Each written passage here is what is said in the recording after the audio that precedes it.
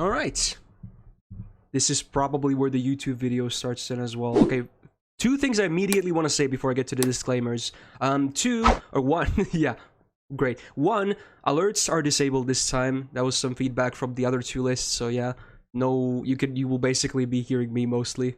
But yeah, no alerts this time. And two, it's a bit unfortunate. I did not know this in advance when I scheduled this, but there is an ongoing strengthening campaign going on in JP, and two SSRs are still to be buffed.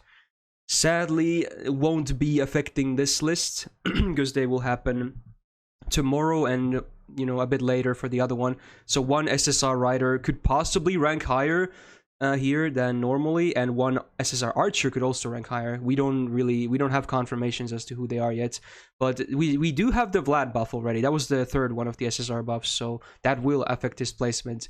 Because that brings me to my next point. Let's just get on with the disclaimers. Okay, let's see, I have them written down here. So yes, I will take JP buffs into account, even though I will most likely only cover the NA only server. Just call me a hypocrite if you want, but you know, I always like considering up-to-date buffs. I have JP servants here. If I have time, I might play some, but I don't even have the greatest experience of all of them. So I think even if I had the time, placing a lot of them would kind of be unfair because I haven't really used them much. Some of them I have good experience on, but yeah, it is what it is. But if I have time, I might place a few of them.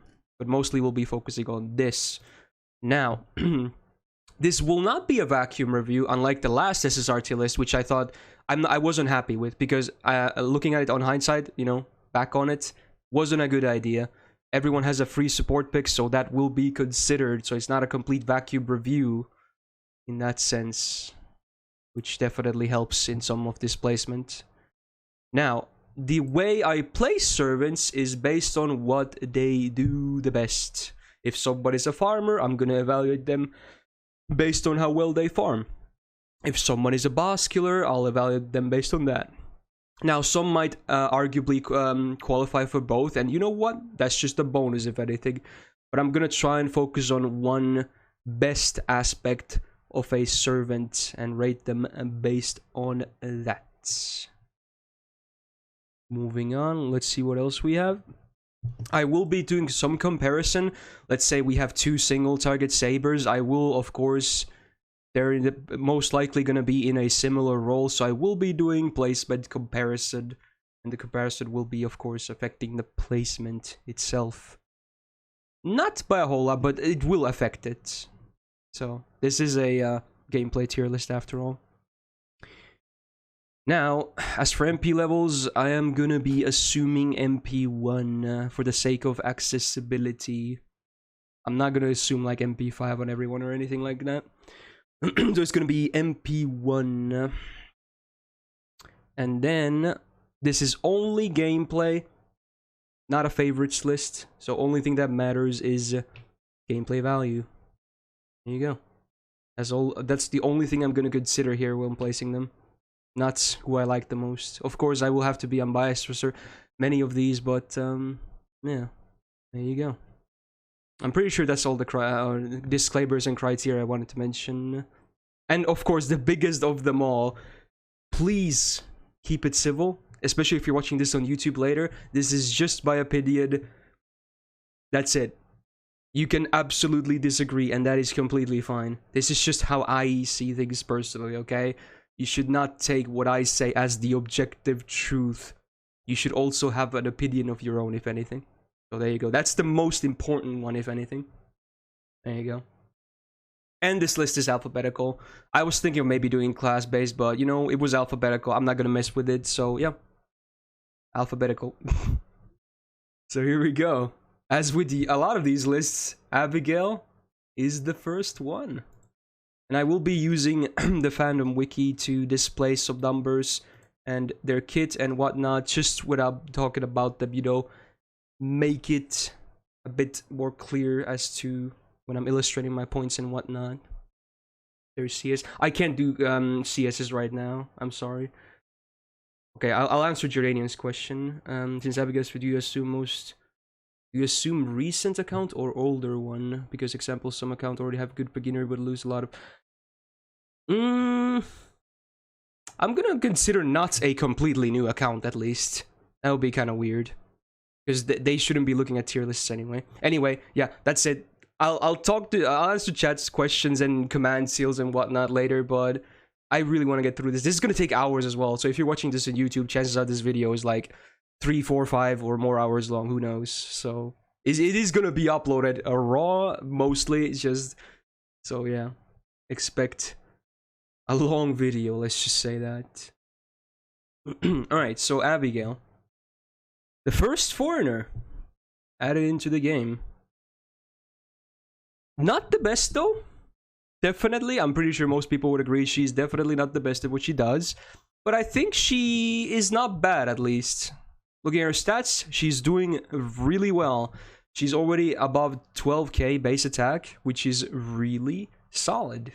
That is not bad at all. That is a good stat. But foreigners tend to have, much like Avengers, they tend to have attack on the higher side as well. Now, where she does struggle is, I'm sure most people know this if you've ever used her, is MP gain. It is atrocious. You might think that because she has triple 6-hit arts, it would be great. No, it's not. Her number is so gimped. She really struggles to gain any kind of meaningful gauge. Even if you get somehow a triple arts brave chain with overkill, crits, that is not enough to get a full bar. Not even close, I'm pretty sure. So, yeah. Yeah, and it doesn't help that foreigners are mostly picked, or the greatest against berserkers, so, and berserkers obviously have the worst MP gain on return when you hit them. So that doesn't help either. It is still nice that she is triple arts, so that makes it easier, because then she can participate in more arch chains, which is, you know, just more gain in and of itself. It's always that flat 20% when you do participate in one of those, so that does help. But in terms of like gains from her cards, they're not good. She also has a Buster MP, so her deck is slightly awkward in that sense. There's several servants, many even in this list, that will have a Buster MP but a triple arch deck. And she's definitely more on the awkward side, sadly, because of the terrible gains. But overall, she's doing okay, because her attack is still very high. And of course, foreigners tend to have a pretty solid star absorb as well, much like with archers, for instance. Pretty similar number, I'm pretty sure. But yeah, she can also crit. Now, looking at her kit, this was buffed not too long ago, maybe like 5 months ago, 4 months ago. It helps. Again, her biggest problem was MP gain, so they did add a battery to her first skill. It's only 30% sadly, but it does help. Now, I really wish... You're about to see what the other problem of Abigail is. But let's take a look at this skill first. So, MP gain for the whole party, 10% every turn, flat, 3 turns. Pretty good. Pretty good. Also, party MP damage 3 turns, 30%. Not too shabby with the added battery now. It's a good skill. Problem is, 7 turns of cooldown. Did not get reduced with the buff either. So, yeah. Kinda annoying for longer fights. Now, second skill. It's good old Terror. Not that many servants in this game even have Terror, but she does. So it's your, 3-turn AoE defense down 20%. Not too shabby. And then, 3 turns of coin flips on max strength to stun them for 1 turn. Not too shabby. But again, high cooldown. High cooldown, another 7. And yeah, now you see what the other problem is. Even the third skill has a 7-turn cooldown. So in that sense, she reminds me a lot of, let's say, Helena, for instance, of the 4 stars. These cooldowns are kind of an issue for her. Her third skill, though, let's get to that first. Guaranteed Drain, not bad. Definitely a useful thing to have against bosses. And then attack down for 3 turns. Maybe 30% would have been nicer, but, 20% is nice. So it's an okay skill. But again, it's 7 turns. So long cooldowns, combined with the not-so-great MP gain, really means that her downtime, and there's a lot of it, her downtime is pretty unimpressive. Let's just say that. Now, passives. There's the Foreigner passive. She has rank EX. Now, the rank actually doesn't affect the amount of stars you get per turn, I'm pretty sure. It's always 2 per turn, which is kind of sad. It only affects the amount of debuff resistance you have, so I kind of wish it did affect the stars, but, it's a nice, bonus passive to have. It's decent. it'll do you some work. Not too bad. Unique passive in Insanity, you know, just, you know, I guess Madness Enhancement with a different name, gets a chunk of Buster up, helps with her MP, sadly only one Buster here, but, you know, it helps, and Divinity Beast, just, you know, a little bit of flat damage on top. MP, she has a really good MP, really good. Maybe that's why they gimped it. Doesn't do the most damage, because it hasn't been buffed or anything, but the effects are good. Buff removal before damage is really strong. Is good. And then also a 30% crit chance down for 1 turn. I wish this was 3 turns, but even so, it's still nice to have against bosses. Of course, crippling their chances of, you know, just annihilating you very fast. Strong MP. Not the strongest hitter, but a strong effect-wise. She's a very interesting servant. I don't think she's bad at all. She definitely falls short compared to some others, but I don't think she's as bad as maybe some people think she is, even though it might have sounded that I absolutely just trashed her, but I hope that didn't come off like that. She's still definitely very usable, especially if you're fighting like Berserker bosses. Just the full class advantage alone makes her very valuable in that sense. And again, some of these placements I might change at the end. Once I've finished placing all of these, I might do like a final look at it and maybe adjust some, because then I have more comparison. So some of these might change, but I think I'm gonna start placing her with either a C+ or a B. It's hard to say. Maybe B after the buff, honestly, because at least that helps with her other big issue. It's not the greatest, you know, solution. Her MP gain is still not great, but it helps. It helps. But, yeah, I think I'm gonna start with a flat B on her. She's still very usable, of course. Now, alphabetical continues. We got Mr. Carrot next. Achilles. One of the more, you know, newer SSR writers, I guess. Even though on JP, he's over 2 years old at this point, but still, you know, at least for NA, fairly, you know, recent. AoE, quick rider, with a quick double arts deck. I kinda wish he had a full quick deck, but this is your standard rider deck, I believe. So I'm not too surprised. It's not a bad deck, of course, and he can still do a full quick chain with his MP. But I kinda wish he had triple arts. It's still okay though. Now his attack is definitely above average. I think around 11.5k. If you're up like or 11.5k or above, you're already looking pretty solid for an SSR. That is a good point to be at. So his attack is looking pretty okay. Not as good as Abby's just now, but still, it's good. Obviously, riders have great absorb, so he will be critting quite a bit. And his MP gain is actually really good. This is a common trait you will be seeing once we cover various of these SSR AoE riders. They all tend to have pretty solid MP gain. Like, they're definitely way above average in their MP gains. And Achilles, for instance, as well, much like many of the other ones, has even more MP gain and stuff, even batteries to help with that. So even the baseline is already looking alright, but they will, of course, make it even better with their own kit. So I would say he actually does pretty well upstairs. Not bad at all. Now, skills. First one, self-quick up 3 turns, self-crit damage up 3 turns, 30% each, 5-turn cooldown. Solid. Not groundbreaking, but solid. Just low downtime, good effects, matches his kit. Yeah, crit is very nice, especially for our riders in particular, because again, their base absorb is the highest in the game, pretty much, so yeah. It's nice. It's just solid. It's basically a mini Skadi buff. Good. Second skill, his, I guess, main defensive skill. Yeah. It's good. It's actually pretty good. 5 turns of 2 attack invul. So obviously, if you get hit 2 times, it's gone. So, but it lasts, you know, up until 5 turns. So if you don't get hit, you can actually have full uptime because it's a 5-turn cooldown, which is nice.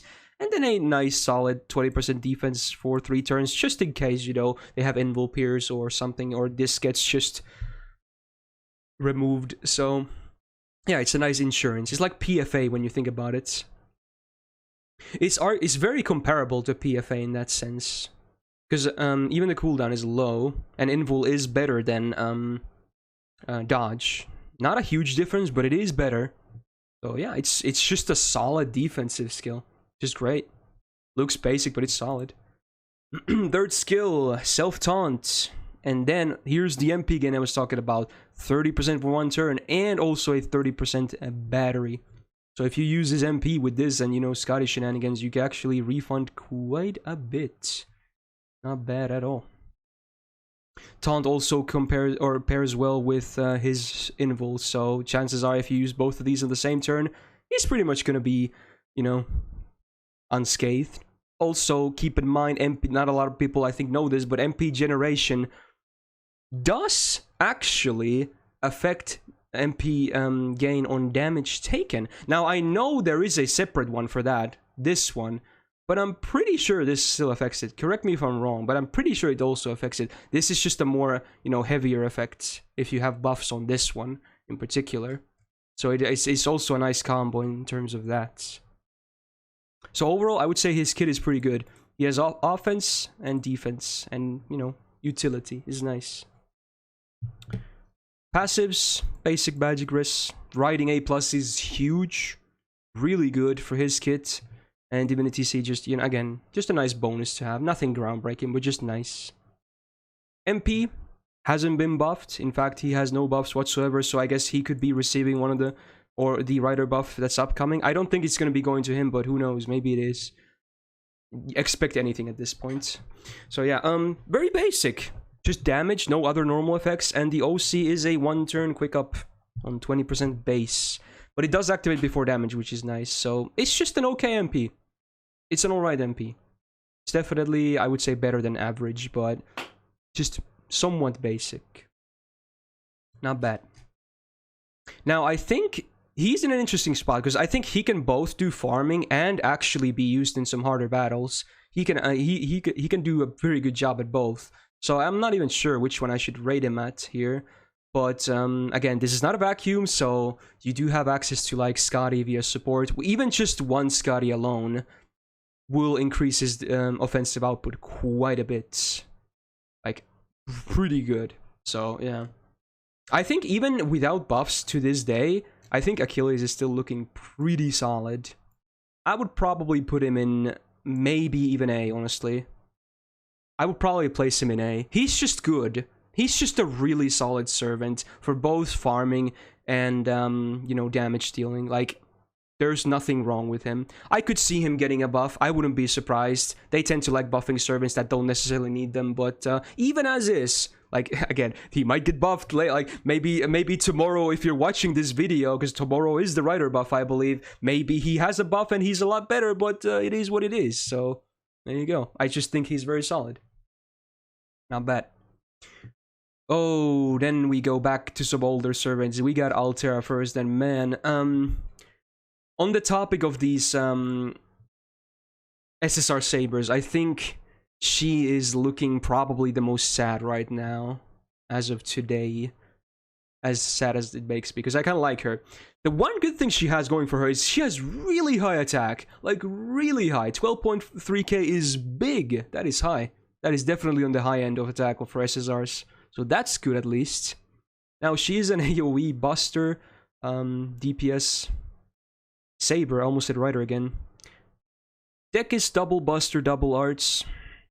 I guess for in terms of damage potential, it's nice. It's not bad. Also can do a buster chain with her MP included.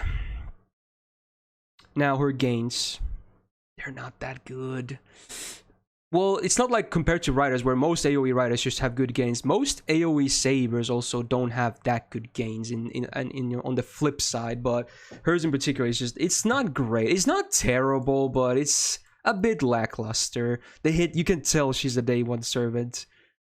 It's just, look at the hit counts. It's just pretty sad. Yeah. I wonder if they would ever buff hit counts. It would help a lot of servants. Oh well. But hey, you know what? Great attack is great attack regardless. Now skills, oh man. She has seen some buffs, but I think she might need more, honestly.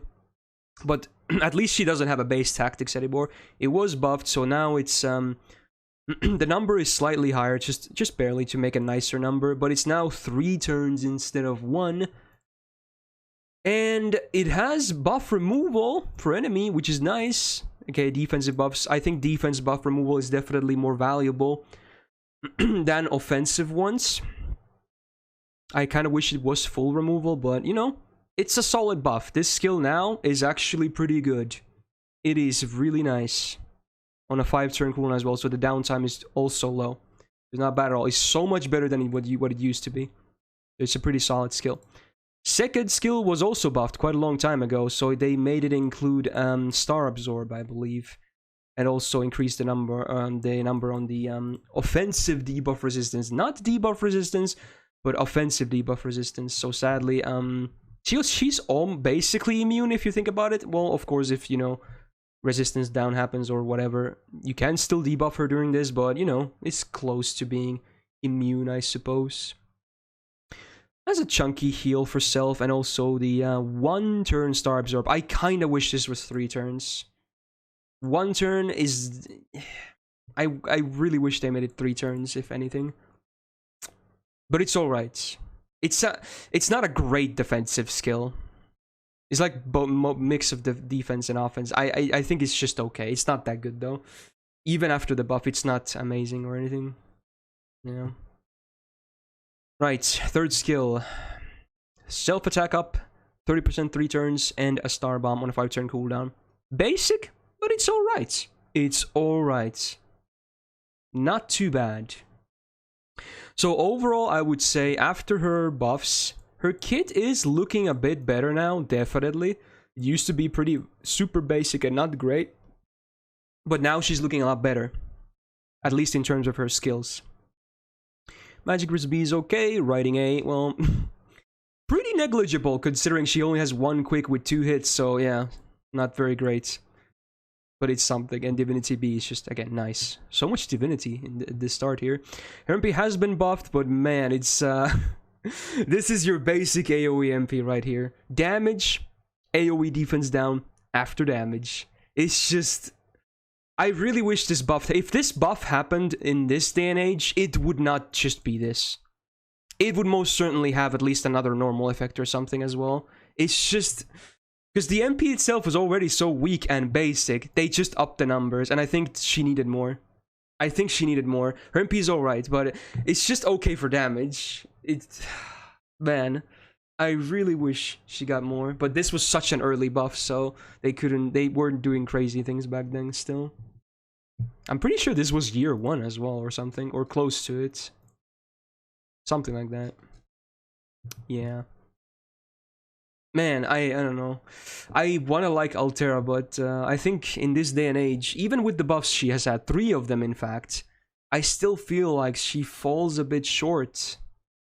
And as for what she's supposed to be used at, I don't think even DW knows. Her new buffs are hinting, like the tactics one is hinting that she should be used in like challenging content because of the debuff or the defense buff removal and whatnot. But I still feel like she looks like a farmer, but like she's like in an awkward spot. Whereas like, yeah, Achilles kind of is both as well, but he also can do a good job at both regardless. I feel like she can do an okay job at both at most. That's the difference. I would probably place her like here after all the buffs. She can do work in both fronts, either bosses or farm, but just don't expect, you know, miracles is all I'm gonna say. This is Altera after 3 buffs right here. Right here. Alright. Now we get a really interesting one, actually. Amakusa. Oh boy, where's my boy at? There he is. Alright. Alright. A man who is certainly no stranger to buffs as well. So, AoE, a Buster, DPS Ruler. Double Buster, double Arts deck. I actually really like his deck in this case. I think it fits him really well. Altera, I think it was also okay, but I think for Amakusa in particular is actually a really good deck. His attack is on the lower side, but you know, you're a ruler, so usually the attack happens to be on the lower side. It's still not as low as it could be, you know, we'll see that later, of course, but yeah, it's alright. His MP gain is, it's alright, actually. Even on its own, just the base numbers looking at, it's alright. It's not great or amazing, but it's okay, right? So overall, and keep in mind, in my humble opinion, I think a lot of people also share the sentiment. I certainly think Ruler is the best class in the game in most scenarios. It's just so strong, you know, having defensive advantage over most classes in the game is really good, and they have a great attack modifier as well. Now, his skills. He used to have a pretty terrible skill 1. It was just stars per turn for 3 turns. Now, the amount of stars just barely got upgraded, but now it's targetable and also comes with an MP gain buff. So this makes him also more flexible, which is really nice. Probably most of the time you will be using this on himself, because chances are he's going to be your main DPS, or at least if he's not your main DPS, you're probably going to run a second DPS instead with him. So most of the time you're probably going to use it on himself, but you have that flexibility, which is really nice. 6-turn cooldown ain't too bad either, so half of the time this should be up, more or less. Not bad. Second skill. This was the most recent buff, I believe. Yeah, it was. Okay, so this is an interesting skill. It's gonna give you some Abigail flashbacks, but I truly think this one feels better. For the big reason that the main effect lasts for 5 turns instead of 3, so the downtime, even though the cooldown is high, is not massive. Now, what it does is now it's a guaranteed drain, which is really nice to have. Again, good utility to have on boss battles. It used to be only on undead or demon targets, which, you know, in most cases didn't make any difference at all. But now it's against any enemy, which is great. Also, 5 turns of buster resistance down for all enemies. This is AoE, 20%. Big. That's just one. That's one of the 4 effects of this one skill. I can't emphasize how ridiculous that is. 5 turns, AoE, one of the 4 effects on one skill, on one servant. One of the 3 you will be fielding. Think about that. Alright, now also comes with the battery, as if he needed it. And every turn, for 5 turns, he gets 20% MP gauge. 20%. Now this is a nut skill. This is an absolute... This might be one of the top skills in the game. Right now, actually, after the buff. It's huge. Huge. Really good. Third skill also used to just be a very, you know, pretty irrelevant stun. Servants only. 100% base, so even if the servants have resistance, which a lot of them do, you can still whiff. But they did buff it. Chance is still the same, so it still has to be a servant, but they did add a self-buster up 3 turns, 30%. Not bad at all, just a solid chunk of buster. It's not the highest number there is, of course, we'll see better ones later, but it's better than most. Because the 3-turn effects on like a card type is usually like 20%, like we saw with... Wait, was Achilles 20 or 30? Anyway, a lot of them are 20%, that much I know. So 30% is definitely better than average. It's good. His kit right now is looking really good. Like, before the buffs, his kit was not great. It was actually pretty sad. But man, all these buffs, he is pretty nuts right now in terms of skills. Just really strong. Magic Crusade is just a nice thing to have on for challenge quests, which, you know, you can use them for farming, but I truly believe he shines the best against bosses. MP also has been buffed, so much like MHX, he is now... I think they are the only 2 servants that their entire kit has been buffed. Emiya has received 4 buffs, but it's not for his entire kit. Now, MP, what they did with the buff, just, you know, again, increased numbers, but I think that's fine, because the effects were good, even as is. They were already good for what he's supposed to do, aka boss killing. Now, much like Abigail, remove buffs before damage, but this is AoE! It's so big!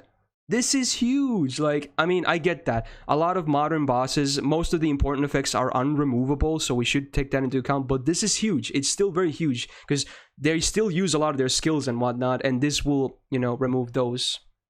It's huge. I'm gonna sneeze. Excuse me. Yeah, and then... This used to be only 1 turn, but now it's 3 turns. Now, this is what I was saying about Abigail. I wish she had 3 turns as well, because the number is the same. And this is even AoE, so it really puts it into contrast, doesn't it? It really puts it into contrast. This is an amazing MP. An amazing MP. One of the best AoE MPs in the entire game for boss killing, if not the best.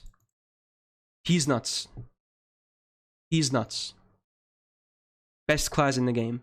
Some people will hate me for this and disagree. I think he might be EX now. He's just so good. He's amazing. Like, he's so good. He is absolutely bonkers. I truly believe he is top of the SSRs right now, with all the 4 buffs included. Just nothing. There's nothing bad about him anymore. He's absolutely great. You are absolutely free to disagree as well. I see a lot of people saying A+ as well, but it's not even that far from the truth. I really want to place him in EX.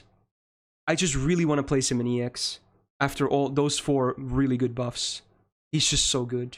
That's one servant doing all of those things. One of the units you will field is crazy. Just crazy. I can see if you would put him here though, but I really want to place him in EX after those 4 big buffs. Again, we might see at the end if we adjust, but that's what I'm going to start with. Anastasia. Yeah, okay. Insert your jokes right here, I guess. Alright. Fun times. One of the newer AoE casters, I suppose. And as with most of them, she is AoE arts with the standard triple arts caster deck. She is no stranger to that. Attack? Well, casters don't even tend to have the highest attack in the first place, but hers is just okay, I feel like. Nothing, you know, groundbreaking. No, it's not bad, it's not great, it's alright. It's just okay. Her MP gain in of itself is, I think, it's like most of these AoE casters that we'll see today, I think their gains are mostly gonna be around the same level. They all have decent gain. Definitely, I would say above average for pretty much all of them. So it's obviously a good thing, right? So, yeah. And she has better hit counts because she's not a day 1 servant, which is nice. Obviously compensated by the MP charge being slightly lower because of that, but overall, she's pretty good in terms of the upstairs and what she's supposed to do. Now, I will probably be rating her as a farm servant, because I think that's her best use. You could use her against boss as well, but I truly think she shines the best in a farm. Skills. We got Mystic Eyes of Penetration. Insert jokes here. It's even D rank. Haha, very funny. So, ignore Invul for 1 turn. In most farm scenarios, probably won't be that relevant, but you know, bonus utility, I guess. Self arts up 1 turn, 50%. I think a lot of these tend to be 40% for arts, so it's actually on the higher end, which is nice. It's now a full mana burst. And also reduce enemy debuff resistance for 1 turn by a quick chunk, which actually synergizes well with her third skill if you happen to save it and you do need that stun, and also her MP debuffs. Because this actually does make the stun more likely to land. Yeah, it does, right? Correct me if I'm wrong, but I'm pretty sure it does. I never whiff it if this lands first. Anyway, second skill, her unique charisma. You guys might know me. I don't think charisma is a great skill. It's just way too basic. For farm, it's okay though, because especially if you're doing like a triple MP setup with other servants, this is gonna help them as well. But the attack down as well, especially in farm, is not really needed. But again, if you can and you use her against bosses, so there it might actually make some difference. Definitely. It's just a kind of a basic skill. The uptime is not bad, but the effects and numbers are just nothing groundbreaking, so definitely better than some basic charismas though. And then there's her battery. Of course, you gotta have a 50% battery and chance to stun, 60% max rank. But if you land this, I'm pretty sure you're probably gonna land this as well. High cooldown though, because it's both a stun and a battery, and those tend to have higher cooldowns on the skills, so I guess makes sense. Overall, fairly basic, I'm not gonna lie on the kid, but still works pretty damn well for farming. Territory Creation EX is amazing, of course. Having a full arts deck with an arts MP is just permanent plus 12 arts. It's really good. Really, really good. Especially because her arts cards are not 1 hit, in fact they're 3 hits. Even her MP has 4 hits, so it's actually huge. Second passive, I believe, is unique to her, so she gets a bit more debuff resistance and debuff success rate up. It's alright, you know. Again, more chance to stun, I guess. If anything. Then her MP has not been buffed, but yeah. So in terms of being MP1, even with the first and second skill and the passive, won't be hitting insanely hard. I'm sure people who have used to have noticed that probably. Especially sadly because the defense down is after damage. But it's not a super basic MP, at least in the sense that it's just damage and defense down after damage. At least it comes with a second normal effect of an AoE skill seal. So it's something added. It's not a super basic MP. Yeah, I wouldn't know about MP1, I guess. Mine actually does decent damage because I'm cursed, but, you know, I am looking at MP1 here. But honestly, for farming, she still does a good job. And again, I will be considering supports because this is not a vacuum review, so she pairs pretty well with, you know who. Let's just say, you know, it's Castoria. She pairs pretty well with her. She's not the best looper there is, but, you know, she can do it. So that's certainly worth noting. It does boost her ranking. So in this list, a lot of art servants will probably be bumped slightly just because Castoria is as broken as she is. I didn't make the game, okay, but this is not a vacuum review, so I have to consider her existence. It is what it is. Is skill seal even good? It's not as good as MP seal in most cases for the player, in my opinion, but it can make a difference. But honestly, in most cases, it's sometimes even a demerit, honestly, if the enemy has really high hitting, like, attacks. So, in terms of farming and with the existence of Castoria, she's going to be at least a B, if not a B+, honestly. Maybe even higher, because she definitely does a good job. And Castoria also helps with her somewhat lackluster damage at MP1. Definitely gives a big boost to that as well, so, yeah. I think I'm gonna probably start with a B+. She's still a pretty good farmer. No worries at all. Maybe even A, honestly. Might change it later. I might change it later. But I'm gonna start with a B+. Now, Arjuna. Okay. Recently spooked me in JP. Still don't have him in NA. So this is gonna be one of those. There's not a whole lot of servants in this list that I don't have a whole lot of experience on, but Arjuna is sadly one of them. So this, I'm already gonna, right from the get-go, say this placement might not be the most fair, because I don't have that much experience in using him. But I'm gonna try my best to give him a fair evaluation regardless. But yeah, feel free to disagree, of course, as always. Now, he's an AoE Buster Archer. Much like with Abigail, this is the second servant we see with the Buster MP and Triple Arch deck. Yeah, it's slightly awkward, needless to say. His attack is great, though. Right from the get-go, great attack. Always nice to see, 12.3k, not bad at all. Definitely on the high side of SSRs. His gains, they're not amazing. But again, having a triple arch deck means that he can participate more in arch chains, which of course helps, which is always nice. Right, I mean, yeah, you guys can of course weigh in on a lot of this stuff. Even if I don't always respond to chat, I am reading it quite a bit here and there as well. His hit counts are actually not terrible, considering he is basically year 1. Yeah, he is year 1, first anniversary. Or not first anniversary, first New Year's. Now, skills.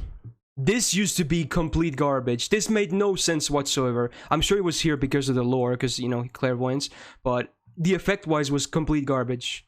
You're gonna give us self star generation on a one-hit Buster MP with a triple arts. Couldn't be a worse match.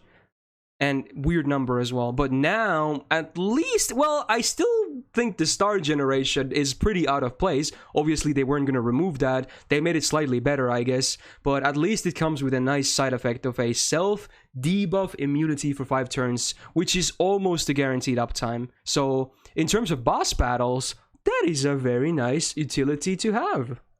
But the star generation still, kinda misplaced, not gonna lie. But it does something. Because he does have still decent hit counts, even if Arts doesn't have great star generation. It's like the caster Gilgamesh argument, but he's not that good in star generation though, and even this number is lower and self only. Right, second skill has been also buffed. This was the most recent buff, I think. So, much like Karna, he has that pretty awkward flat 25% battery. Yeah, it's pretty awkward for farming, huh? I'm sure a lot of people have come to realize that if they've used either of them for farming. Now, HP regen for self 5 turns, stars for 5 turns as well. Not great numbers, but keep in mind this has 4 effects, so we can expect miracles in terms of the numbers, although I just showed you the skill of Amakusa, which is actually pretty nuts. So maybe I shouldn't say that, but yeah. And you do get 10% MP gauge every turn for 5 turns, flat as well, much like the battery, so it helps, considering his gains are nothing groundbreaking, so it's a nice thing to have. So in a lot of cases, he really does remind me of Abigail, huh? He's just an AoE, whereas Abigail is single target. They did also lower the cooldown, which is huge, because there is no way a skill like this ever had a 10-turn cooldown. That was way too harsh. So now they made it better and reduced it by 2, so it's definitely, the uptime is now much better. Let's just say that. And downtime is worse, of course. It's alright now. It's pretty good. Not as crazy as the Amakusa skill, of course, but it's good. Now, his mana burst. It's the mixed one. It's the flame one. Many servants in this list will have this. At least 2 others, right? Karna and Bryn, I think. Maybe someone else I'm forgetting. But anyway, in most cases, this is probably better than your basic mana burst. A basic mana burst is 50% buster. That's it. Because this is these 2 equal to 50%, but because they're 2 different buffs, they multiply. So in that sense, for the MP alone, it is better. But of course, in terms of your buster card, which he only has 1, it's worse. But for him, because he only has 1 buster card, I think this is better than a normal mana burst. But still, a normal mana burst is really basic, right? In this day and age, it's just yeah, very basic, nothing great. Magic Resist is okay, not much. It doesn't really help that much with farm though. This is okay. Again, archers have a decent absorb rate, so, you know, a bit more damage if needed. And Divinity B, again, so many Divine Servants or the start of this list. And of course, his MP has also been buffed, which is nice. It is more or less a basic MP. It has the damage and 3 turn 20% base defense down for 3 turns, or after damage. Keep in mind, after damage again. So many of these early ones that have this. But at least he has added effects of insta-kill chance and bonus insta-kill chance against Divide. Does it make it much better? Probably not, but, you know, it's something. Just, again, mostly lore-based, I assume. So, yeah. But at least the damage upgrade is something. If anything, that's the only upgrade. They didn't even touch the OC, which is sad. They could have made it before damage and it wouldn't even be broken. Oh well. So again, my placement of Arjuna will not be completely fair because I have so little. I recently got him in JP like a week ago, so I used him like 2 times, and even then, I have picked him very rarely on support, but I just don't have a great opinion of him. So if you disagree with my placement here, that's fine. I think he's gonna be at least a B, but can I justify like a B+? Let's keep in mind that arguably Buster is also the worst card type in this day and age. Arguably. Cases may vary, of course. But, yeah. I think I might leave him at B, though. Even with all these buffs. I don't know. Maybe a B+. I really don't know. I'm having a hard time with this, because, again, I wish I had more experience of using him, so I have a better feel of how he plays, and... yeah. But I don't have a great opinion of him. I'm gonna, for now, leave him at B, because we're gonna get more AoE archers, so comparison will become easier. Now, Arthur. Man, Arthur has gone through some changes. He used to be probably near the bottom of the SSR tier list, but he has received some buffs, so he's looking quite a bit better than your launch Arthur. Now, AoE... Buster Saber, so he's the second one, the first one being Altera on this list. Also a very nice attack. I think it's even higher than Altera's, so yeah, that is a great number of attack. 12.4k, really solid. I actually kind of like his deck, honestly, considering what the buffs were to him, so double Buster, double Arts is actually pretty ideal, I would say, even. And of course his MP gain. It's pretty much like you're gonna be, again, I repeat myself so much, but you're gonna be seeing a pattern here. Most of the servants, at least in terms of the AoE ones, are gonna be similar in MP gains. Like all the sabers, AoE sabers, are mostly gonna be similar in AoE or MP gain, and like most of the riders are gonna be similar. So him as well, much like Altera, not great gains, to say the least. Not terrible, but not great. Just pretty average across the board. Again, sadly low hit counts though, despite being not a launch servant. Overall, I like his deck. His attack is high. I just wish his hits or gains were better, but whatever. It's not a huge issue, because he's not really a loop or anything, of course. Now, he used to have a basic mana burst, as I was just talking about it, but this is the most recent buff, and it's huge! Huge! They made it 3 turns, and added MP gain. That is massive! That is arguably the best self-buster up in the entire game. The King Hassan probably compares as well, but man, this is huge. Like, this in combination with the other buff he has received actually gives him a lot of damage potential. So yeah, 50% for 3 turns on a 5-turn cooldown. Even if they didn't add the MP gain, this was already big. Despite it looking basic, it's big. But yeah, MP gain is of course nice, so yeah, why not? Helps. Second skill used to be a terrible instinct, now also buffed. This was the first buff. And yeah, more stars, quite a bit more, instead double.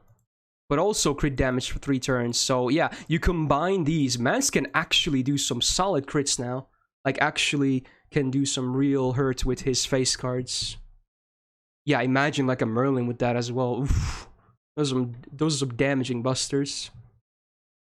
Third skill is the only one that hasn't been changed yet. It's a bit basic. 20% flat battery, nothing to yell at. And super large damage, 100% for 1 turn, 5-turn cooldown. Very basic. And in a lot of cases, this might not even do anything. But if it does, hello. But I'm not going to be rating him based on only against super large enemies. That would be too narrow. But if this does work, then hey, literally more power to you.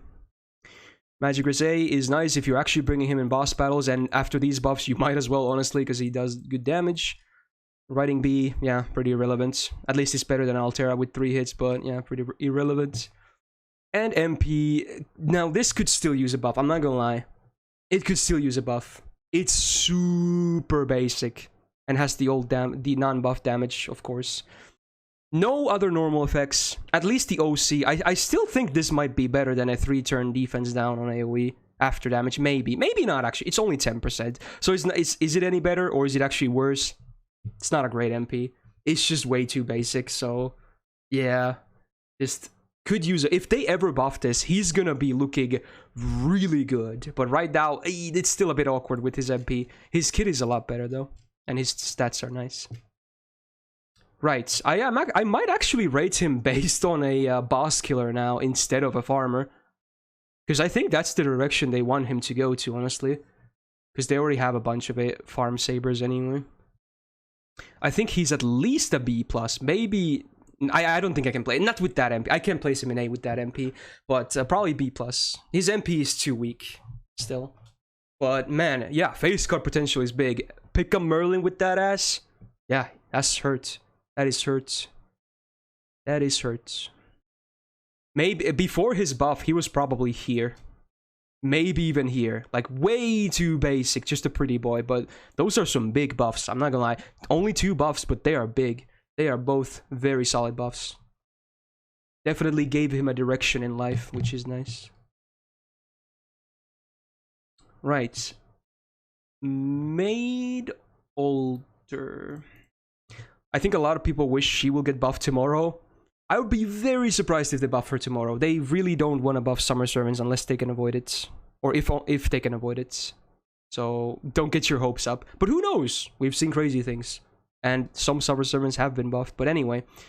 Single target, quick DPS rider, double quick deck, double arch. Your standard rider deck. Maybe would be better if she was triple quick. Honestly, I think it would be better, yeah. It's not terrible though. It's, you know, at least her gains are alright. Attack is definitely on the lower side though. Yeah. Yeah. Much on the lower side when it comes to DPS on SSRs, especially on the rider front, sadly. It's not terrible, but I wish it was slightly higher. Her gains are alright. They are not bad. Especially if you pair her with like a Skadi. Her quicks can also generate quite a bit, especially if you lead in with one of these arts cards. So it's alright. Not the greatest in terms of the upstairs, but could always be worse. Skills. So I don't think I can really call this a charisma knockoff, but okay. So it's a self-attack up 3 turns for 30%. It's alright. It's somewhat average-ish. There are worse ones, of course, but it's okay. And then party quick up 3 turns, which thankfully also applies to her. A lot of these are like excluding themselves, and this would be a real shame if it wasn't on her, because her quicks are actually okay. So it's for her herself is actually a pretty nice chunk of buffs. 50% for the quick cards. Sadly, a 6-turn cooldown. I think it would have been fair to keep this as 5 turns, but oh well. Maybe they will buff it, who knows? Probably not this thing though. Alright, this has been buffed though, because yeah, like I said, very rarely Summer Servants get buffed, and she's one of the only exceptions. They did an interesting thing. So first of all, it's a targeted skill, and the target gets reduced cooldowns by 1. There's not a whole lot of cooldown manipulation in this game, so it's an interesting thing to have. It's definitely a valuable thing to have. And then the target also gets star generation, which makes it slightly awkward, because usually your most valuable cooldowns happen to be on your supports, and of course your supports tend to be your casters, so star generation is probably going to be completely useless on them, or next to useless. So it's slightly awkward, but if you use it on herself, it's going to be fairly decent at least. There is a demerit of 1000 damage, but you know, with supports, it's not the biggest demerit. Meh. Now, here's the buff.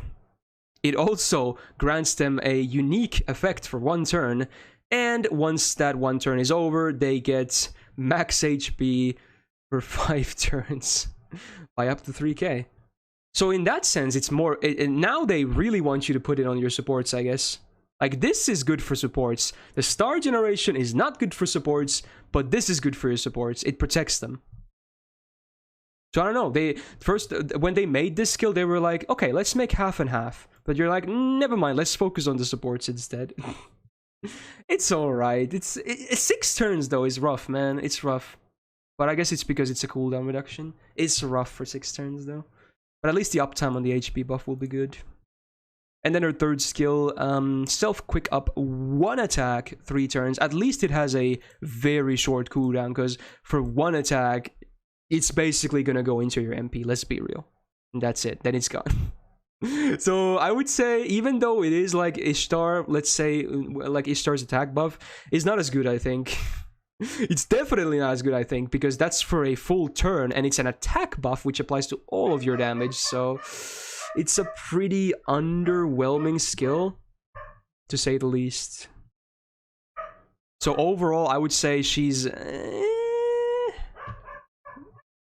Doggo making appearance. Magic Risk B helps with bosses. Riding B is actually pretty nice. Her quicks are okay. I wish this was higher though. And Independent Action EX is actually really nice. Really good. Because being a rider, she has good crit potential. I hope the dog isn't too loud. I'm sorry. MP, actually good. It's a good MP. I wish she has damage buff, of course, but effect-wise is good. So you do get that 10% refund, which is nice. But this is she has a nice OC. Crit chance down is always going to be nice against bosses. And this is one of those 3 turns once. So again, pretty solid as an OC. It's good. It's a good MP. Definitely better than most single target DPS MPs in terms of effects. It's just people are coming in and going back outside, so he's going crazy. I'm sorry. Yeah, I think yeah, she still has good potential. She's not the greatest, I think there is, but yeah, pair her with the Skadi, you can probably see some decent results. Can I put her here? Maybe? Maybe I can. Maybe I can. Maybe I can. Maybe I can. It's hard to say.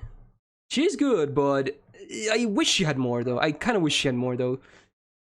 But because she already got 1 buff already, though, and she's a Summer Servant, I don't think she's ever gonna get buffed again, sadly. Maybe a B. It's really hard to say, but I truly think at least Skadi makes her quite a bit better, but... yeah.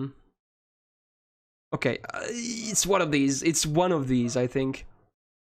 I'll for now B+. Okay, once we get more single target riders, I might adjust again. We need to get some comparison going first. Amakusa is in EX indeed. Indeed he is. Right, continuing on with Artorias, because this is alphabetical, there's going to be quite a lot of these. Artoria, right? I think she was the next one. I'm blind, there she is. Right, single target Archer, double arts deck, double quick. I wish she had triple arts. Oh well, at least there's 2. Now, attack. It's alright. It's a bit lower than the better ones. Like I said earlier, usually like 11.5k and up, then we're starting to talk about some solid numbers, but it's still above 11k, so it's okay. Can't expect miracles or anything, of course. She's pretty solid regardless. And her gains are good. Like, I'm sure if you've used her, even without like amazing supports, even her solo gain potential is not bad. It is not bad by any means. And even with supports, it's even crazier, so yeah. Pretty good on that front. Let's just say that. Skills. Self-arts up 3 turns, 30%. And party defense up 3 turns, 20%. Solid skill. Wish it was 5 turns, but man, the effects are good. Good effects. Goes with the challenge quest mentality, of course. Helping your party live and also making her damage and looping better. What's there not to like, really? Second skill. For a 4-turn cooldown, a 5k heal is big. It comes with a demerit of 10% MP gauge though. Now, I did say, and I do consider only MP1 in this list, but if you do have higher than MP1, you can kind of negate this. In a lot of cases, you can negate this, because chances are, if you're going to hit 100%, you might go slightly above 100%, and by slightly, I mean maybe more than 10%. So this comes a bit more flexible if you have more than MP1, but I will be considering MP1 here. But I just wanted to mention that, if anything here. I can't really answer that many questions right now, because I just want to keep going. So sorry to anybody who has a lot of questions in the chat right now. Right, third skill, Beach Flower. So she's definitely not the only servant who has this. Hers is on the lower side of the ranks, I believe. So it's like a variant of Charisma again. 18%, 3 turns. It is party-wide, so yeah. But then, sadly, only male allies get this, so let's be real. This probably, if you're running an optimal setup, doesn't really do much, does it? Yeah, because there's a good chance you might be running double support as well. And chances are they might not even be male to even get the buff. So this is a pretty meh skill. It's just a slight increase in attack. Let's be real. This is the true highlight. Magic Resist is nice. Independent Action A helps, and Territory Creation A is huge. Permanent 10% arts on top of this is already really good. Then her MP has not been buffed, but yeah. It's a 10-hit MP. Even for single target, that's huge. I do hate the fact that the drain is, you know, not guaranteed. So sometimes if this is the like, you have to, if you're counting on this to land and it doesn't land, you're gonna get destroyed. But it's a nice, it's just a bonus normal effect. So if you MP when they are not, you know, about to MP, then, you know, it doesn't really matter. It's just a bonus thing. But sometimes it can be annoying. And the OC is just, and again, refund, and even 20% instead of 10, like we see a lot of in these cases. So, yeah, looping, huh? Looping.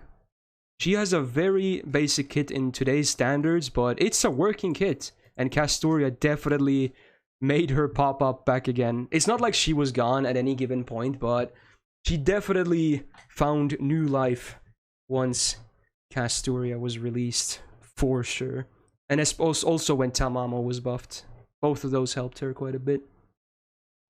Yeah, she is missing a hard defensive skill, only having a heal, but there is an option of also going fast in a lot of these boss battles. So maybe you can, you know, win before shit hits the fan. Now, I should maybe already think a little about the other single target SSR archers, and honestly, honestly, she might be the best. She just might be the best. Because I'm not covering Super Orion here. She might be the best. I think with the release of Castoria, she's gonna be A+ at least. Maybe here, but with her kid, it's still hard for me to justify. But I think she's at least an A+. I'm gonna have to think about that though. Just because she might be the best at her given role does not necessarily mean she has to be here. If I did that for every best role, we would have like 20, 30 servants in EX. Gotta think about that as well. But yeah, she's solid, especially with Castoria. So yeah, just very good loops, good DPS. Right. Moving on. More Artorias, yay. Lancer. Good old Lion King, I suppose. Alright. AoE, a Buster, DPS, and let's be real, definitely a farmer. You can still, of course, use any of these that I label as farmers in boss battles as well, but I'm pretty sure most people would label her as a farm servant. Now, numbers. Attack on the lower side, just below 11k. Could be worse, but could be also better. Deck consists of double Buster, double Quick. Not sure why she has a double Quick. I really would have preferred double Arch, but oh well, that's what they did. I guess it is. This is the standard Lancer deck, right? Isn't it? So I guess that's why. I'm pretty sure this is the most common Lancer deck. Correct me if I'm wrong. So that's probably the reason why they did it. Anyway, her gains? Yeah, because she only has one arts card. They're not great. Don't let this be fooling you. It's, yeah, they're not great. They're not horrible, but they're not great. But she has help in her kit, luckily for that, so it's not the biggest problem. Mana Burst Day, again, in this day and age, somewhat underwhelming, but just for a farm, you know, MP nuke, it does a thing. I don't think anyone is going to expect more than one MP from her in a farm run anyway. So in that sense, I guess it works for what it's intended to. Unless they make Buster looping at some point, but even then, she would have a one-hit MP, so I don't think it would work out. I don't know where it stopped, but I'm gonna continue talking about the charisma. Okay, yeah, for the video, if you're wondering, my stream disconnected for a brief moment there. So hopefully nothing big was lost. So yeah, I was talking about charisma. So yeah, for AoE farmers, it's alright. Or if you have like an AoE farm setup with 3 different servants MPing, because then you have more value of that. But otherwise, it's just a slightly underwhelming attack buff. So in this day and age, it's pretty underwhelming, and I really hope they start tackling, you know, more and more charisma buffs. Am I recording properly? I'm not recording this. It's gonna be the VOD, so it should be good. As long as I'm streaming, the VOD is being generated. I have to download 2 separate VODs now, I think, but that's fine. I can just... I was gonna put some edits in anyway, so it's gonna be combined anyway, so it's fine. Yeah, thanks for the concern, though. Alright, so and then the third skill. This is what really makes her possible as a great farmer. Well, maybe not great, but good. 50% MP gauge on self, and I guess an added self debuff removal if you really want to use her in some harder content. Or you get debuffed earlier in the wave somehow. Maybe like a centaur does a buster down. Something like that. Otherwise, just mostly a battery for your farming. Right, Magic Wrist B. For farming, maybe not the most useful thing. Riding A, it does something at least, because she has that Lancer deck with the double quick, so it's not useless, but yeah. Right. Then the MP. It has the added normal effect of ignore invul before damage for that turn, which is nice. Again, probably not relevant for farm, but you know, if you want to run her against bosses, it could be relevant, because it's not just for the MP alone, which is nice. You get that for if you do like a full brave chain, that applies to that as well. Oh yeah, if someone is still wondering, you can tell people to refresh in chat or something. Yeah, people in chat in rows, that's fine, that's fine. It doesn't matter. We're doing this anyway. If someone leaves because the stream suddenly disconnected, you know, good riddance. Who cares? You guys that matters stayed here. Alright. MP gauge refund. Again, mostly you're probably gonna get 1 MP from her anyway, so yeah, whatever. She's still very basic, and a lot of people really would want to see her buffed, and I agree, but even so, she can still do decent farming. I would still probably place her in like B. I don't think I can place her higher than B though. Just very basic, and the MP doesn't even do the most damage, even with the mana burst and the charisma active, because it hasn't been buffed, and her attack is slightly on the lower side. So yeah, maybe even here. Honestly, I don't know. It's hard to say. I think B at most. B at most. I guess we will getting a lot of other Lancers as a compare. Okay, you know what? I'm gonna start here. I'm gonna start here, but once we get other AoE Lancers rolling in, it might change. Yeah. Could use a buff, really. Artoria. The OG AoE Buster Saber. She has seen a lot of changes and buffs, not only like animation updates especially. Like, man. Oh boy. 11.2k attack is it's alright. It's not amazing, but it's okay. It's definitely better than Lancers just now. I'll tell you that much. Double Buster, Double Arch, I think fits her. It's some people would say they might prefer a different deck, but she also has the new buff that also, you know, affects her deck, which is very rare to see. So there's that as well. Her MP gain is, again, much like with, we had Altera and, who else did we have? Well, anyway, Arthur, yeah. They're gonna be mostly similar. None of them have, like, terrible gains, but none of them have amazing gains either, so, yeah. There's your Charisma. I think this is the only thing of hers that hasn't been buffed yet. Hopefully, it maybe gets buffed at some point as well, because, again, Charismas are just kind of too basic right now. This should be in alphabetical order, yes. Now, she used to have a basic mana burst, but this is the latest buff she has received. Unlike Arthur, she did not get a 3-turn buster up. It's still 1 turn. But you also now get a MP damage up. So already, just by adding that, it's already better than Mana Burst Flame.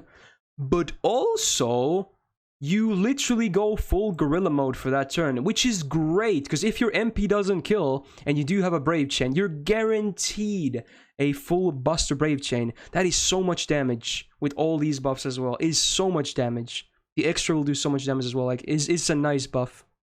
Just a ton. Like, this is the burst skill now. The burst skill for your Buster stuff. It's just an improved version of Mana Burst Flame. Used to have a terrible instinct, now has a really nice battery, 30%, and added stars. Not a huge... Actually, no, the stars are the same. I forgot about that, huh? Stars are the same, but they did add the battery, which is nice.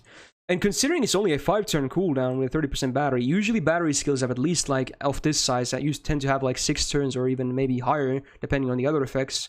It's definitely on the better side. So this makes her quite a bit better as a farmer. Many more comps are possible. You can actually even get more than 1 MP out of her in this way. Or get a better damaging C.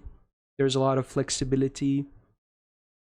Magic Rosé, not really relevant for farming, but you can kind of use her in bosses as well. But if I had the choice between her and Arthur, I might pick Arthur after the skill. I think his skills fit that better. But for farm, I would definitely pick Artoria, no questions. Riding B, you know, pretty irrelevant again. MP has been buffed, just a very basic buff though, literally just a damage buff, that's it.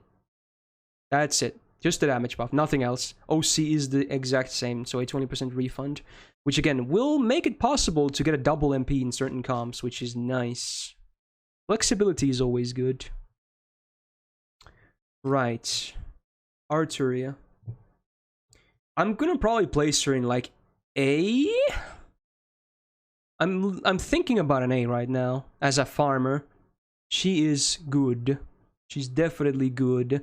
And even if you have MP1 now, with the full Gorilla Brave Chain possibility, clearing like a bigger wave becomes easier. Maybe even here, but I wanna place her at A. My heart is telling me A in this sense. I could see A+ possible though.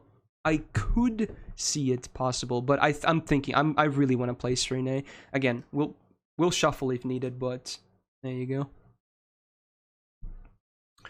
Right, are we finally out of the Bs or As? Entering the Bs. We got Summer BB, I believe. That's the first one, because their name is literally Bs. Okay, there you go. Makes sense. Right. AoE Buster Moon Cancer. So quite a bit different to her 4-star counterpart already, who is single target arts. But how good is she? 11.1k attack. Well, Moon Cancers are not really known for high attacks anyway, so I guess it's alright. It's still, as an SSR, it's still on the lower side, but, you know, there's definitely a lot of servants with a worse attack. Her MP gain is actually alright. And she also has a massive battery, which is cool. So, and the deck is double Buster, double Arts, which I kind of like, honestly. I think her deck is fine for her purpose. So overall, I think there's a lot of stuff to like here. Not the craziest things, but yeah, hit counts are also looking pretty sweet. Not too bad. Is she the only Moon Cancer? No, there's Summer, Kiara, and Jinako as well. Self-mod EX. This is a good skill. It's still, to this day, despite not even being a new skill at all, it existed in the game even before her, it's still one of the better crit DPS skills, actually. Small uptime, only 2 turns. Crit damage, self 50%, and absorb up 3 turns. It just makes your crits that much more consistent and that much more damaging. It's good. It's basic, but it's good. Like, this is the sort of basic skills that still are good in this day and age. Unlike stuff like Charisma, which definitely feels underwhelming, Self-Mod EX is still really nice. And it helps that she can also generate some stars herself. So, yeah. Second skill. Really nuts. Here we go. This is the big one. Well, arguably. 2 and 3, I guess. But, yeah. 50% battery. Already. Very good. A solid 3k heal could always become handy. Let's be real, the first one probably isn't going to do anything because you might use this turn 1. But, you know, the fight, she is... I would say she's more of a boss killer than a farmer because her MP, she doesn't do that much damage with her MP. So in that sense, there's a chance you get another off pretty well. So the heal might come into play then. Buster up self 20% for 3 turns is nice. And then also MP damage for 50%. 3 turns.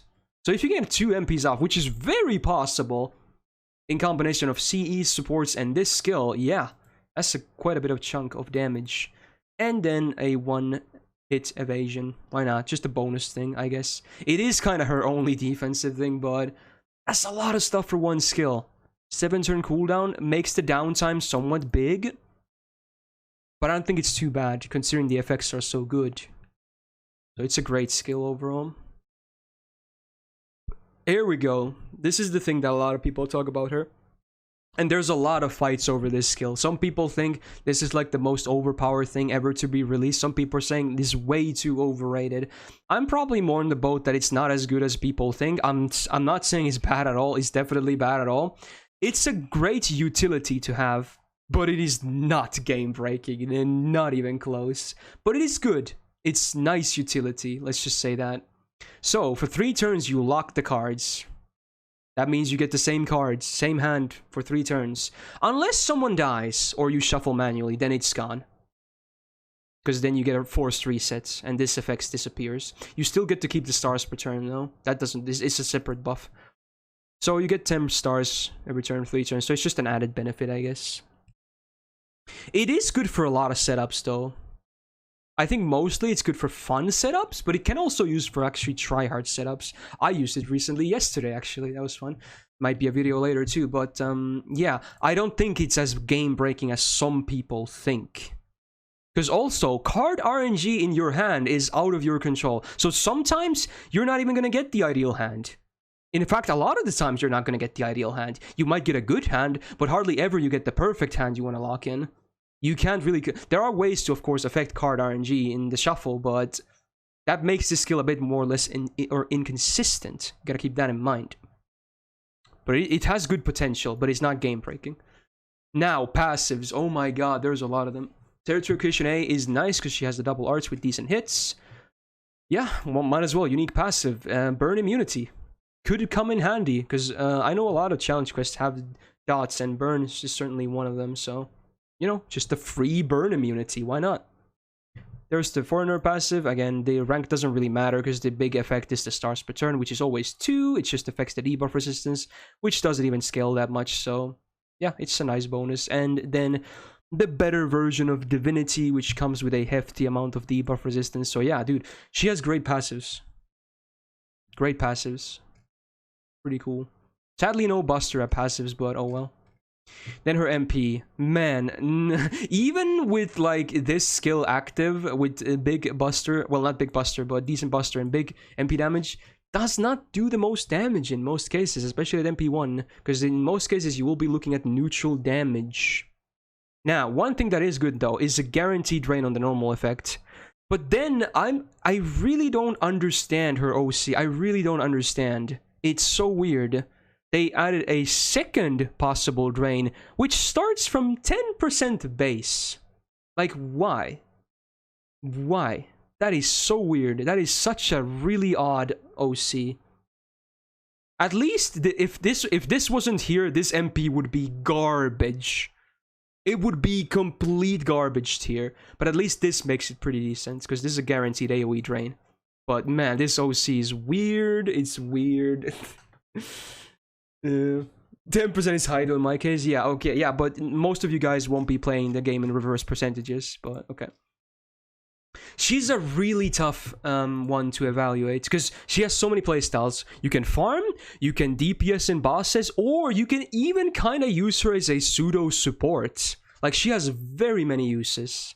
Setups, general supporting, like, she's weird, but she's decent. She's definitely a decent servant. Man, this is a tough one. There's gonna be so many people with like so many different placements for her.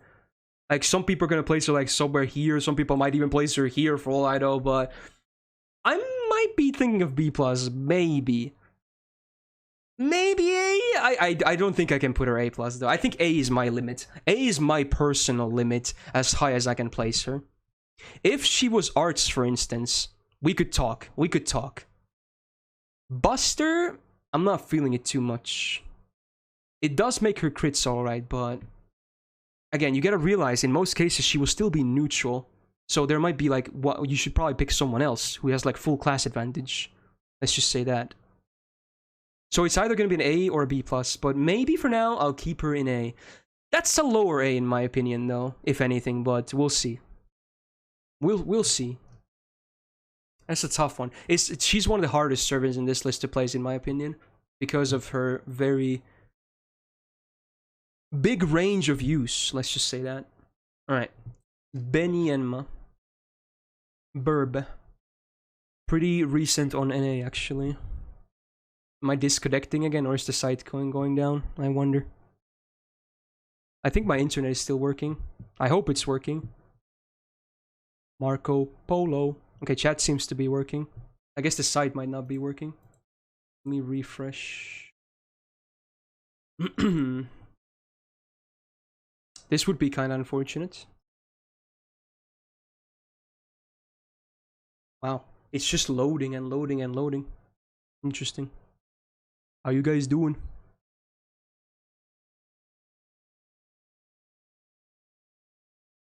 Let me guess, let me check if any other servant profile works. Wait, Altera works, but Burb doesn't work.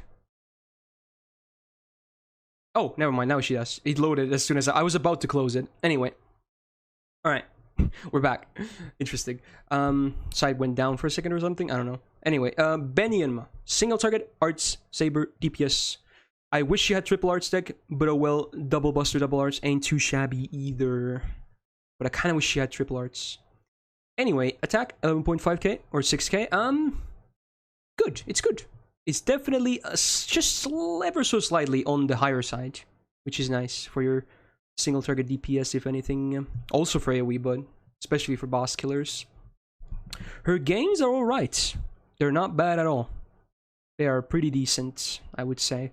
So overall, upstairs, ain't too bad. Ain't too bad. Skills. She has Mind's Eye Falls, so your basic 1 turn evade with a 3 turn crit damage up with a 6 turn cooldown. The better 1 turn evasions and invuls have a 5 turn cooldown, but oh well. It's something. It's a defensive option, I guess. Let's just say that. Second skill, unique, much like the third one. Even has a unique icon. So AoE enemy defense down, 3 turns, 20%, not too shabby, but also crit chance down for 3 turns, 30%. That's good. That's good for challenge quests. Really nice. And also AoE MP seal for 1 turn on a base 100% chance.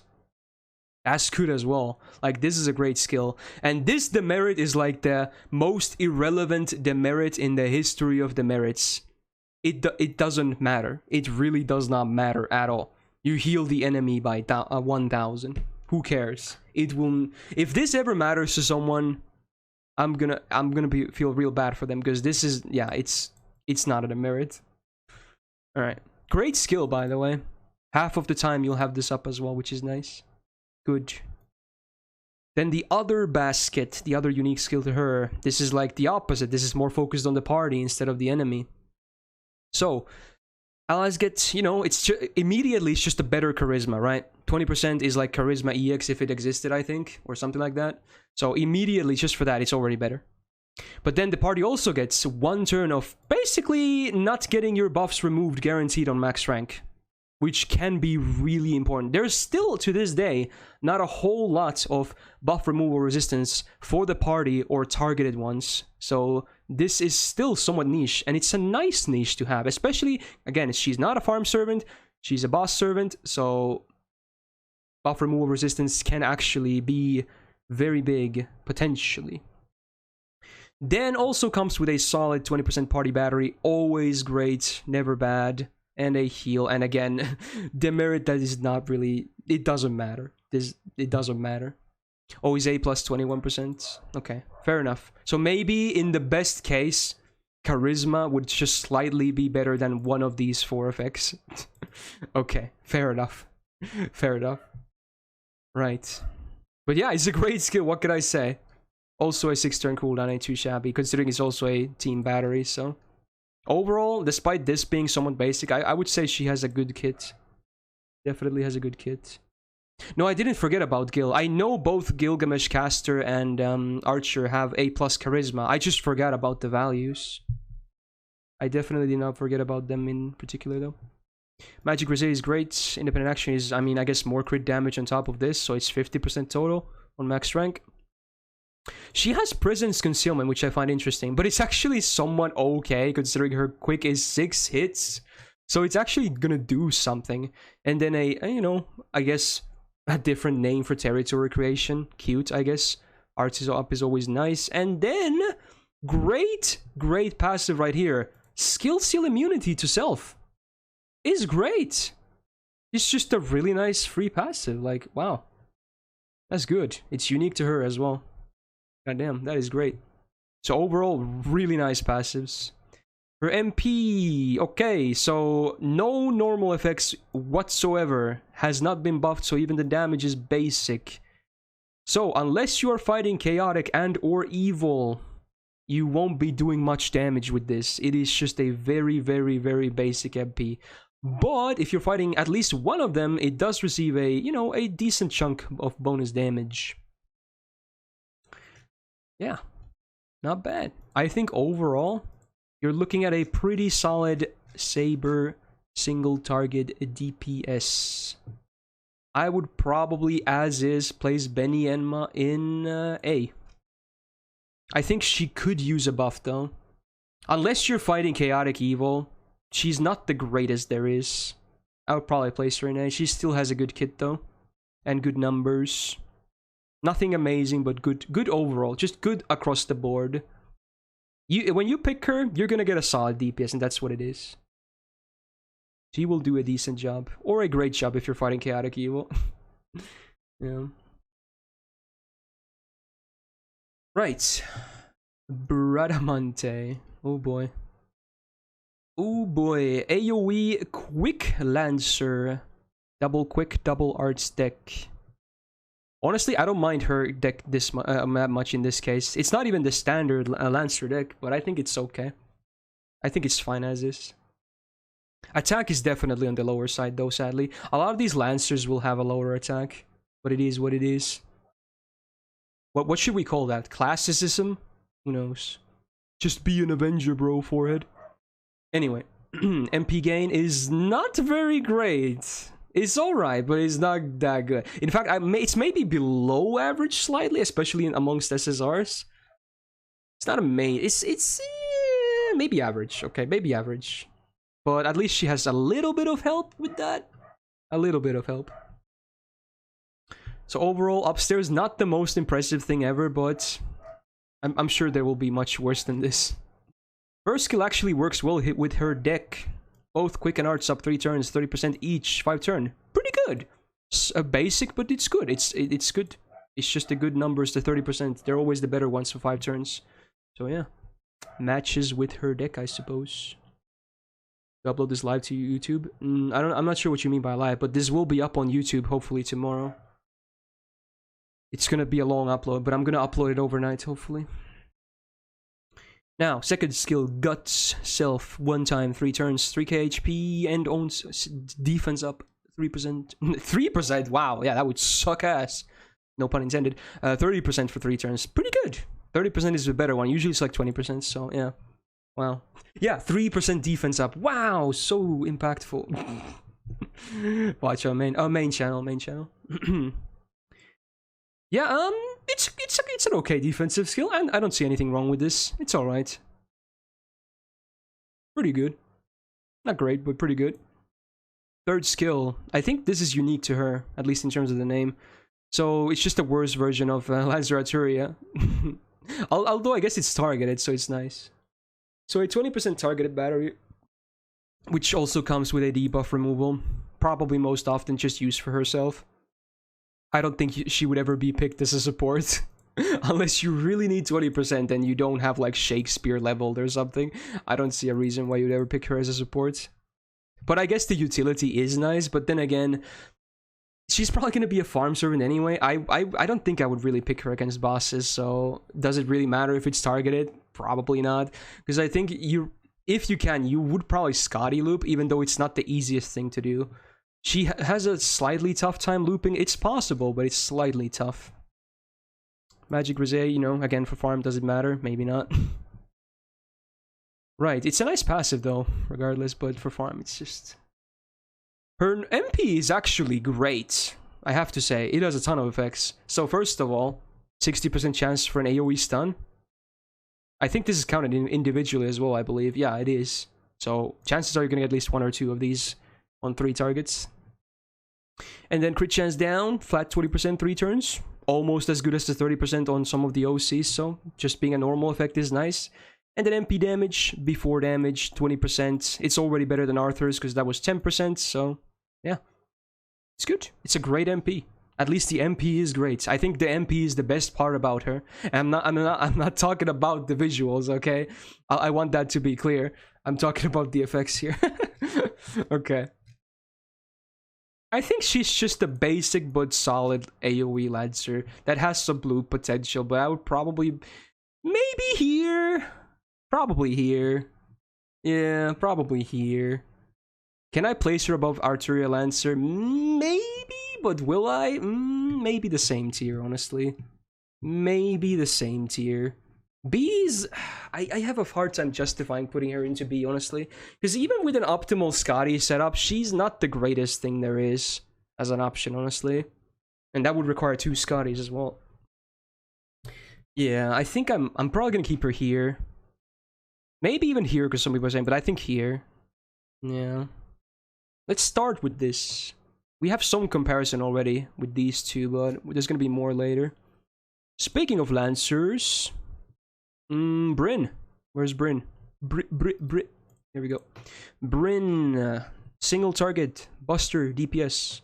11.4k attack. Slightly on the lower side, but decent. Especially for Lancer, it's actually pretty okay. Not too bad. Double Buster. Double quick. So you get your standard Lancer deck this time. Gains are... they kinda leave you wanting for more. I'm not gonna lie. kind of leave you wanting for more.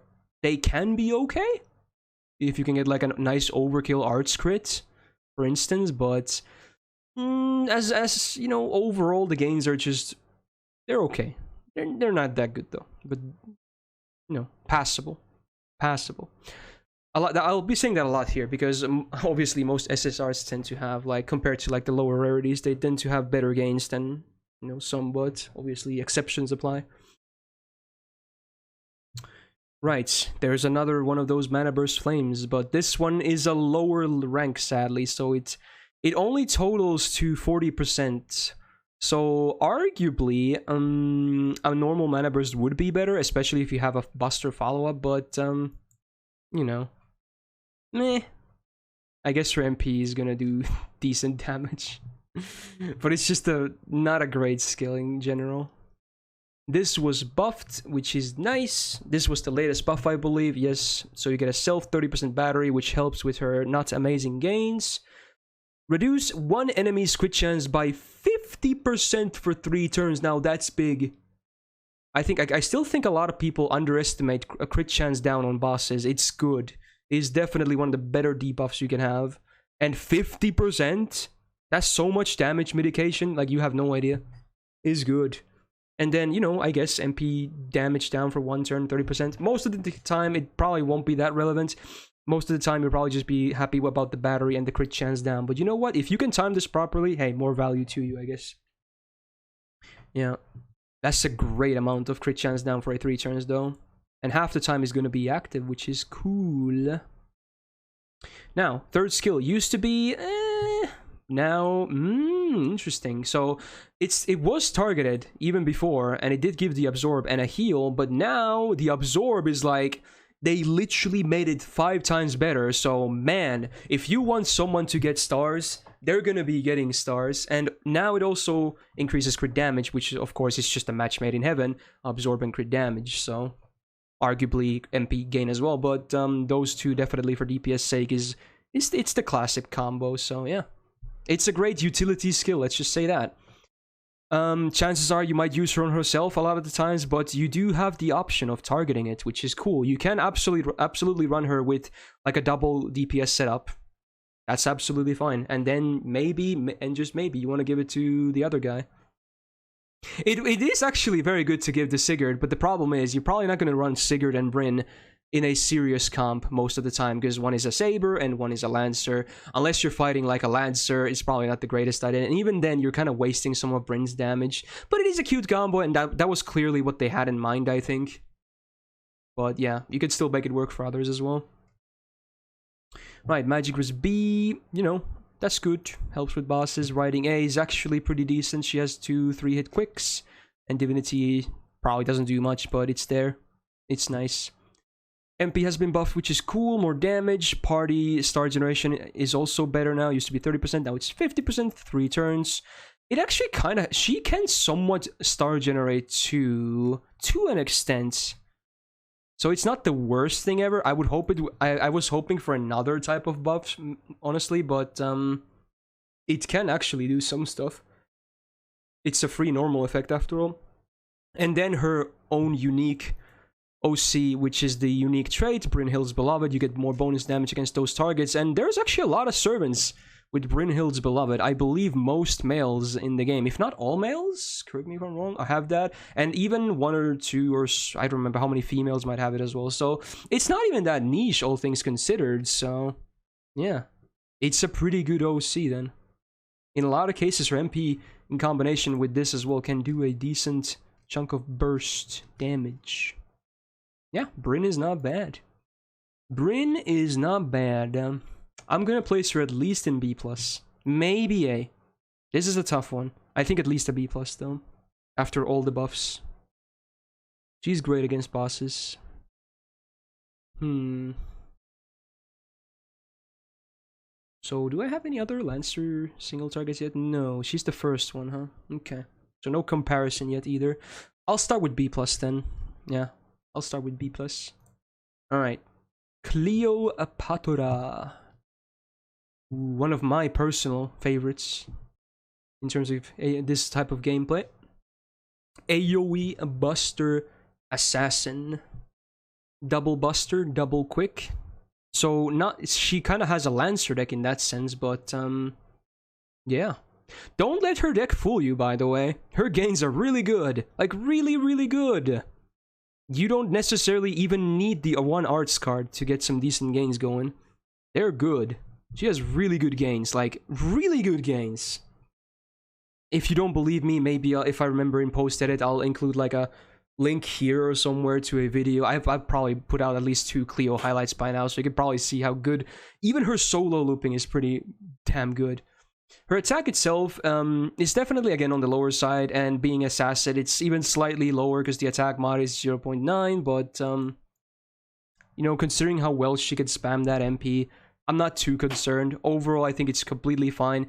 This deck also allows her, as an assassin, because she has a higher star generation, to do some decent star generation too, and she does not need more than a 1 arts, believe you me. She can still generate well with her MP. Now, skills. Imperial Privilege A. You guys know what I think about this skill. I hate IP personally, but it can be really good. Like, if you land both of these buffs, it's insane. 40% attack and defense and a chunky heal for 3 turns and a 5-turn cooldown is absolutely nuts. And this is not even the highest rank of IP. It is ridiculous. But it's RNG. Even if it's more likely to land than not, it is RNG for both of them. So I hate this skill because of that, but the potential is really good. At least the heal is guaranteed, I guess. Yeah. I guess there is also a chance of you being able to pair some other servants with them to increase buff success chance, so that's notable to mention. Because this is not a vacuum review, so supports can and will make a difference. Right, second skill, really good. How about that? MP generation up by 40% for 3 turns. It was already a high number, so yeah. Now you're starting to see why these 4 hit quicks are starting to generate quite a bit. Quite a bit. Let's just say that. And then you also get MP per turn, 10% every 3 turns, or 3 turns, and heal every turn for 3 turns. But yeah, it's mostly there for the MP gain. I think this just when you have this active, it's the loop train goes burr. The loop train just goes burr. It's nuts. Her third skill is actually pretty damn good. This is definitely one of the better 1-turn invul and dodge skills. It's not the 5-turn one like I mentioned. Some of the better ones are 5 turns instead of 6, but the other effects definitely make it worth. Remove all self debuffs and a nice chunk of 20 stars. So yeah, I think this is definitely the better side of these 1-turn dodges and invuls. Yeah, it's nice. Pretty solid. Definitely worth maxing her entire kit. Presence Concealment B, you know, the assassin passive helps. She still has pretty okay hits on her buster and quick, and a lot of hits on her extra, so her star generation is still pretty okay despite not being a quick assassin. Divinity D is nice bonus damage, and then MP has been buffed. It used to be a wet noodle, even with the IP active and this OC buff, but thank God it was buffed, so the base damage is now higher, of course. And they added a new normal effect. AoE one-time buff block for 3 turns. Good. Buff block is good. It's a great debuff. It's probably not going to make a whole lot of difference in farm, but you can absolutely... In fact, I might even recommend her using against bosses more than farm, honestly. Yeah. Yeah, I think she's actually better against bosses than farm, so buff block is a nice thing to have. And the OC is nice. Is it the same number as Ereshkigal, for instance? I'm not sure, but 30% buster up 1 turn before damage, especially if you manage to land a full buster brave chain with the MP is fat. Is fat. The demerit isn't even that bad, considering you probably have supports, and she also has a self-heal in IP, so it's not a huge demerit at all. Overall, just really solid. Oh, Eresh is 10%, so even more so. Yeah, wow. Yeah, Cleo. I might be slightly biased here, because I personally, I think she is the best AoE assassin. Some people might disagree, but I truly think she's the best. I can't place her lower than an A at least. Maybe even A+. Like, she is that good. But I have to place her at least on A. She is just that good. I've used her quite a bit, after all. I have a lot of experience, and she just works. She just works. I'll probably put her in A for now, though. Just a very solid servant. Sad that she's not very popular in the community, though. There's not much art about her, which is a crime, though. Right. Qin Alter. Mr. Dinosaur. We have Mrs. Dinosaur on 4-star, but we also have Mr. Dinosaur. Right. Okay. Single target Buster Berserker. Not really surprising. Also has the standard full Gorilla Buster deck. Now, one thing that is really notable, which most people probably already know, is his attack. It's ridiculous. 12.8k. That is ridiculous. That is ridiculous. It's not the highest in the game, but it's ridiculous. His gains, I mean, let's be real, they're bad. They're bad, because you only have 2 cards that generate, so. But that doesn't matter. For him, it doesn't matter. Alright, skills. First skill is actually good. I think a lot of people underestimate this. This is an AoE. 50% crit chance down for 3 turns. And with an attack buff and debuff as well. This is a great skill. I don't think people even realize how good of a skill this is. Like, it's a great skill. Especially for boss fights. It's really nice. Yeah, it's not 30%. It's 30% base. It's up to 50% on AoE. Half of the time this will be up. It's a great skill. It looks super basic, but it's great. For his purpose, it's great. Second, PFA, he sadly has a lower rank, so it's only 2 attacks of evasion, but there is no duration, which is always great. You can potentially loop it if you don't get attacked. And if you do get attacked, you have this as an insurance. So definitely one of the better defensive skills in the game, even though it looks basic, but it's still to this day pretty solid. And then a standard guts. Not much to say about it, but again, more insurance. Just harder and harder to kill this man. Like these 3 skills all aid his survival. They all aid his survival, basically. Now, some people might say, but he doesn't have any damage here. How is he going to do damage? Oh, believe you me, he does damage. He does not need damage buffs to do damage. So if anything, it's better that he has full defense on his kit. Now, sadly, does not have Madness Enhancement EX. It's actually rank C, so it's only 6% up, but it's, it's just free, which is nice, because he presses red. Divinity C is just nice bonus damage, and MP has not been buffed, but to be honest, there's a lot of times, because of his deck, that you will get a full Buster Brave Chain with this, and honestly, this is I always say that this is just a way to make his Buster Brave Chains better. It makes it easier to get them, and it also gives you this one turn attack buff, so it's even more damage. So both attack and defense up for 1 turn before damage, and again, more survival here in case you do get hit on that turn somehow. His kit looks and somewhat is basic, but all the effects are just good, and his numbers are really good. Like, some people are saying he's not as good as like he used to be. I don't know why, because no servant gets worse, even though maybe we get good ones. But in my opinion, he's still amazing. Like, I don't see a reason why I wouldn't really place him pretty much at the top. Maybe here, but I'm almost like I've used him a lot. He's just great. He's always gonna be very consistent. He doesn't rely on crits. He just presses red and he survives. He presses red. He kills shit. He protects your team with his first skill. He's still good. Like, he's just still that good. Like, I know many people might place him lower. I don't know. Sure, fair, go ahead. But I still think he's amazing. Just consistency is his biggest bonus, I think. He's one of the most consistent single target DPSs in this entire list. Just because all he needs is press red, and he lives for a long time as well. And him being a berserker means you can basically use him against anything.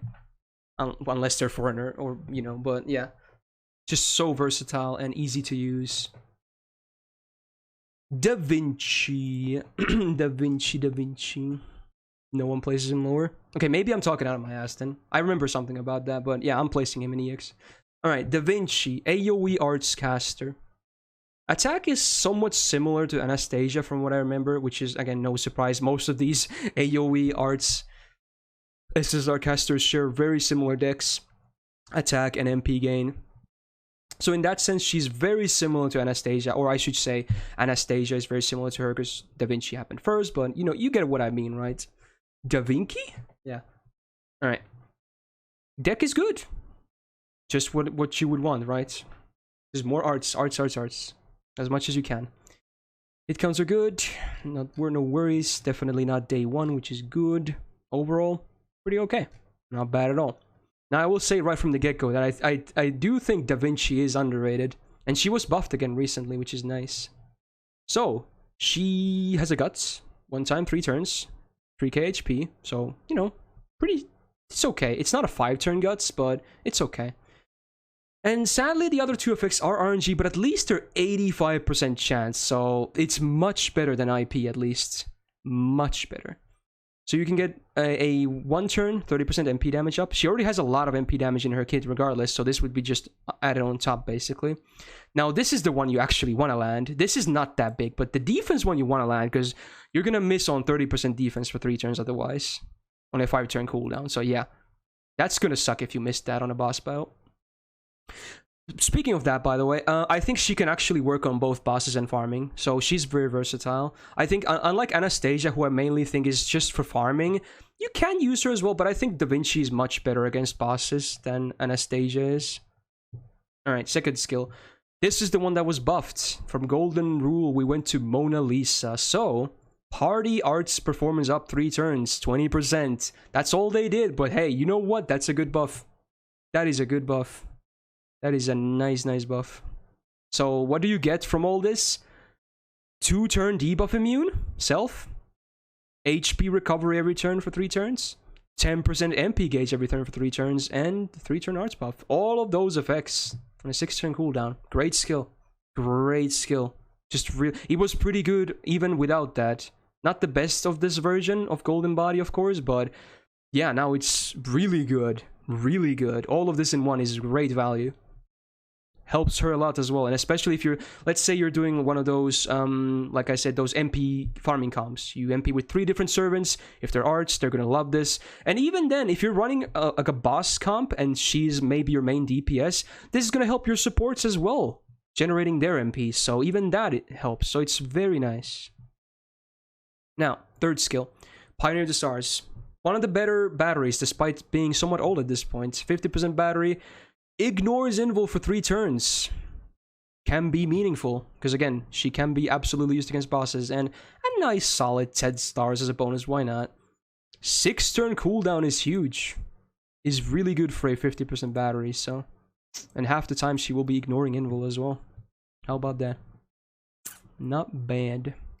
Now, territory condition A is obviously great, and does she even... She has a debuff, okay, in her normal effect, but this probably won't be that relevant in most cases, but it's a nice bonus passive to have. Her MP, of course, has also been buffed.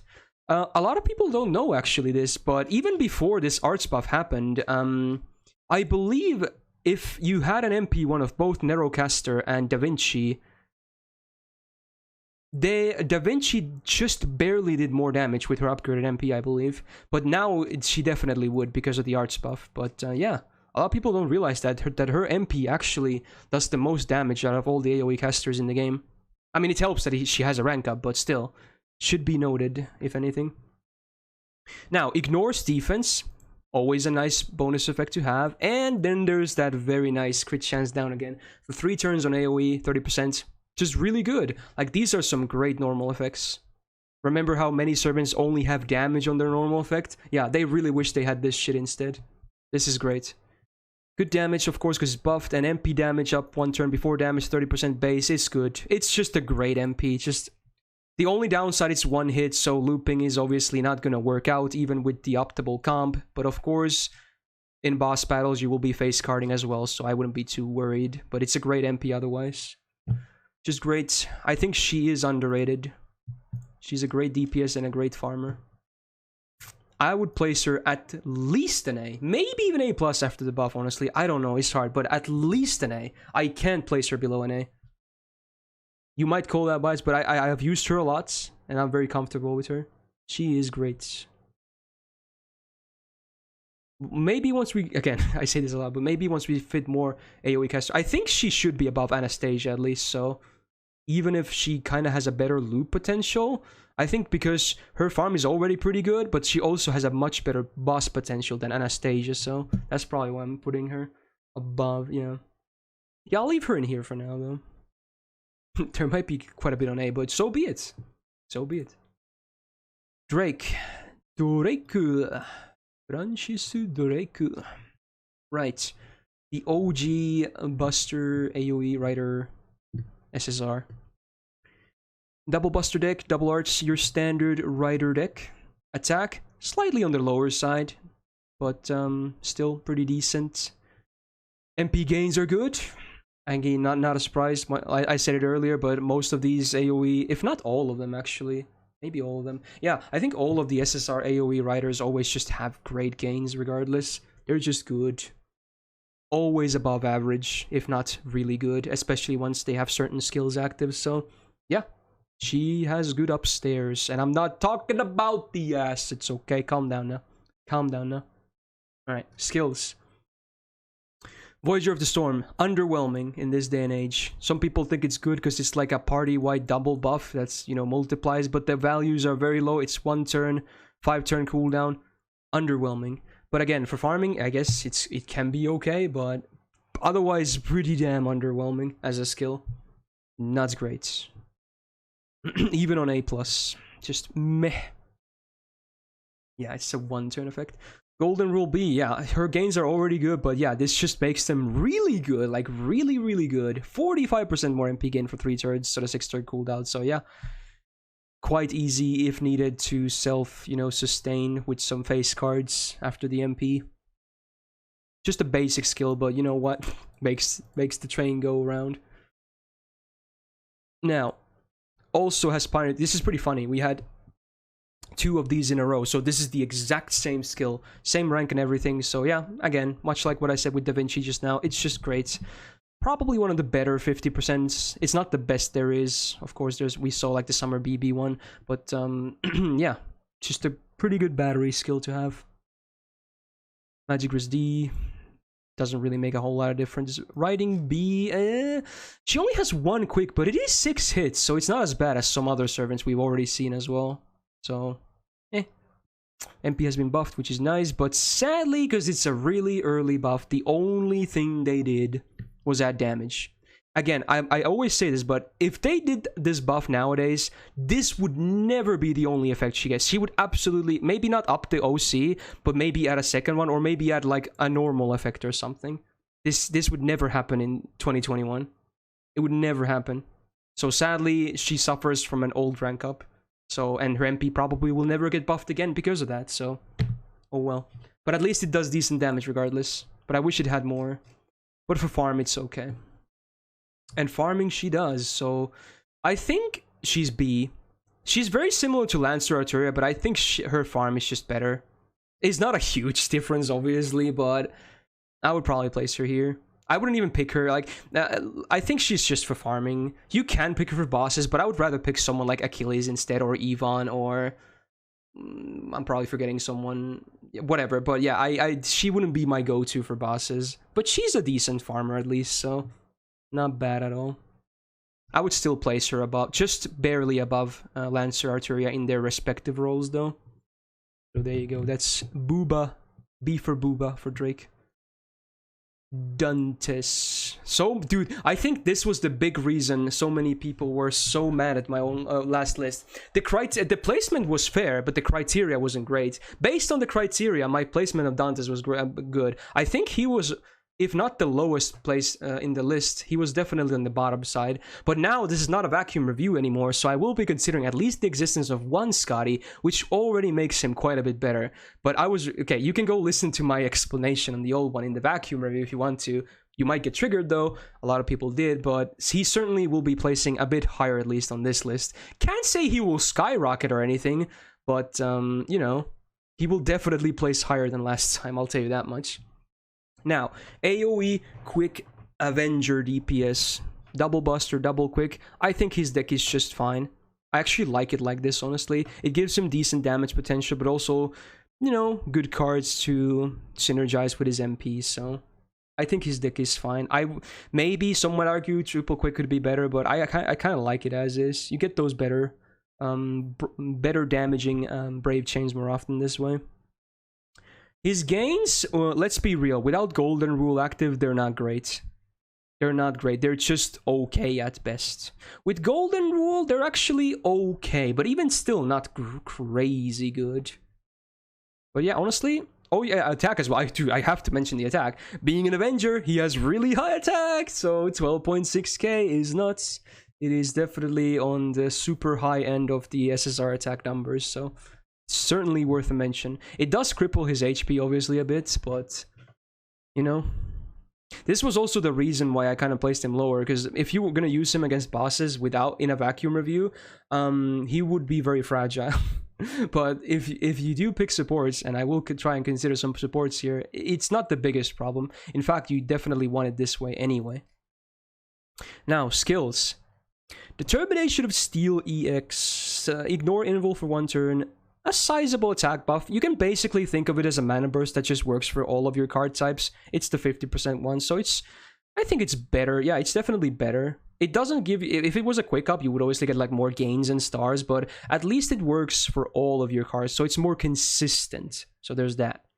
And then, you know, I guess a small bonus of 32% debuff resistance for 3 turns. Not the greatest thing, but it's a bonus. And yeah, I was about to get to that. The big problem I have with this skill, though, it's a 6-turn cooldown. This should never be a 6-turn cooldown. This is not worth 6 turns. 5 turns at most. 6 turns is way too much. That's a problem I have with this skill. It is not as good to have 6 turns on cooldown. It's sad. Second skill, there's the Golden Rule, has rank A, so definitely helps a lot with the gains. With this active, he will be able to generate pretty well. Without it, not so well. But yeah, at least this will be up, or should be up, around half the time at least. So there you go. Still a pretty basic skill though. I truly believe, I've always thought that his third skill is the best, and I still do think that. Many people are like, oh, it has to be the first one though, it's like huge attack buff. No, this is the best one. This is easily the best one. It's a guaranteed rain, self debuff removal, and a fat chunk of stars. This is the best skill. It's still not an amazing skill, but I do think this is his best skill. If we're not talking about looping. Of course, in looping, this probably never makes a difference.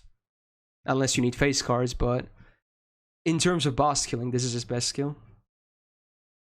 Now, the only passives he has are the Avenger ones, so, you know, MP gain on damage taken, but there's the Demerit of party debuffers is down a little bit, except himself.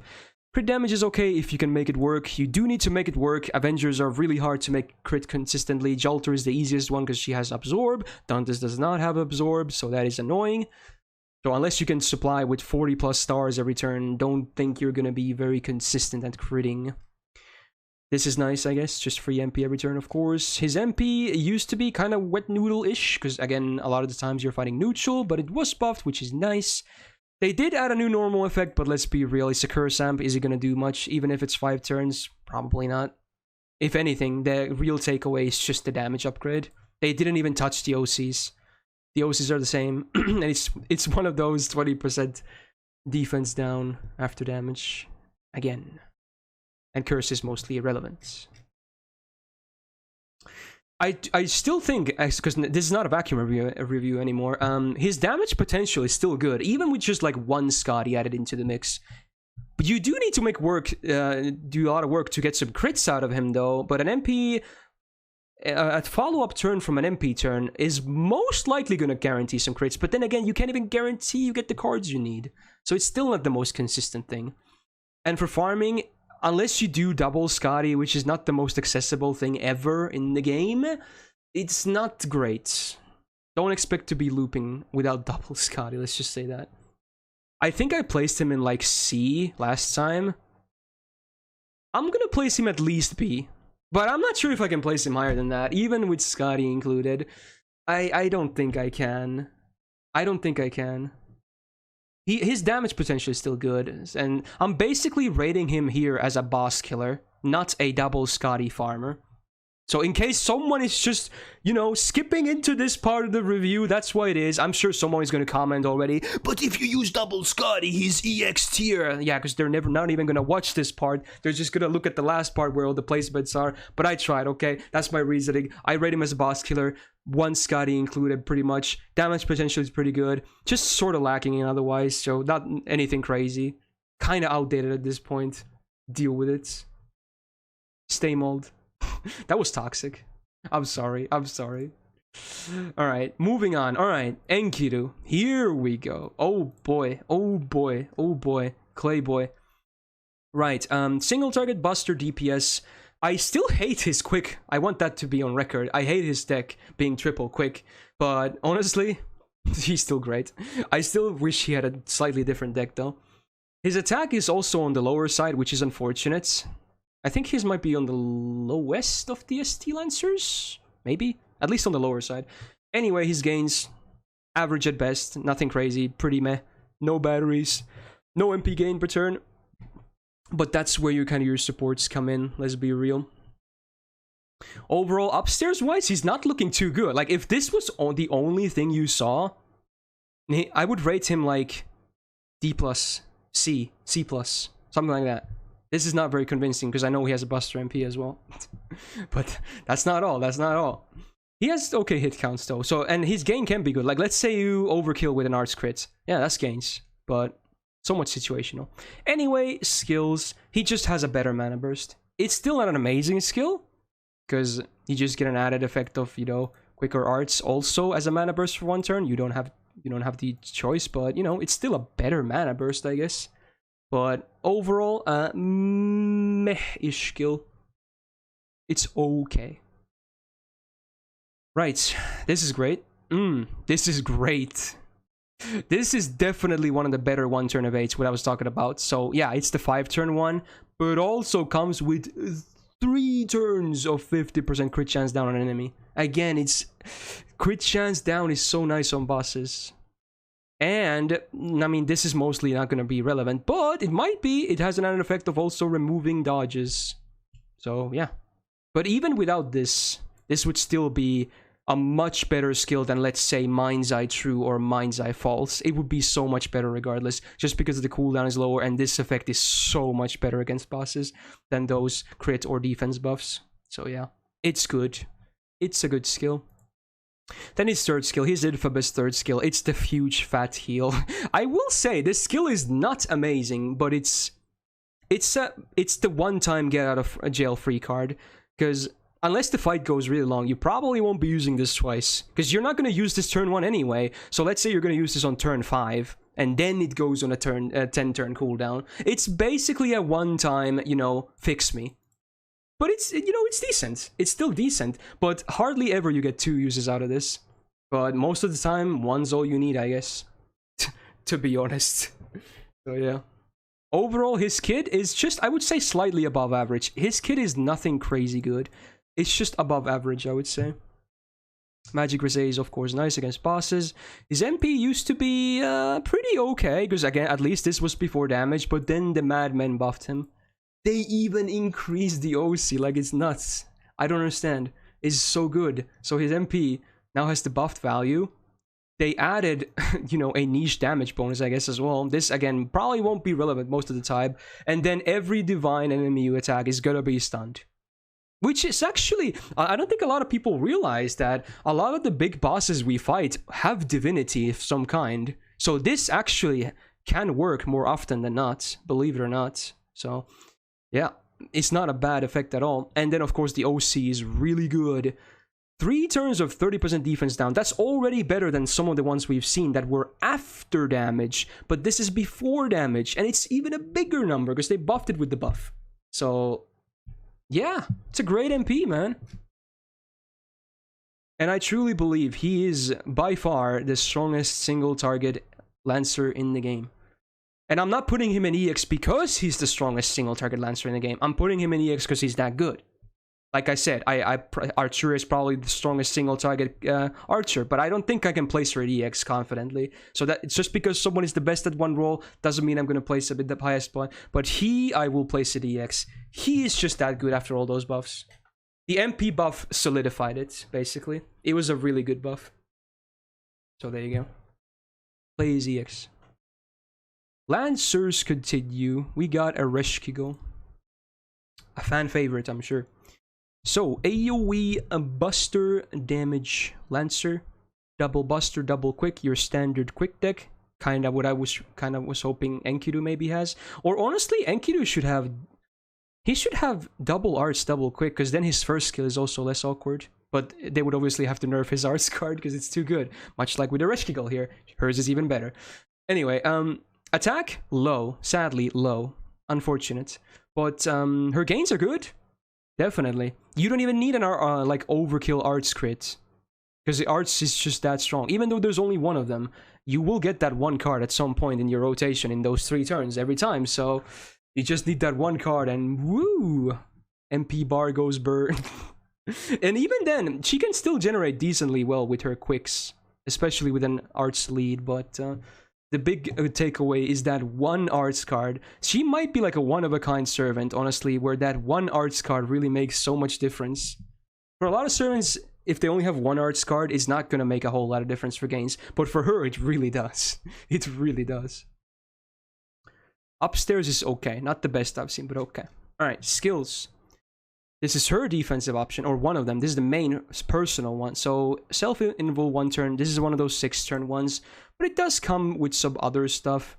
But they're all chance-based. You have 3 other effects. You can get debuff immune for 1 turn, 80% chance. You can get insta-kill immune for 1 turn, 80% chance. Let's be real, this is never gonna really make a difference. It might, but most of the time, whatever. And then, this is the big one. This is what you want to land if you're using her in a difficult scenario, aka buff removal resistance for 1 turn. But even then, it might not be needed even. So, overall, it's a skill with decent reach, but it's overall just It's It's not as amazing as it might look.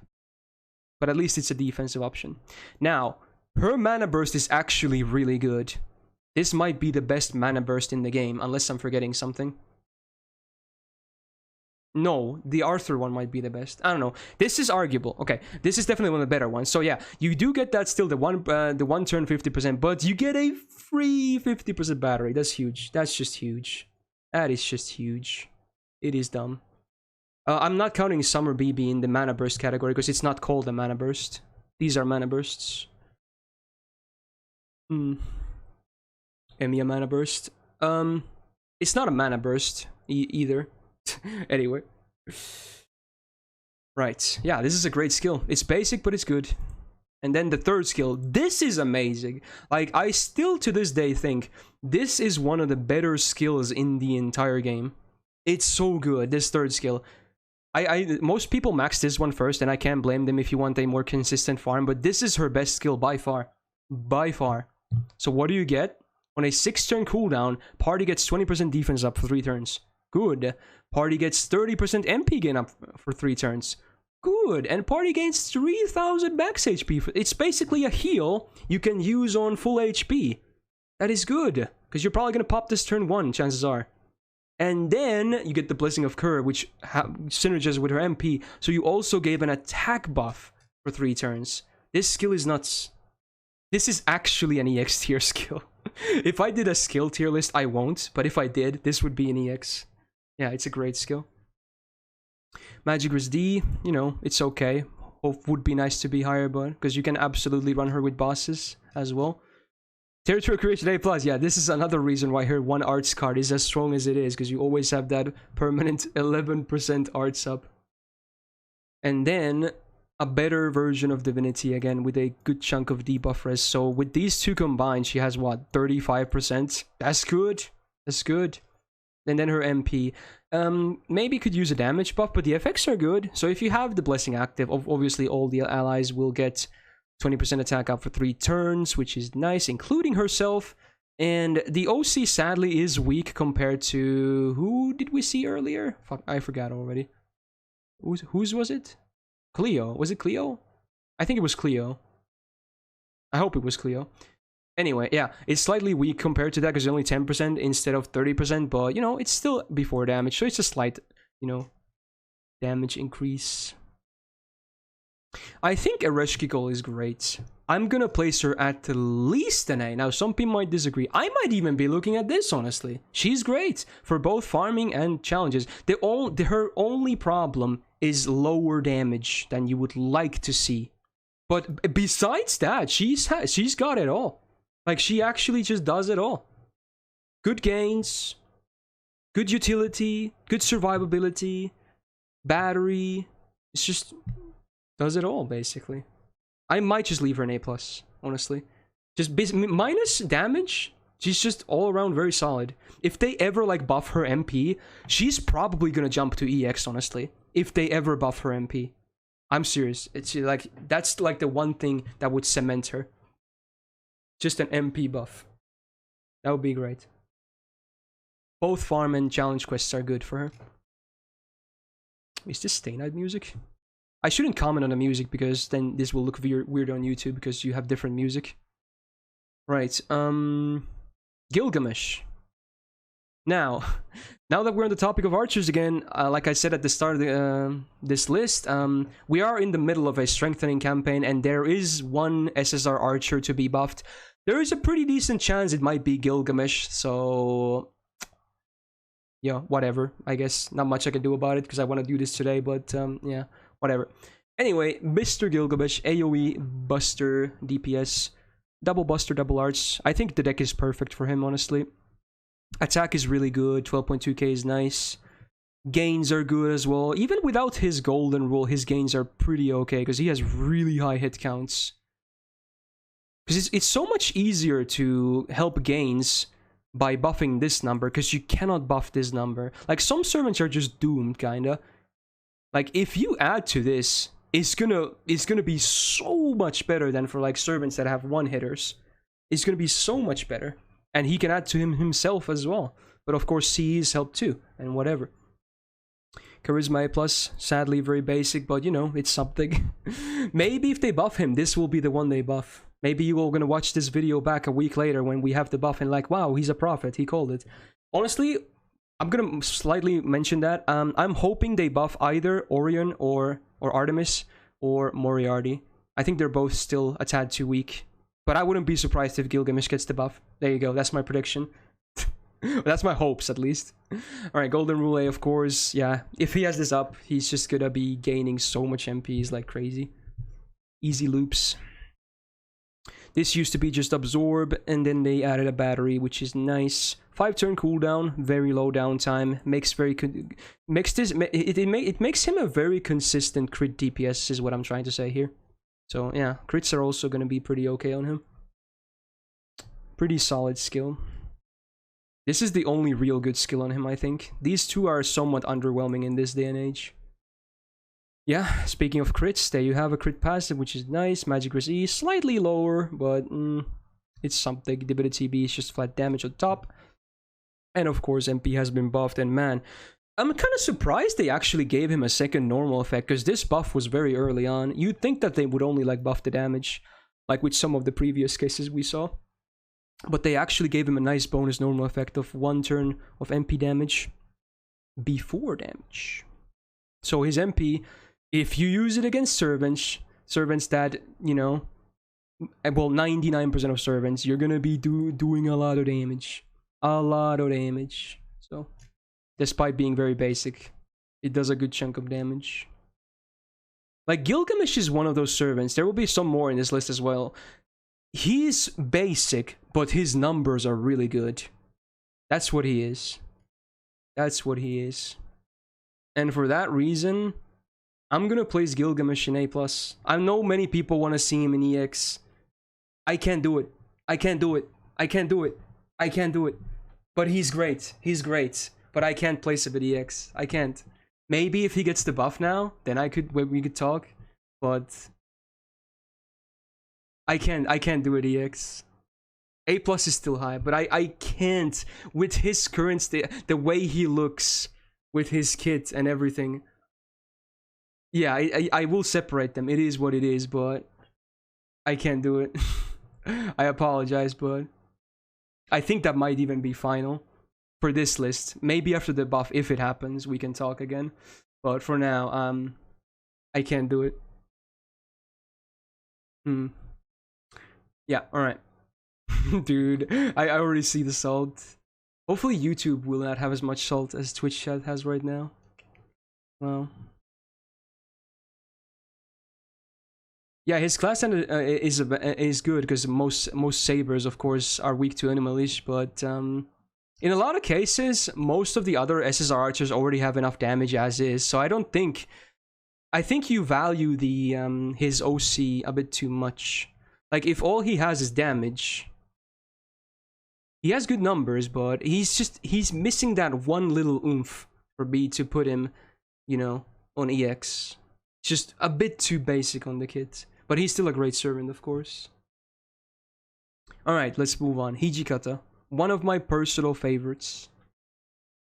Single target, a buster, a DPS, a double buster, double quick. And not a lot of people know that. I think a lot of people actually expect him to be a triple buster, but nope. He has the Lancer deck. His attack is pretty good. It could be better considering he's a berserker, but you know, it's still good. Not bad at all. His gains are better than a normal berserker because of his deck, but they're still not very good. Let's be real, they're not good. But they're better than, you know, most of berserkers, I guess, which doesn't really say too much. Now, his skills. Party up, buster up for the whole party. 3 turns, 20%. Not too shabby. I kind of wish this was self-only, though. I really wish, because he's kind of selfish as is. I really wish he was full-on selfish mode, but, you know, if you're running like double DPS maybe, then yeah, sure, it's a bit more value. Also party star generation. With him having a double quick, it kind of helps himself too, but not too much. He still doesn't generate the most stars, of course. It's an okay skill. The downtime is low, so that's why it's kind of nice. Now, disengage. He just used to have a basic disengage, and I have always said that disengage is one of the weaker defensive skills in the entire game, but they gladly buffed it. And now it has a guts, which is really nice. A guts was so needed in his kit and his playstyle. This actually makes a big difference. And it's a stackable guts, which is great. Now you can run a guts C with this and basically guaranteed a max damage MP if you want. It's pretty nice. This is like this, yeah, I agree. This was the perfect buff for him. Guts was what he needed. After he got the MP buff, he was already looking okay for damage. He was just inconsistent. Now this makes him so much more consistent. This was the perfect buff. Right, then the third skill, which, you know, this makes him a potential crit DPS. So you get a massive 4,000% crit absorb up. Of course, you gotta keep in mind he has Berserker base absorb, but even so, that's gonna guarantee a lot of crits on him. The crit damage is actually based on the HP when you use the skill. And this does actually damage you. So in a way, this demerit is somewhat of a merit, because it makes your crit damage higher and also your MP damage higher potentially. So it's not a complete demerit in that sense. So it's a pretty decent... In fact, I believe this is arguably better than Self-Mod EX as a crit skill. So it's actually pretty damn good. Yeah. As for his passives, the only one he has is Mad in his enhancements. Sadly, it's only a D+, but you know, it's still more damage. Buffed, his MP used to be pretty weak, but now it's buffed, so they increase the base damage, but also the damage based on missing HP. So, like, even if you now MP with him on full HP, he's gonna do decent damage. So, again, that just adds to the consistency. He's just gonna be more consistent because he does more damage on base. You don't have to necessarily be damage, but if you are, it's gonna be even higher. Like, both base damage and that damage went up. So, and now that he has a guts as well, you're looking at a guy who has potentially the hardest hitting MP in the entire game for single target, which is pretty nuts. Now, I have to be unbiased here, but I think he's in a much better spot now, obviously, with these two buffs. He's much more consistent. He is still somewhat risky to use, but far from as risky as he used to be. Is his guts stackable? Yes, it is. That's great, because now you can run like a guts CE or get a guts from an ally as well, so he won't be dying just to a random crit. A lot of chat is saying, hey, I might agree, honestly. Like, he's great. I could maybe squeeze him here, but probably, eh? Like, he's just good. He's so much more consistent now, and now you don't have, like, fears of using him. I kind of miss that, because I like the risky playstyle, but, you know, obviously, consistency is still better all across the board. With these two buffs, he's a solid DPS, no matter what. There you go. Good song, by the way. Again, YouTube won't hear it, but oh well. Tune into the streams to hear our music. Right. The second foreigner in this list, and one of my favorite ones, AoE Arts Foreigner in Hokusai. Double Arts, Double Buster. Kind of wish she had triple arts, like Abigail does, ironically, but oh well. At least her arts still have very high hit counts, which is cool. Attack, much like Abigail and most other SSR foreigners and foreigners in general, is high at 12.1k flat. It's really good. Gains, mostly good. Definitely way above average. So overall, I would say upstairs is looking really good. Like, no real complaints here. Just really nice. Hit counts are very nice. First skill is awkward, I'm gonna say that, but it's one thing to note, it's that 1 turn evasion again, but it's 5 turns instead of 6, which is somewhat surprising considering it's also a battery, and battery skills tend to have a higher cooldown, so in a way it's actually really nice. But it is awkward in the sense that you might not want to use this immediately, but you kind of want to use it immediately, maybe for the battery, unless you don't have to. But yeah, it's just slightly awkward, but it's still a good defensive skill overall because of the cooldown mainly. Slightly awkward though. Second skill really helps her. So self arts up 30% 3 turns, pretty solid, pretty standard but solid, especially considering how good her arts card is, her MP included. And this also comes with a 1 turn buff removal resistance, so you can't, you know, mess with her for that 1 turn, which is nice. And, you know, you also won't get debuffed for that turn. Well, maybe you will if the debuff chance is like 500%, or you have already lowered chance of debuff or lower debuff resistance, but you know, most of the time you won't get debuffed either. And then the third skill, which was buffed very recently. It was pretty unique and good in and of itself. Like, you get defense down on all of your arts cards by 20% for 3 turns. Like, that's nuts. But then they buffed it.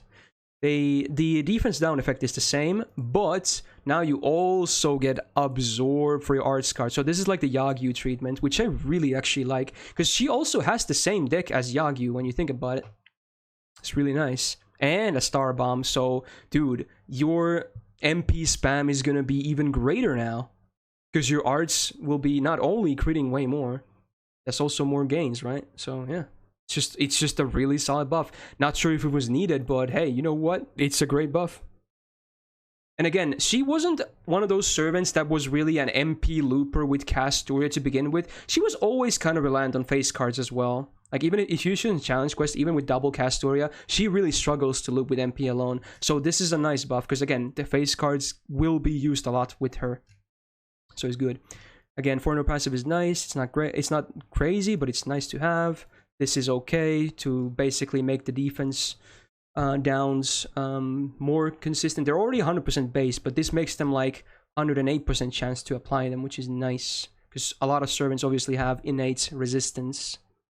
And then Territory Creation D is a great passive. It's sadly a low rank, but you know, it's something. And Divinity B, just more damage for your face cards. Why not? MP has never been buffed, but it's alright. It saddens me that it has no other normal effects, though. That's one thing I really am sad about.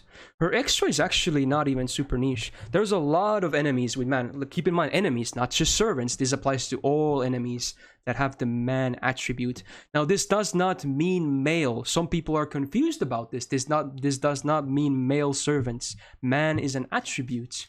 Okay, let's see. I'll show you this real fast. We got attributes right here. We got 5 different ones. One of them is extremely rare, but you know, we got man, earth, sky, and star. So most of the time you're looking at these 4, and a lot of servants and enemies actually have the man attribute. Hokusai herself is also man, I believe. So yeah, something to think about. So it's actually not even that niche as it looks like. So it's a pretty okay OC. Procs quite often. She's great. I've used her a ton. She's at least an A+. I'm so tempted to put her in EX though. I'm so tempted to do it though, because I'm still considering the existence of Castoria here, and she was just buffed recently. Like, I'm so tempted to do it. She's like a really great servant. Absolutely usable and neutral as well. You don't have to even use her only against berserkers. She's that good that she works really well with neutrals as well. I'm so tempted to put her here. I think I might do it. The buff and Castoria just... She's so good in challenge quests. She can even farm okay. She's not the greatest farmer, because neutral MP damage is pretty meh, especially at MP1, which I'm using as my criteria here, but challenge quests, she's great. She's really great. This is a hard one. It's a real hard one. I think because of the buff, I'm putting her here. I like the buff quite a bit. It fits her playstyle so well. For now. For now. Alright, Ilya. Ilya. I only got her recently, so I haven't even used her that much. I got her from the rerun. Alright, single target Buster. Caster. One thing to note, I'm immediately gonna say this because she's the first one, and yeah, first one of 2. So I will be taking into account that there's only 2 SSR single target casters to this day. Even if I accounted for JP sermons, there wouldn't be anymore. Ilya is still the latest one. Like, what the hell? Oh, wait, was Sanzang after? I always forget. Well, whatever the case was, the last one was added like 3-4 years ago. What's up with that? So yeah, that's gonna give her a bit of free points. I'm just gonna say that. Because there aren't, even outside of SSRs, there's not that many single target casters. Okay, so let's move on. Triple Arts deck, the usual caster deck. For her, it's not as awkward as for some others, but her gains are still kind of gimped because of these 5-hit arts. But again, it's much easier to fix this by buffing this, because you can't obviously affect these, so it's not the end of the world. Attack is, again, pretty much in line with a lot of the other SSR casters, maybe slightly higher, but nothing to really go crazy about. Overall, I would say, pretty middle of the road in terms of the upstairs. Now, she has a mana burst with a different name, and that's it. There you go, first skill. Not much to say about it, just a very basic, you know, MP nuker. Just kind of underwhelming otherwise. Just a different name. Second skill, is one of these 1-turn invulns. Sadly, this is one of those 6-turn ones instead of 5 turns. But you do have a nice effect of MP generation for 3 turns, which again helps with this, because it's very low. It's a low number. But it's awkward in the sense that it's tied to the invul. So, yeah. You might have to wait to use it first, sadly. Then her third skill, it's... okay. Man. Okay, so it's a targeted skill. The heal is guaranteed for 3k, 1 time. And then you have a 70% chance to give the target a guts for 1 time. 3 turns, 1k HP. So it's a pretty basic, if not slightly worse than average guts. And 70% chance to give them a 1-time debuff. This is actually nice, because this does not expire. This only expires once you get debuffed. So that's nice at least. But it's not a great skill. Yeah, it's just... not a very great skill, I would say. Oh my god, the chat is going crazy. Jesus. Okay, you guys need to calm down. It's just not a very great skill. Not just because of the RNG, but the effects themselves. I don't even think it would be even that good if it wasn't RNG. Overall, very basic kit. Just... she needs a buff. Magic Wrist B is so nice against bosses, and then, you know, you got your MP passive, which helps, I suppose. No worries. Always a nice passive to have. MP has been buffed, luckily. So the one thing she can do is MP damage. That's like her one big thing. Besides the MP turns, she's not gonna be that crazy at all, sadly. But there's a lot of effects here to break down. So, before damage, for whatever reason, you get MP generation rate. I don't know why they did that, because that will never affect this. Because even if you put this after an arts card, it will not affect MP cards. But I guess, you know, you get to see buff icons before she goes. If that's your thing. It will help afterwards, though, of course. And crit star generation, not so much, though, yeah. With 1 buster and a 3-hit quick, it's not gonna do much. There are demerits as well, which is sad. You get 10% attack down 3 turns and 10% defense down 3 turns on self. Kinda annoying, but not the end of the world. And the OC is okay. It's not as bad as Ereshkigal's, and it's not as good as Cleo's. It's in the middle. So 1 turn buster up before damage, just more damage. This is what she does. MP damage. That's what she does. Just MP damage. But she is one of the only 2 ones. So I want to place her in like C+, but I'm probably going to place her in B, just because there's not many as like single target casters. So yeah, she kind of gets free points, sadly. I will place Sanzang higher, I can already tell you that much when we get to her, but yeah. You know what, C+. I can't. Even if there's only 2, I can't do it. I can't. B feels wrong. I don't know. She needs a buff. She needs another buff. MP buff isn't enough, okay? It's not enough. She needs more. She's way too basic. As sad as it is. Yeah. Okay. There you go. If there were way more single target casters, she would probably be here. Or maybe even here in the worst case. But because there's only 2, that's the reason she's here, okay? It's a bit sad. But maybe they'll buff her someday. Maybe with the movie. And maybe another Mew raid up or something. Maybe a Mew buff. Anyway, we got Ishtar next. Another fan favorite. And a pretty good servant as well. Let's be real. Much like Gilgamesh, AoE Buster. Same deck. They have so many similarities, not even funny. They're in many ways, they're almost identical. Even their attacks are pretty much almost identical, I'm pretty sure. Which is still fine, of course. It's a good number.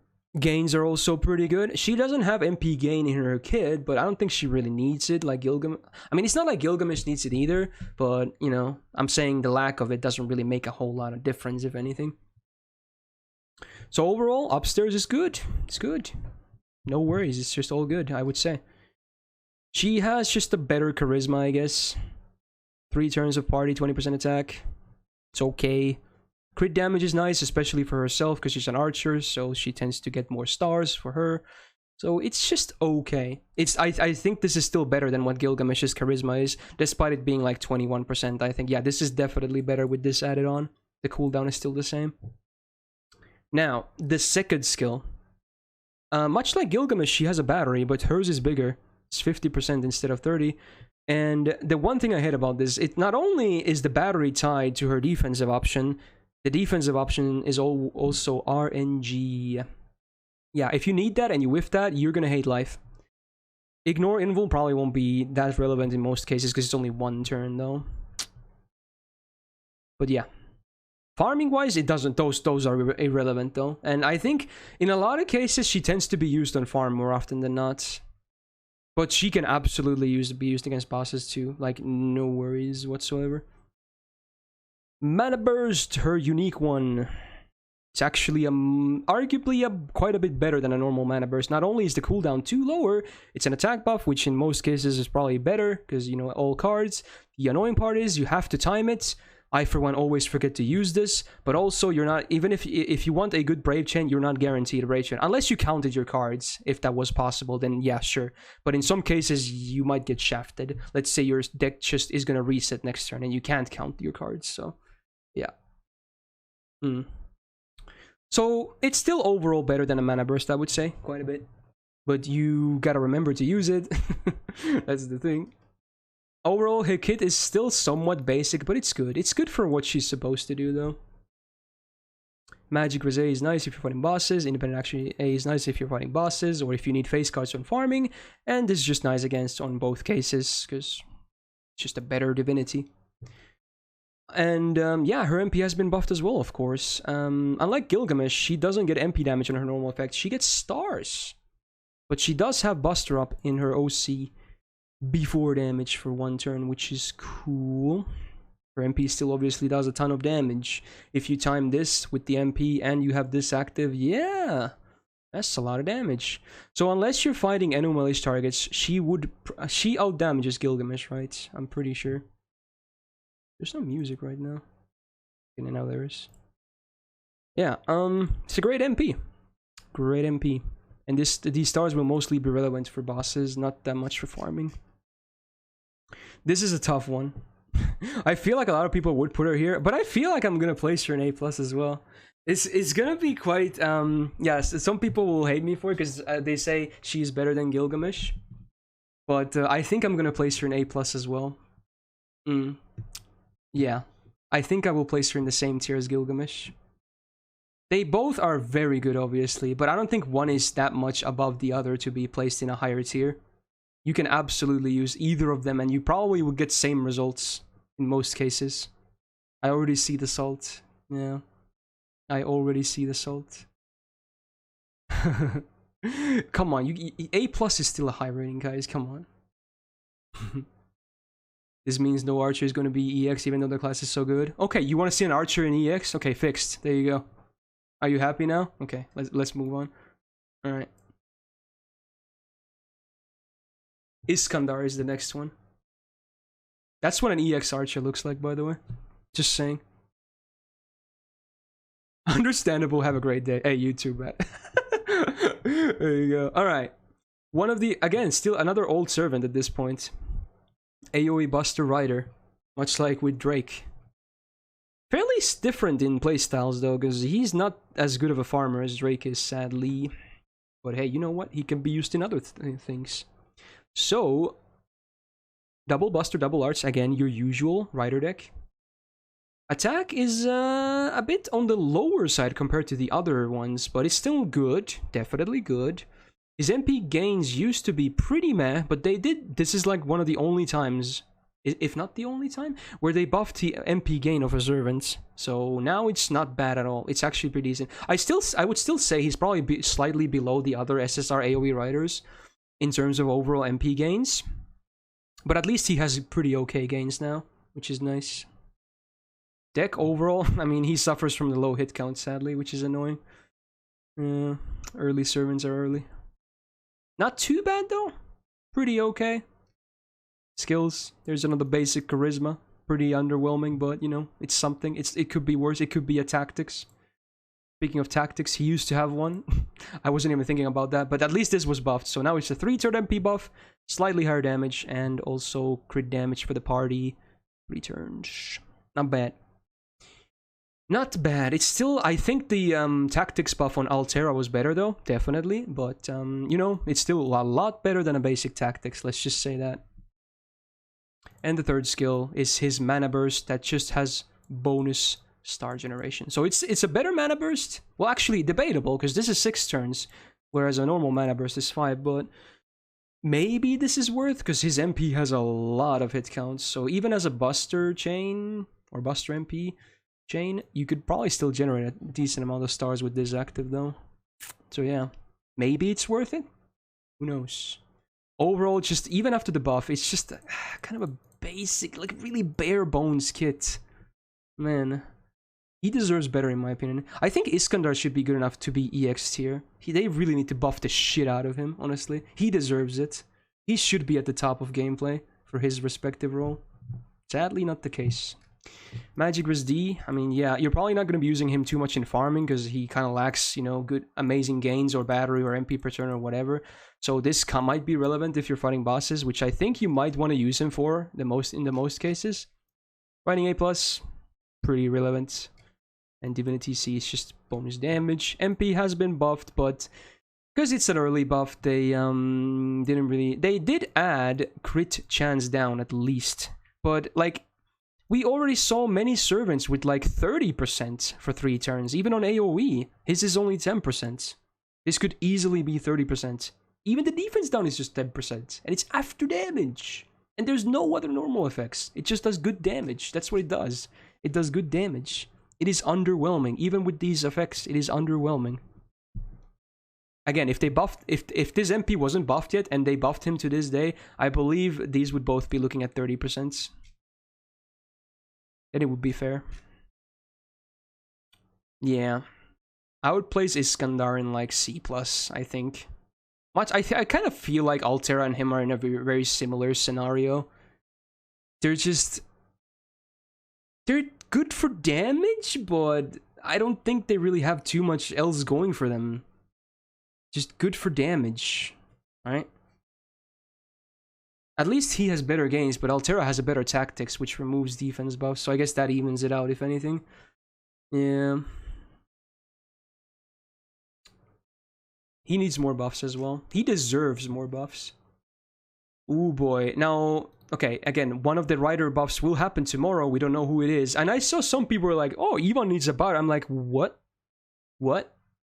We're on Ivan now, by the way, in case you're only listening. But yeah, what? Ivan is already nuts. Like, he's already really strong. And people are like, they're gonna buff an SSR rider. They want it to be on Ivan over like Kets and Ozzy and Iskandar and whatever. Like, are you high? Are you high? There's more riders that need it way more than Ivan does. Let's just say that.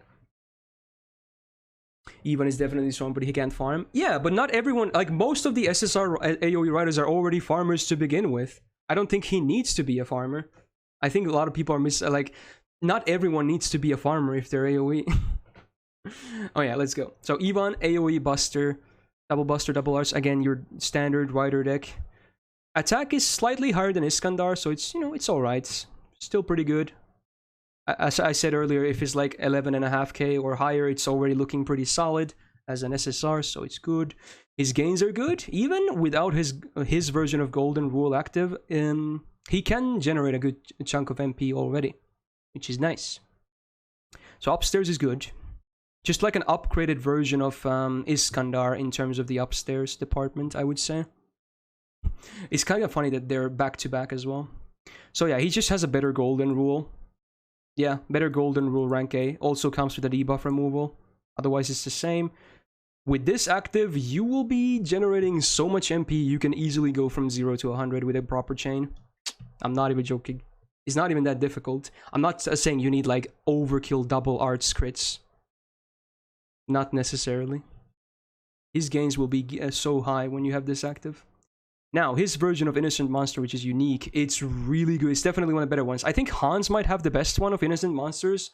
It's not even called that anymore, but I still count it. But yeah, starts per turn is not the most. It's only 10 per turn for 3, but 40% Buster up for 3 turns on a 5-turn cooldown is massive. No pun intended. That is massive.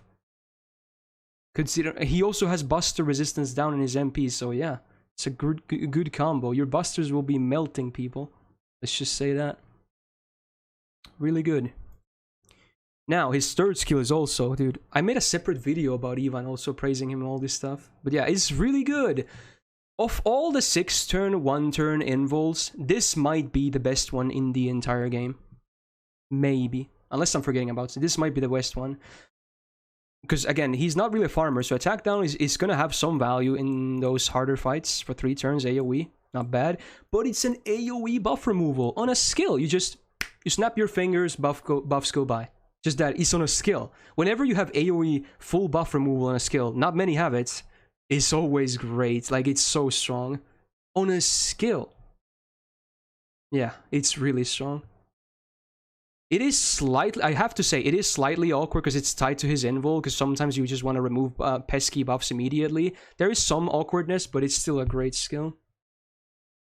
Magic Resist D, I wish it was a bit higher, but oh well. Riding EX is actually pretty good, because he has a 4-hit art, or quick, and that just amplifies his gains even more. It's not the greatest thing, of course, but, you know, could be worse. We've seen a lot of those really bad one-hitter arts, or quicks. His MP used to be somewhat weak, but they did buff it, so yeah, it does a good amount of damage now, needless to say. The one unfortunate thing is that the Buster is down, which is 30% for 3 turns, is pretty good. It's after damage, sadly, but at least he gets MP damage up for 1 turn before the damage, which actually helps quite a bit. So it's still a very nice MP, in my opinion. Just real solid for damage and follow-ups. But if you somehow manage to get MP, BB, Brave Chain, dude, that's like so much damage. Like insane amounts of damage, especially if you have the Innocent Monster active. Goddamn.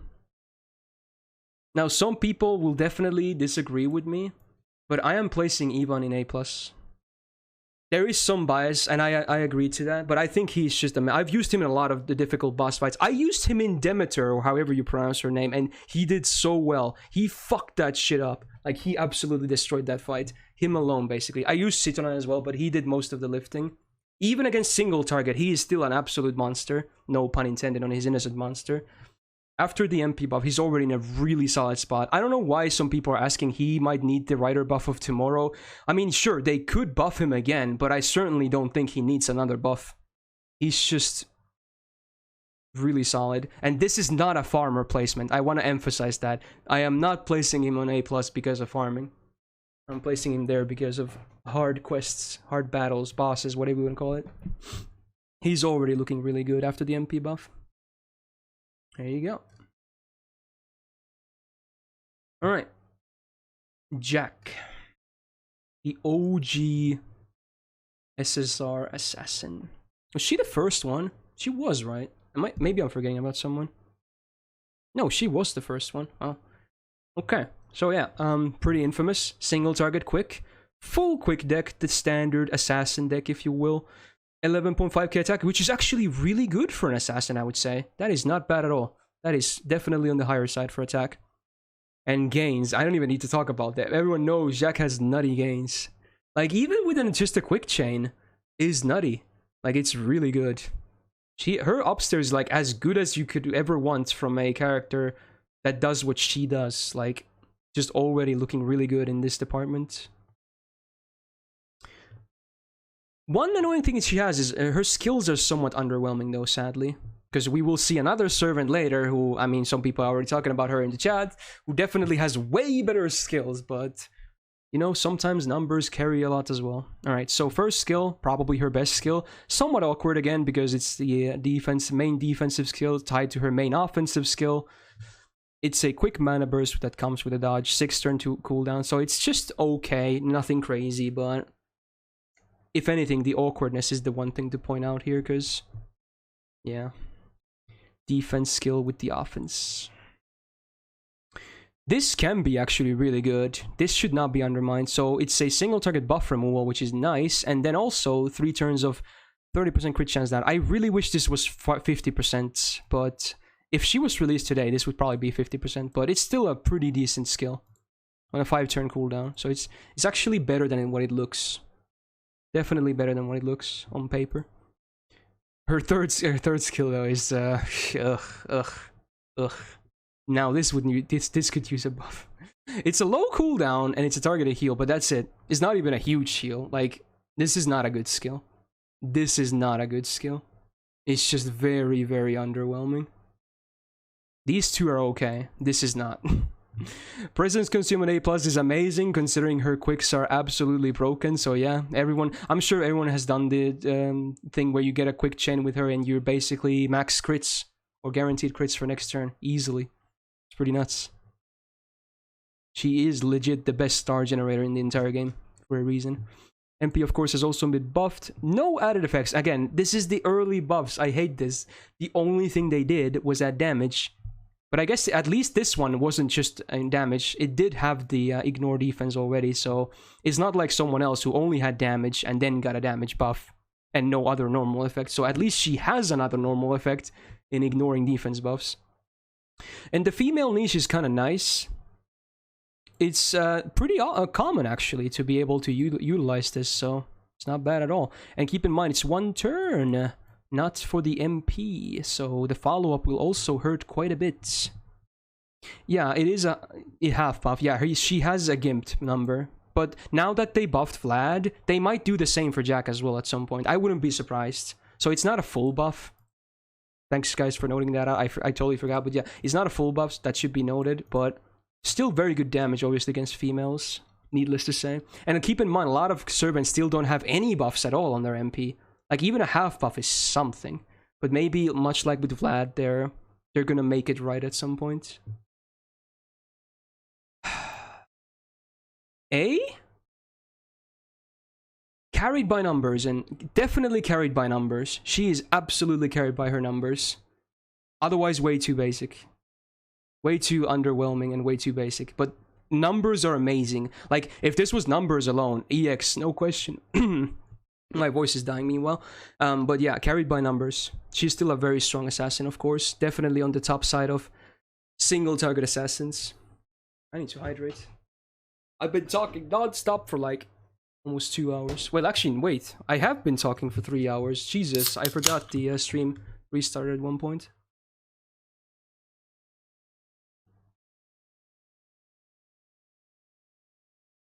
What is this? What am I listening to? This music. Interesting.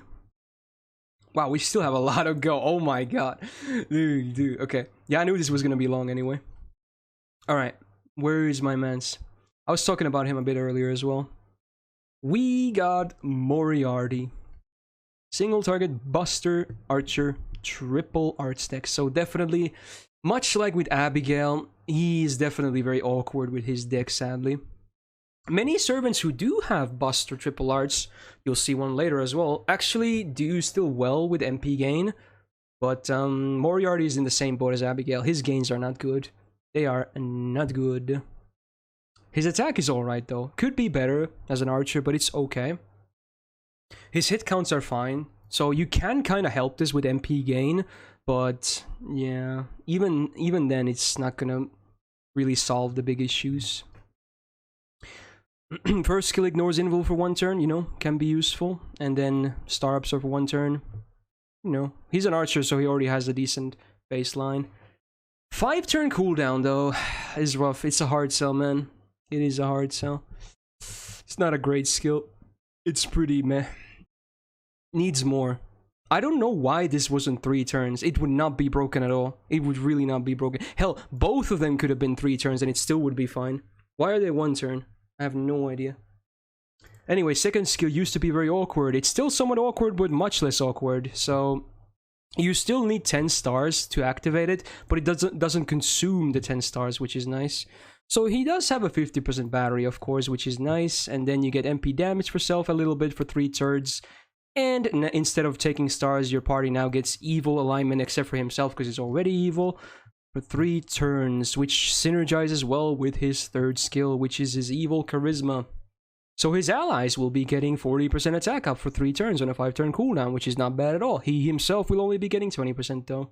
Again, I think 2 easy fixes for him would be allow himself to count for this. Like, we have Doman now. He gets double buffs. He gives party and self buffs, and he gets both in both skills. It's not an excuse anymore. Like this, okay, fixes, he himself should also get the other attack buff. And these should both be 3 turns. That's a start. And then also buff his MP. Then he could be really solid. This is not enough. I still think he's way too weak. It's a start. Now he's preferably a secondary DPS, if anything. He's not going to do an amazing job as your main DPS. He can do it, but I'm sure many others would do a much better job. Alright, Magic Resist D is okay for bosses. Independent Action A+, helps with the first skill, of course.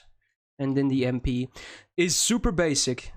Just no other normal effects damage. The one good thing is that the defense down, much like Enkidu, is before damage, thank god.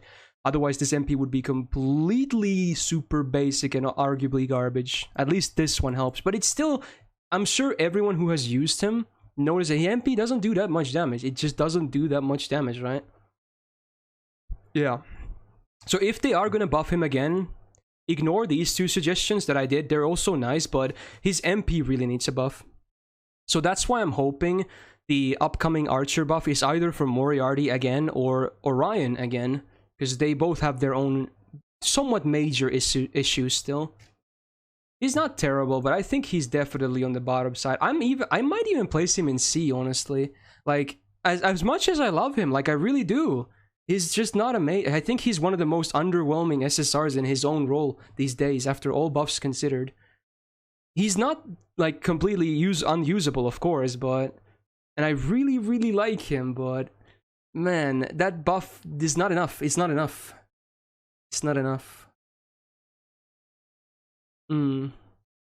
Yeah. It hurts me more than you know, actually. Because I really like him. Alright, Jeanne Alter. Now, this is gonna be interesting. This is gonna be interesting. I bet a lot of people are also gonna watch this video just for this part as well, because I know how popular she is.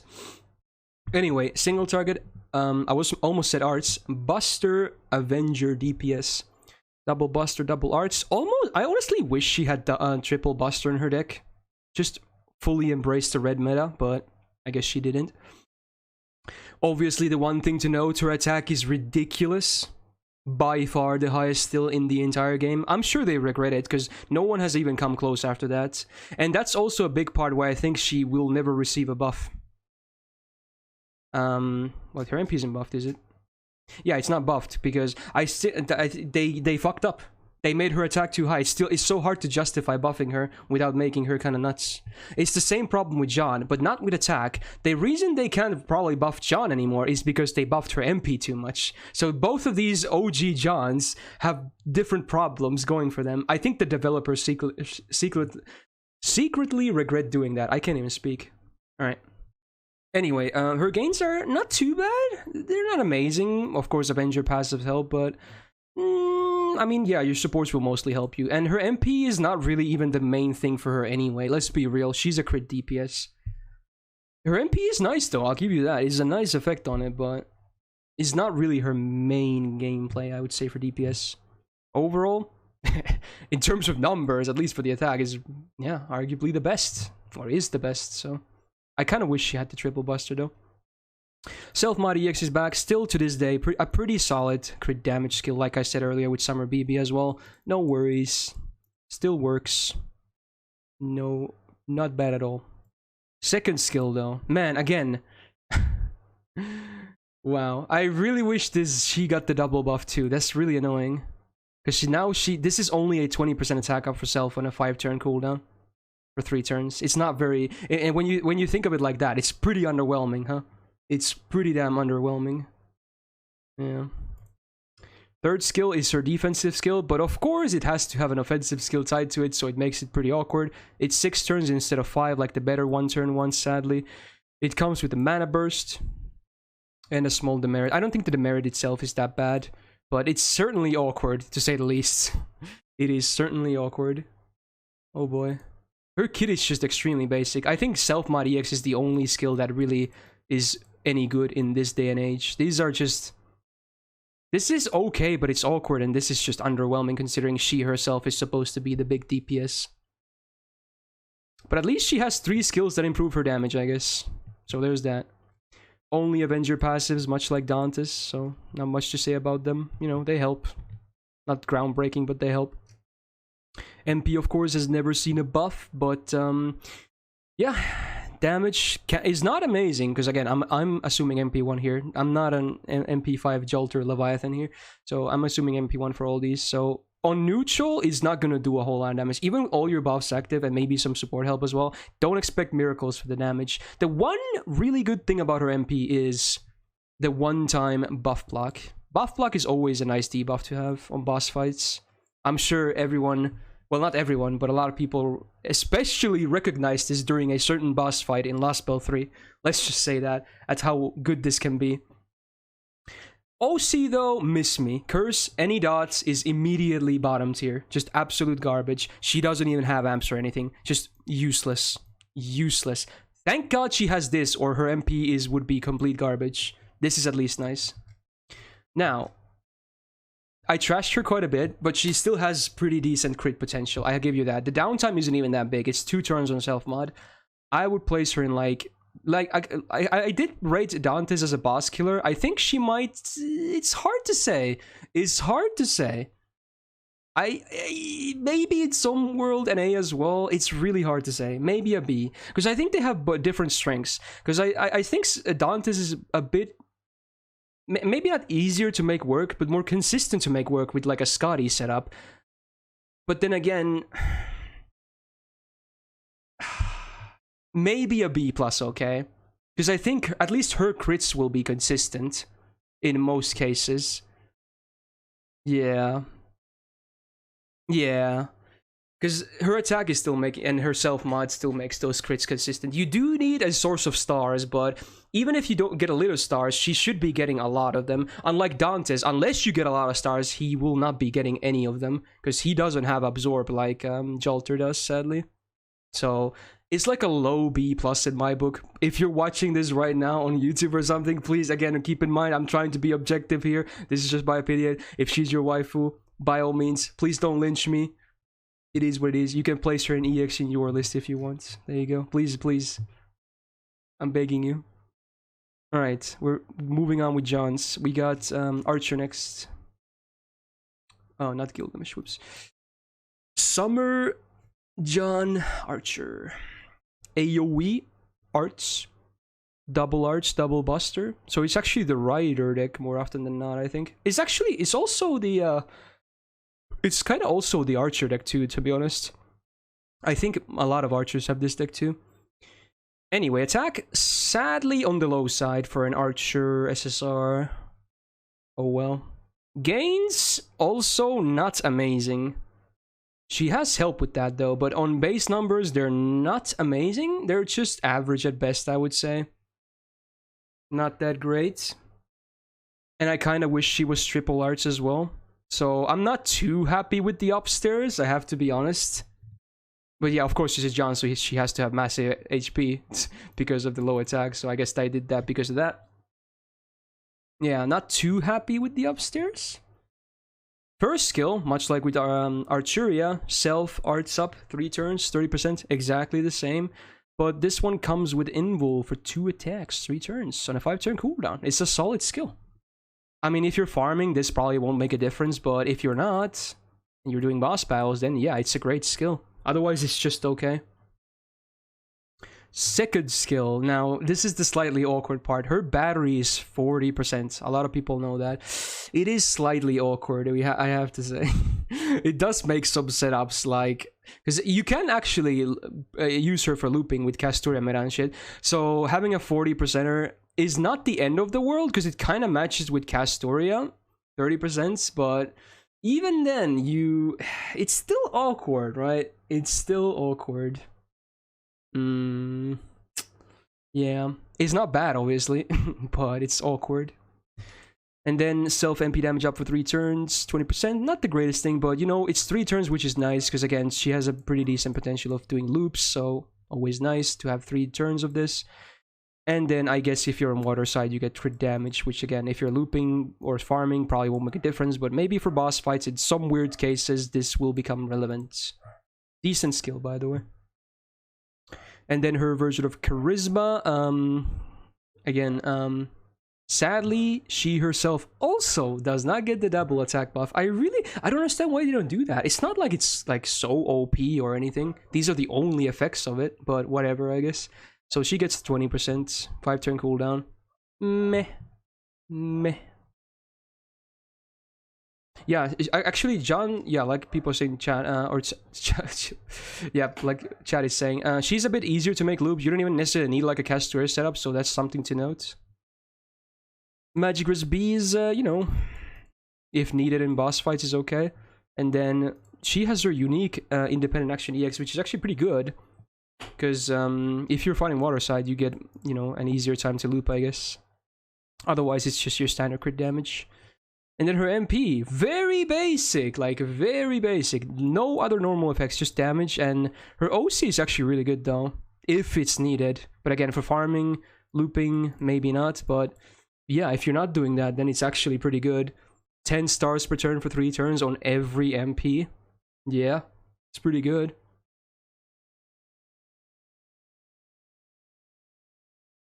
Pretty good. She's solid. I'm pretty sure I know where I'm gonna place her. I would like to place her in A, honestly. I like A for Summer, Jeanne Archer. She is still very workable and does her job, but not maybe the most damage either, because again, her MP hasn't been buffed or anything either. She's good. She's good. And this is considering Castoria meta, by the way. So in some crazy world, she could maybe be here, but I feel like I'm gonna place her in A. I just like A on her. It feels the right choice to me.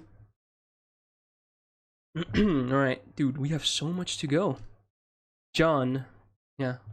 Obviously, we do the all because this is alphabetical. Yeah, support ruler arts. Triple arts deck. Is this the first support in this entire, like, full support? I don't think I've said support yet. Oh my god. Alphabetical, man. Crazy. Alright. Super low attack, but for her, it's completely irrelevant. In fact, getting more HP is actually better, so if anything, it's better that way. Her MP gain is average, I would say. Average-ish, maybe. Not great, but, you know, maybe with other supports, Prisma Cosmos, something like that, can make it better. So overall, I think the numbers, especially for the HP, is, you know, smart. Another reminder that I think that Ruler is the best class in the game. Now, unlike Amakusa, oh man, she still has all the shit for skills. Like, they love Amakusa, but Jeanne is like, nah, dude, we're not gonna do shit for her skills. So yeah, Revelation A is very underwhelming, to say the least. It's a 6-turn cooldown as well. It should be like 3 turns. This should be like a permanent effect, and even then it wouldn't be OP. It's just one whole skill taking a slot. Like, it's not good. It is not good. Second skill. This sometimes actually comes into play, because she's a stall servant first and foremost. So this can actually come into play if you need to tank an MP. But let's be real, you're probably going to invul through the MP anyway. So most of the time, useless. But it can be good. It can be good in some cases. But still, a 5-turn cooldown for single target, servant only, MP damage down for 1 turn. Should not be 5 turns. Let's be real. Let's be real. Granted, it only affects the MP, and, you know, but it should be ready all the time. Let's be real. That is way too... This is a shit skill. Alright. 3rd skill. Can be useful, actually. Much like Amakusa, it's only servants, but at least hers has a higher base chance. Amakusa goes up to 100%. She goes above and beyond, so if a servant has a bit of the target, well, it has to be a servant, has, like, innate resistance, this is just, you know, bonus insurance, if anything. Imagine needing 5 turns to guess a name, yeah. Magic Resist is obviously really nice, but that's her only passive. Her MP used to be really bad, like self-stun 2 turns, they must have been high. Now it's really OP.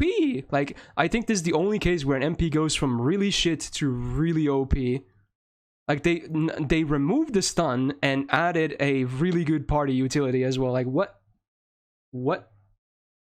Now, there will be a lot of people saying, like, oh, it's just like Artoria MP, but worse. It's still an amazing MP, let's be real. It's still an amazing MP. But yeah, I guess there is some kind of a comparison to be made. Yeah, it's after the buff, it's really good. Comes with a heal too. Just an EX tier MP, even in this day and age. I know, I know. Now, I'm not gonna place Jeanne lower because Artoria is a thing now, though. I will still place her pretty high. I have to place her at least A+. For the longest time, I probably would have placed her here. But I don't think I can place her in EX anymore. I don't think I can place her in EX anymore, though. Because her kit is starting to be more and more outdated. I want to place her in EX, though. But I don't think I can. I don't think I can. Yeah, I'm pretty sure I put her in EX last time. I'm pretty sure I did. That sounds about right. It's just that, because we gotta consider options, right? I did say at the start of this, I will be doing comparisons to Servant with similar roles, and let's be real, the last time Artoria was not a thing, so it's just a slight bump down. I still think Jeanne is an absolutely great Servant and still has a spot in the game and works with many, many comps, but I'm not sure I can place her at EX anymore. Yeah. Hokusai is in EX because of her recent buff and Artoria being a thing 1 guy. I think it's very fair. She's amazing with Challenge Quest, or in Challenge Quest with a Artoria setup. She might be a lower EX, but I'd put her there. Alright. Okay, here we go. I'm sure a lot of people have been waiting for this as well. In fact, if people are watching this video as later, this is probably a reason why some people would even watch this. They want to hear what I'm going to say about Kama. Yeah. The latest addition in terms of the SSRs to NA. Single target, quick assassin. Attack is, again, pretty relatively high, much like Jack for an assassin especially, so it's not groundbreaking for an SSR, but it's certainly high for an assassin, I feel like. Deck, double quick, double buster. I kind of wish she had triple quick, obviously, but whatever. It's not the end of the world, I suppose. Gains are pretty good. They're not Jack good, but they're good. They're definitely notable, I would say. So I think upstairs there's not a whole lot to complain about. Not a whole lot to complain about. Now, the one thing that she does differently than Jax is she actually has a bit more modern skill sets. So first skill, targeted. There is a demerit, a permanent HP down to whoever gets it, which probably won't make a huge difference in most fights, but I suppose it could. But I don't think it's a huge demerit or anything. And then the target gets a one-time OC up for one bound bonus. Okay, you go from like 100 to 200 or 200, 300, whatever. But it lasts 3 turns. It's nice. So there's a bit of flexibility. A lot of these are only for 1 turn, so you don't have to immediately MP, I suppose. And it comes with a heal. But the heal is for herself only. One thing that should be noted. It's definitely for herself only. 5-turn cooldown. It's still better than Jack's skill, I feel like. I feel like It's still better than Jack's third skill. But, you know, it's not an amazing skill or anything. Now, second skill. Here we go. Guts for self one time. Worth noting, there's not a whole many of these in the game. It's a guts that has no duration. It's really nice to have. That means you can immediately pop this with no drawback. Well, unless the enemy has like a buff removal, then maybe White Mana wait. But yeah, in most, you could just pop it immediately. And that makes it pretty easy to loop again. You can probably, in most boss fights, get at least 2 guts procs from this, which is pretty nice. It's pretty nice. And it's also a 30% self-attack up 3 turns, which is, you know, pretty standard, but it's okay. It's not bad at all. It's a pretty good skill overall, I would say. 6-turn cooldown ain't too shabby. Third skill. That's a lot of stuff. Okay, here we go. 50% battery. Yeah, already on top of decent gains. Yeah, why not? And here's the unique part, right? Anti-alter ego for 3 turns. This is a full class advantage, okay? Includes attack and defense. So you 2x on damage and 0.5 on taken. So that's a full class advantage. It's the only example of that in the entire game.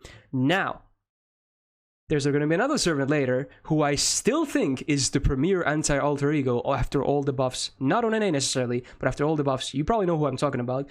Because I think Kama still has the issue of if this skill is not active, aka half the time, you're gonna be weak against alter ego, which is definitely really awkward. It is really awkward, but in some cases you can go fast enough for it to not matter, but it can matter because modern boss fights usually don't end up in like 3 turns, so then it's gonna be really awkward instead. You're still gonna do neutral damage, of course, but you would take 1.5x from an alter ego, so it's not as good as it looks because it's only up half the time at most.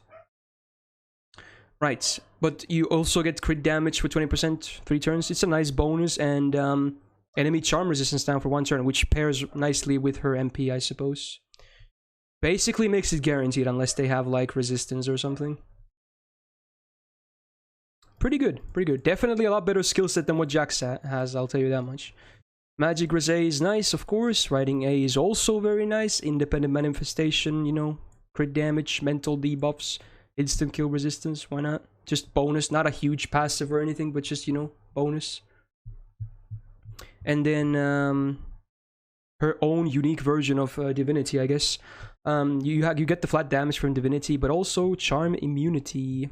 Not a whole lot of servants have a flat-out Charm Immunity. She's not the only one, but it's notable. It's definitely notable. MP, of course, hasn't been buffed. There is another normal effect of having an 80% chance to charm the target. But with the third skill, it becomes 120% on base, on max rank, which is notable. So it's not that bad that it's 80%. Obviously, if you loop, can be quite annoying because you might miss it. But yeah, pretty okay. And then the OC is really nice. 3 turns of quick up before damage, 20% base. That is a great OC. Now that is a great OC right there. That is good. Really nice. Oh man. Oh man. She's either tied for the best assassin or best. I'm not sure if I can place her in EX. I don't think I can do it. I don't think I can actually. I just think she needs 1 buff, maybe. 1 good buff, and she's looking at EX. She is solid, but I don't think she's EX solid. But she is either the best single target assassin or tied for the best single target assassin, pretty much. So yeah, if you're salty, she's not EX, whatever. That's how I would place Kama. She's still great, obviously. I would probably not pick her for my anti-alter ego servant, though. I want that to be clear, but in terms of other stuff, she's good. Alright. Karna. Damn, it was a long time ago we had Arjuna, like over 3 hours ago. Here we go. AoE Buster Lancer. Double Buster, double quick, so you're, again, standard Lancer deck. But unlike, let's say, Lancer Artoria, he has a much higher attack. He has a pretty decent attack, in fact. His gains,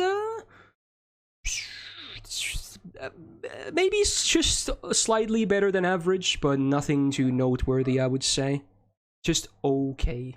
I think he's overall looking pretty solid. I don't think he even needs like a triple buster deck. I think this deck is just completely fine. It's not bad at all. So pretty good. Now, first skill, his unique skill. Basically a guaranteed debuff resistance down for one enemy for one turn, 50% and MP seal. So this is basically a guaranteed MP seal when you think about it. This will have a 150% chance to land on max rank. And this kind of guarantees that this lands, so it's very basic, let's be real, but an MP seal is still an okay debuff for a boss. For farm, it doesn't really do anything though. 6 turn cooldown I feel like is too much. This could easily be 5 turns in my opinion. Yeah. Second skill, another mana burst flame. This one, much like the one from Arjuna, is actually the 50% one. Bryn had 40, right? Or was it 30? 40, I think. Yeah. So it's still probably, in most cases, slightly better than regular Mana Burst. Still not a great skill. Still pretty basic. But, you know, at least his MP hits hard, I guess. And then, much like Arjuna, also the 25% awkward flat battery. Does not scale with levels, sadly. Increase self start generation 3 turns and crit damage 3 turns. So with this, he can actually be a decent crit servant, which is why I sometimes recommend crit Cs on him as well. But man, that is it's awkward. This is a decent skill though, overall I would say. Not amazing, but decent. These others are somewhat lackluster. He could really use a buff again, honestly, in my opinion. Magic Receipt is nice if fighting bosses. Riding Quick A is actually somewhat nice because he has 2 quicks. And Divinity A is just more damage.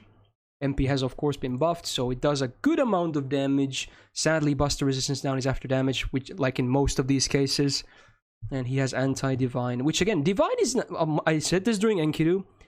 Fighting Divine is not even super rare, if anything. It's somewhat common for bosses to be Divine, so obviously for farm it's probably relevant, but I think I don't think I'm gonna place him as a farmer. Yeah, I'm definitely not gonna place him as a farmer. He's much better against like bosses than farming. Yeah, his kit is heavily leaning towards that side as well.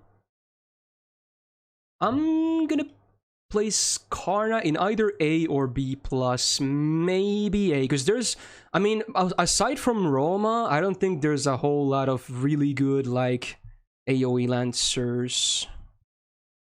Maybe, okay, you know what? Maybe in this day and age, we could see a B. Because again, his skills are just somewhat lackluster, sadly. Just somewhat he's good for damage, but he's just basic. Very basic, right? But just good damage, right? That's it. You pick Karna, you get damage. That's what you get. Don't expect a whole lot of other stuff, though. Yeah. Maybe I'll bump him A to later, but I'm sticking with B for now. Is this the first alter ego? Or am I going crazy? It is. Oh, we got Kiara. Okay. Now, people probably know what I think about alter ego. I think it's one of the worst classes in the game. I'm not going to go through that rant again, but I just want to say I think alter ego is one of the worst classes in the game. I think a lot of people are blinded by it because alter ego has a lot of really good servants inside it. But let me tell you this. These servants would be even better if they were under another class. I'm just saying. Alter ego is a pretty bad class. But you know what? I'm still going to do a fair review here. So we got Kiara first as the alter ego on the SSR list. AoE arts. Also a double arts, double buster deck. Obviously would like to see an arts, full arts deck, honestly. But I think this deck can also work. It's not bad for her. Attack, you know, pretty good. 11.6k. Not too bad at all for an SSR. MP charge and attack. Her gains, I've used her quite a bit, so they're average. They can be good, but most of the time they won't be really that good. But you know what, she has a battery, so that helps quite a bit anyway. So yeah, that definitely helps. Right, she has received a lot of buffs. They really like her. So first skill, single target debuff resistance down 100%, and then same target minus 30% arts resistance. I really wish this was AoE. I really wish this was AoE, but oh well, it's still something. It's a buff, I guess. And then a 50% battery. And they also reduced the cooldown by 1, which is nice. Now this skill is actually, for a 6-turn skill, this is a really good skill actually. But I really wish that was AoE, but maybe she's already kind of strong anyway, so yeah. But this was the first buff, I believe, so at that point she wasn't even super strong. Anyway, this is the second buff. So first of all, guaranteed AoE drain. Pretty nice. And then AoE buff removal, all buffs. Like Ivan. Really good. Really, really good. And AoE defense down. Not 20%, but 30%. So it's even better than most AoE defense downs for 3 turns on a skill.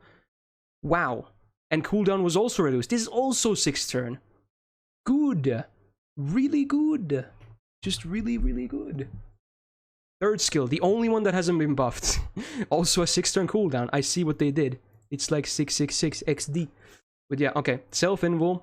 1 turn, and then you get the other effects 1 turn as well. Crit damage, MP generation, debuff resistance, and healing up with the demerit of 3k HP. This is still much better as a demerit for the player compared to some of these that like have a self-stun, which we'll see one later, of course. But yeah, especially because she gets a healing up, and her MP, especially after the buff, basically fully negates this, even on base. What are you guys talking about? What is this song? You know what? Okay, I'll skip this. You guys are... you guys want song requests, and then you only request songs that you want skipped. Jesus. Whatever. It's a good skill. Because the demerit is basically non-existent. 6-turn cooldown is kind of annoying for only 1-turn effects, but it's a nice boost to basically everything she does. So overall, her kit is like really good. Crit damage, more crit damage, mental debuff, skill, instant kill. This is like almost negligible because it's so low numbers, but it's a bonus. Then her unique, she has 2 unique passives. Defense against humanoids by 16% permanent. Big! Like, honestly, there's so many humanoid enemies in this game, it's not even funny. In fact, I'm pretty sure every servant, with the exception of like Summer, BB, are considered humanoids, I think. So that's already a thing. Like, that's just a lot of free defense for no reason at all, like, Jesus. And then her other unique passive is that she gets half class advantage on attack against rulers. There you go. Lore. Let's go. It's not full attack advantage on 2.0, but it's better than 0.5, I'll tell you that much. Now, her MP used to be a wet noodle, but of course, they love Kiara, so they had to buff it, and they also buffed the OC, so... her MP is like, you're not gonna dodge it. Ignore invul, ignore defense buffs. You're not gonna stop it. The only way you stop this is Artoria MP, and that's it. Otherwise, you're gonna get the full front. And the healing is 5k on base. They more than doubled it. So, with this skill active, you're gonna get 7,500 healing on base OC. Yeah, demerit. No. No. There is no demerit. Like, wow. Jesus. Dude, I'm so tempted to put Kiara in EX despite I think Alter Ego being a trash class. Like, she just makes the class look good. Like, she just makes the class look good. Because she's so good herself. It's a hard one, actually. And, of course, the existence of Artoria makes her even better. I think I might place her in EX. Like... man, I don't think Alter Ego is a good class, but she's just so good. So good. Yeah, because I'm considering Artoria here. I'm pretty sure I'm going to place her at EX. Yeah. Just super good in so many boss battles. And even farm. Even farm. Just really good on both. Like, super good. Now, I did say earlier that Kama was arguably the best or tied... for the best assassin, so you know where we're going with this. Yeah. Here's the other one. The other candidate. King Hassan, of course. Full-on Buster with single target Buster MP with a full Gorilla deck. Attack is actually super high for an assassin. Maybe the highest? Maybe I'm forgetting someone, but 11.8k is pretty high for an assassin, let's just say that. His gains are not good, but honestly, for a Buster or Gorilla deck, they're as good as they come, basically. But overall, because he only has 2 cards that do any kind of gain, you know, it's still not good. But honestly, I don't think it's big of a problem. His MP is easily his weakest part anyway, So I don't think it's a too big of a problem. So I think this just matches. Now, dude, I'm already seeing so many people molding that he's nowhere near Kama. You guys are high as fuck. Alright, I might have agreed, but then this happened. I'm sure some of you Kama fanboys don't even know about this buff. This is nuts! What the fuck? Look at it! Look at it! You went from a one-time 5-turn guts to this? You have a 5-turn 30% buster up in most cases, and if your guts gets procced, it goes to 50%, and you get a battery. How is that not insane? On a 2-turn downtime. How is that not insane? On a full gorilla deck. How is that not insane? You tell me that's not insane, and you'll be dragged to the mental asylum. That is an insane buff. That is an insane buff. This is an insane skill now. His second skill is also really good. It doesn't even need a buff. So 100% bust a debuff resistance for 3 turns and a 5-turn cooldown is already pretty, you know, solid. A heal if you get hit. Defense up for 1 turn in case you need to tank something. And attack up. All in one skill. Yeah, why not? Why not? That's just a great skill. Just a great value skill. Third skill. His weakest skill, definitely. So AoE, instant kill resistance down for 3 turns. But it is still a mana burst. It's just a bonus for a mana burst. But it's basically a mana burst. With just a higher cooldown. So arguably worse. But yeah. Other than that, he's busted. No pun intended. He's just completely busted. Magic Riz B is nice. This helps. Because his target duration is not amazing due to being full gorilla mode. But, you know, with his quick card, he can do something. This is okay, I guess, even though he's not really crit oriented. And instant kill immunity, I guess, if that's ever needed. Sometimes, but very rarely. And he's not immune to charms, but he's basically immune. He has 100% charm resistance. It's not the same as immunity, but in most cases, it's, you know, he's not gonna get charmed. And this is just a meme. This is not really anything. Yeah, it's a good meme, though. It's a good meme. Now, his big problem is his MP. This is arguably one of the worst MPs in the entire game. The only reason it's any good is because his skills and his numbers are so good. No normal effects and only instant kill on OC. I hate it that it's so weak. It's so epic, it's so cool, it's so powerful, but effect-wise, numbers, it is bottom tier. This is E tier MP right here. This is an E tier single target buster MP. Yeah. If it was AoE, the instant kill would have more value for farming, but for bosses, this will never make a difference. Never. This will never make a difference. It's just damage, and that's it. So, yeah. But he's still amazing, and man, before this happened, I was probably gonna agree that Kama is better than him, but I think they're tied. This is a huge buff. It plays perfectly into his main playstyle. I think they're tied. If Kama ever gets buffed, we can talk again, but I think they're tied. Yeah, Kama has better MP, but King Hassan has a better kit. It evens out. Also, he has better numbers. Not for gains, but for damage. I am gonna place them in the same tier. Some people might disagree, and that's fine. But I will place them in the same tier. Not just because Kama has a better MP doesn't mean she's automatically better. If this is considering the guts buff. Before the guts buff, I would have placed him here, or maybe even here, but now he's here. It's a huge buff. A 5-turn buster buff is huge for a guy like him. Imagine that on Okita Alter. Like, what? Alright. Second alter ego, we got King Proteum. Yeah, here we go. I believe she actually has the second highest attack in the game, right? I didn't even know that before too long ago. So yeah, it's a super high attack. 12.8k. AoE buster, double buster deck, or double buster, double arch deck. Okay. Would I prefer a full buster deck? Maybe, but you know what? It's fine as is. Because, yeah. She does have a buster buff though, but it's okay even as is. Her gains are not that amazing though, sadly. They're pretty meh at best, I would say. Yeah.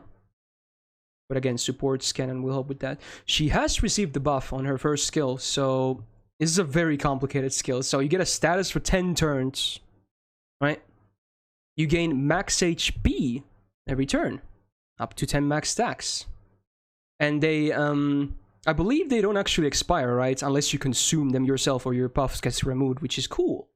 Now, with the buff, they also added MP damage resistance permanently, which is really cool, actually. Really cool. You can actually make her super tanky. This is a really cool and at the same time a great buff as well. Now, well, at the start she might not be like the most sturdy thing ever. But you let her roll for a while, she's gonna be tanking MPs. She's actually gonna be tanking MPs, which is really cool. And I don't think she's really a farm servant either, so this is gonna be pretty huge, no pun intended, for boss battles. Now her second skill, another unique one. So there is the nice effect of reducing your own cooldowns by 1. And then you charge based on how many stacks of this skill you have. It goes from like 1 to 10, or 0 to 10, I guess. It does remove them, sadly, including the MP resistance. So maybe you don't want to use this skill unless you have to, but it's in like even on 5 stacks already, you're gonna get a full MP bar, which is cool on max rank. So that's something to think about. Not bad. But in a lot of cases, I feel like, especially after this buff, you might not want to use this. You might not want to use this. So it's slightly awkward in that sense. But it's good flexibility to have, I guess. But in some cases, you will have a dead skill, which is also not a good thing. And then the third skill is obviously her version of Monster Strength, which is EX. So it's definitely better than your average attack buff, because it's 40% for 3 turns and a 5-turn cooldown. So despite that being the only effect, it's still pretty okay, because it's pretty much the best there is for this kind of stuff. And there you go. Overall, a pretty interesting skill set. Madness Enhancement A+ is great. Just a lot of buster. Crit damage doesn't hurt. Arts buff, well, you know, it helps, but... you know, yeah, it's not bad. It's better than not having it. Really good version of Goddess Essence, so again, good chunk of debuff resistance on top of the flat damage, so already her passives are actually pretty nice. And then her MP, so if she has even, like, just this buff active, not any amount of stacks, she gets a buster up for 1 turn before damage, which is cool. And then also she gets a buster buff regardless for 1 turn. So you can get 40% buster up if you have this buff active. So yeah, even though the MP hasn't been buffed, and it's 300% of course on base, you still have great damage potential for a head pad, let's just say that. It's 1 stack. Yeah, basically, but you're probably not gonna MP turn 1. Oh man, she's an interesting one. I don't think she compares to Kiara, even though they're both AoE alter egos, but she's pretty good. And she can't really farm super well either, unlike Kiara, who can also farm pretty well. I'm probably gonna put her in A though, because I think her boss potential is still pretty good. I wish she was in a different class though. I just don't think alter ego is that good. It's either an A, B plus or A. Maybe A because of the buff, because the buff is actually pretty good. That means she can tank quite a bit of MPs potentially, and that's not something most servants can do. That makes it so much more lenient on your support choices as well, because you don't need like a Merlin illusion or something to save your ass. Potentially. Very susceptible to buff removal though. That is true. Yes, that is true. But even then, it's not the end of the world, I would say. And you don't see buff removal super often. But it is true. It should be something to note. Maybe a B+. Maybe a high B+. Yeah, let's say a high B+, maybe. Yeah. Yeah. Okay. Yeah boy, it's Mr. Golden, Kintoki, the second SSR Berserker in this game. Single target Buster Nuker.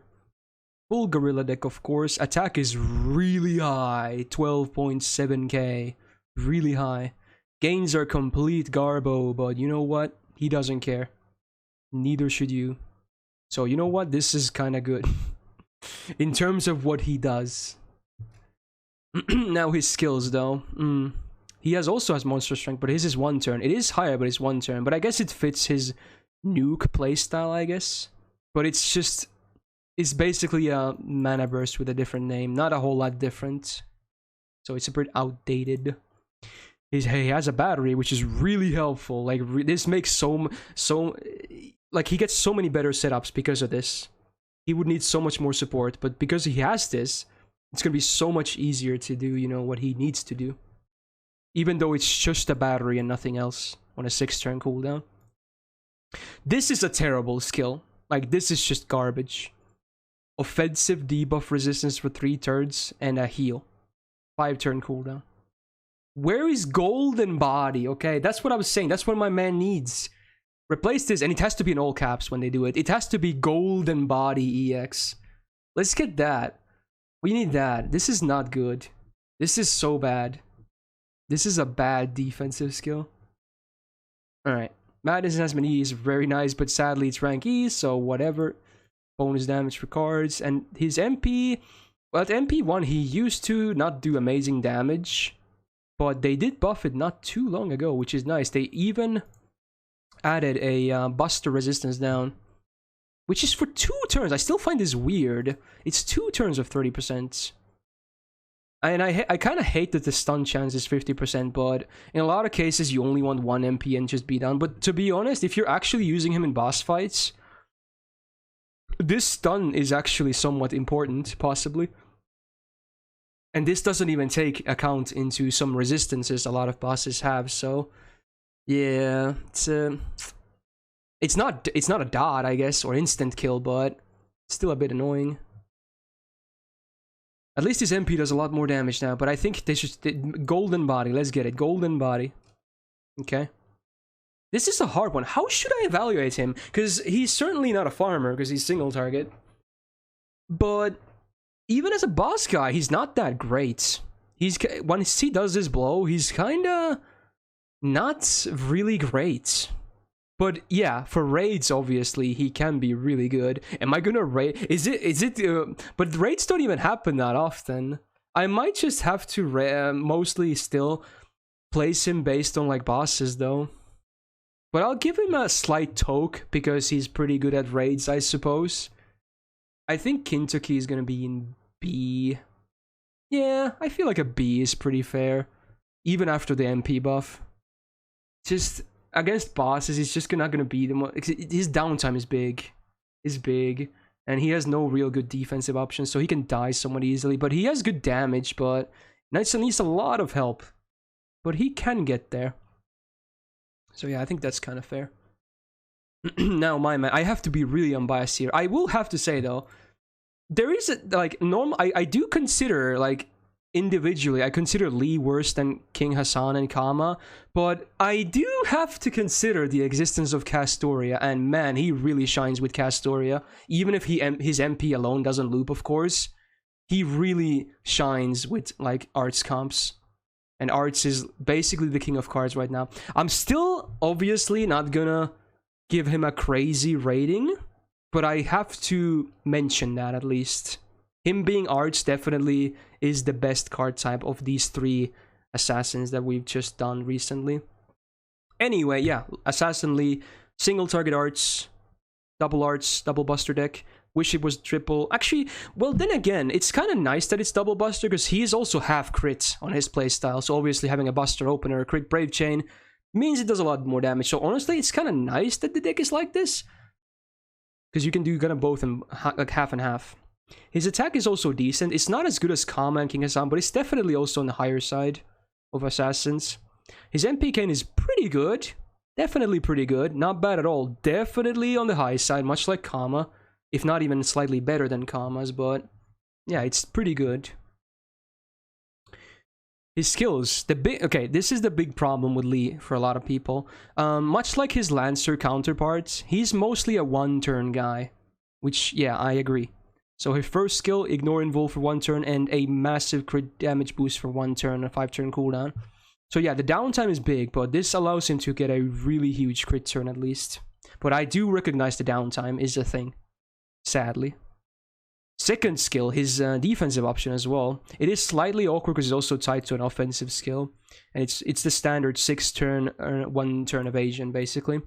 But this kind of means that with these two skills, even if you go from 0, there's a good chance you can get a pretty decent crit brave chain going for a turn. So it's like a self-setup in that sense, which is fairly consistent. But again, the downtime is there. The setup itself will be very consistent, but there's just not a whole lot of uptime for it. And then his third skill is pretty interesting. So he gets a 1-turn attack buff, and then another attack buff for 3 turns. So it's first 50% and then 20% for the 2 remaining turns afterwards. And you get debuff immune for 1 turn. It's a 6-turn cooldown again, so it's not an amazing skill. So yeah, as you could see, quite a bit of downtime. Mostly 1-turn effects, sadly. But because his gains are pretty okay and he's arts based, he can actually still keep a decent train of MPs rolling at least. So it's even if his skills don't have the biggest uptime, his MP is somewhat spammable regardless, which is nice. Especially because he was buffed. And his passive, he only has 1 of them, but it's pretty nice, you know, arts up and star generation, so pretty good. So yeah, his MP used to be somewhat weak. He did even have defense down before damage, which is nice, but they made it quite a bit stronger. Sadly, the defense down was untouched, unlike Enkidu, for instance, but they did increase the instant kill. But at least it hits quite a bit harder now with the damage upgrade. And like I said, it's somewhat spammable, especially with like a Castoria setup. I've used him so much. I have to be... I can't place him in the same tier though, but this is considering a Castoria setup. Some people might say he's still high. I think he's worth an A. I think he's absolutely worth an A. Some people will definitely disagree, but this is considering the existence of Castoria. Yeah. Arts is so strong in this day and age. It's so strong. You're high? That's fair. That's fair. Not the same as Jack? I think he's the same because he's arts. I truly believe that's the case. I've had so much success with him. He's way worse than Jack. I disagree. I disagree. But you know what? That's the beauty of tier lists. There you go. I know most people were... before I even placed him, I knew most people were going to disagree with that. This is after his MP buff and after the existence of Castoria. Otherwise, I might agree here, maybe. Or maybe even here if no buffs in Castoria, but... This is Castoria and post-MP buff. Because his MP, even if it's just mostly a damage buff, just because it's so spammable means a lot. It really does. Dude, I need to show you guys some actual gameplay. Alright. I'm sticking with that. Alright. We get Maeve next.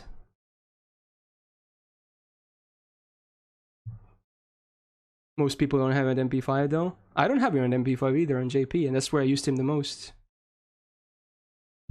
Alright. Maeve, single target Buster Rider. Double Buster, double arts. Attack is definitely on the low side, sadly. Especially for a Rider, it's like really low. Probably the lowest of the SSRs if I had to guess for Riders. Yeah, it's just barely over 10k. Yeah, if anything, she could use the buff tomorrow as well. Forgot about her. Her gains are... compared to the AoE riders, mostly, I don't think she really compares that well. It's not terrible, but don't expect, like, you know, any godly gains.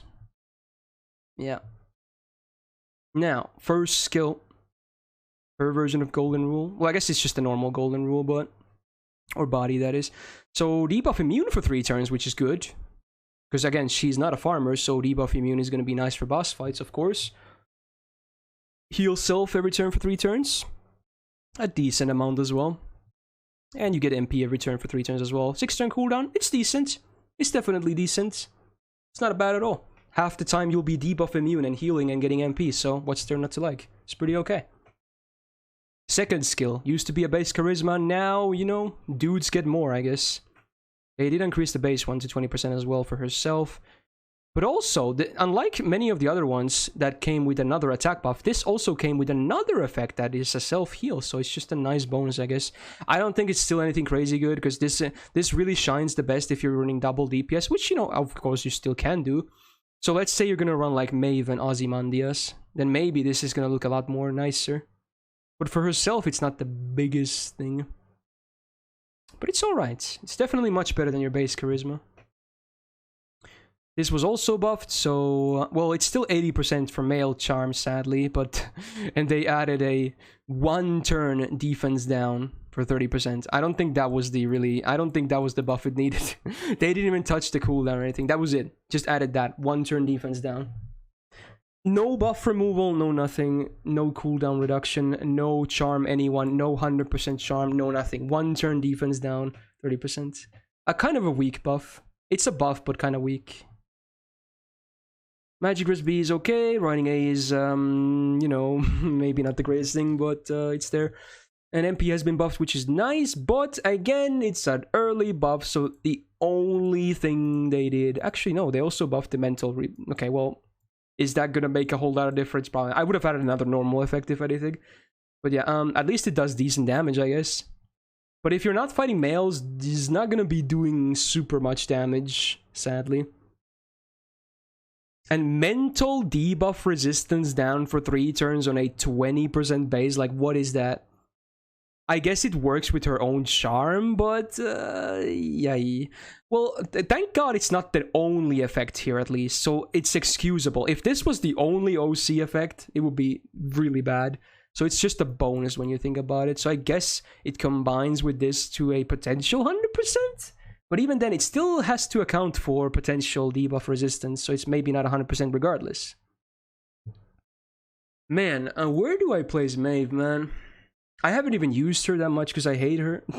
not her gameplay, her character. I hate her character because, you know, reasons.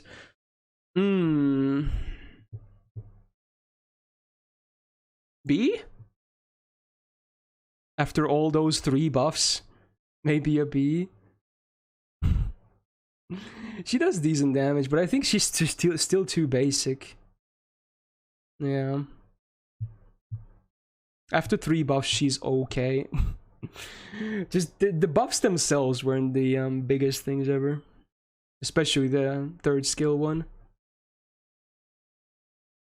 I don't think I can place her in, like... I think Maid Alter is better. Because and this is not a vacuum review, so I'm considering like Skadi and whatnot. She's not even a crit servant, so even Merlin doesn't give her the most value, let's be real. So, yeah. I think I'm not gonna place her as high as Maid Alter. Alright.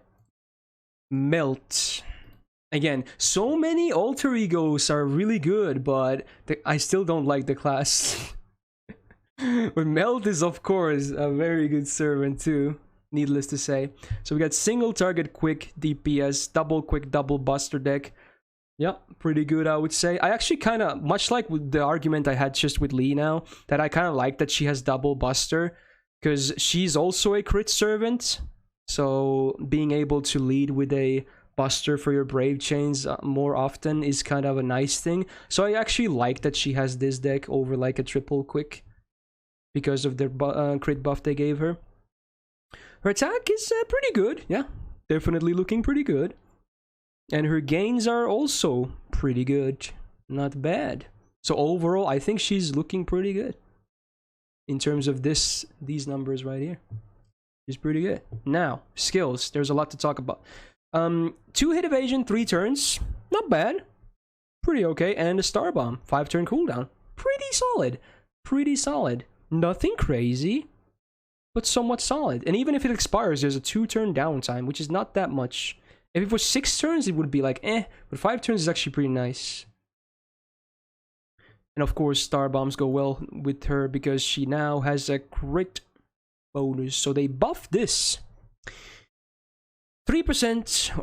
I did it again. 3 turns of 30% attack up. Yeah, a 3% attack up would be just funny. Yeah, but now, before you attack with normal cards, this applies before damage, you get 50% crit damage for 3 turns. That's ridiculous. That's ridiculous. That's ridiculous. What do you mean?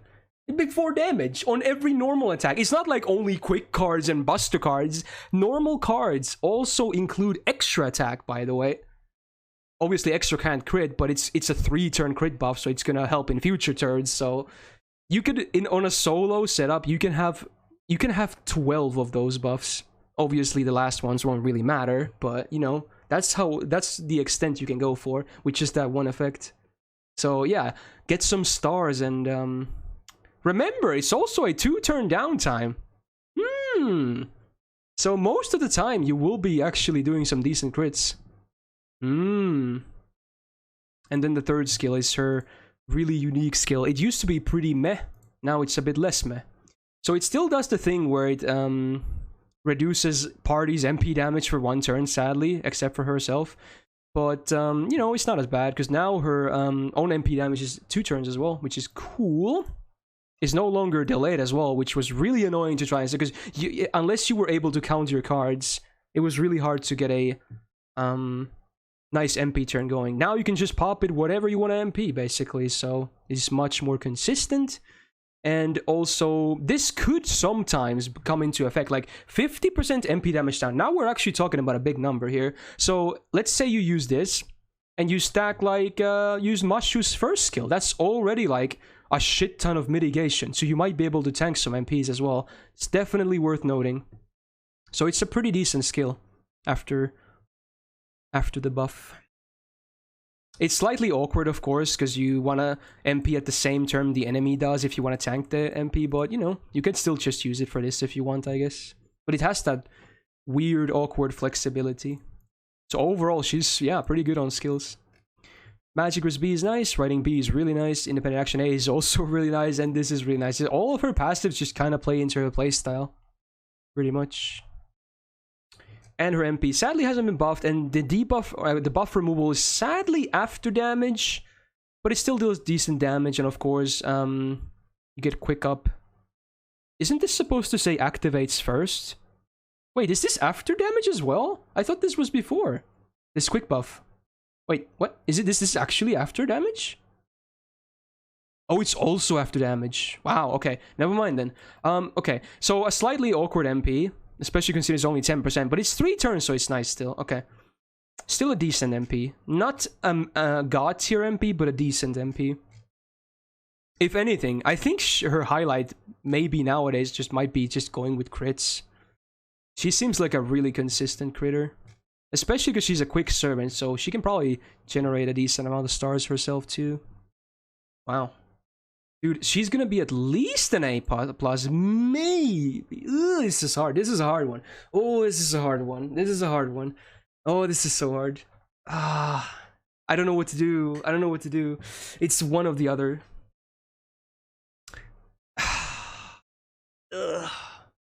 This is a tough one for me to place. I feel like she could have EX potential though, because of the buff to her second skill being so big. Oh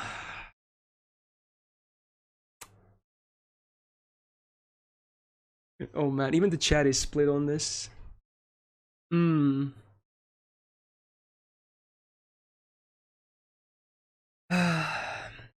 I have to also, one other point I have to make. Because there's so little single target casters that are even anything good, you probably most of the time could use Melt against assassins over those casters. So that probably should give her some points as well, when you think about it. Even though it's obviously not real full class advantage, of course.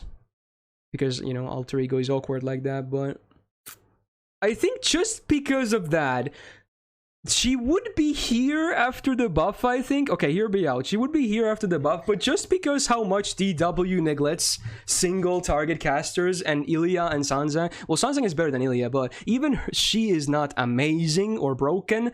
That's the reason why I'm bumping her here, okay? There you go. Just, she might be like a low EX, but she's there. Okay, there you go. That's the final nail in the coffin right there.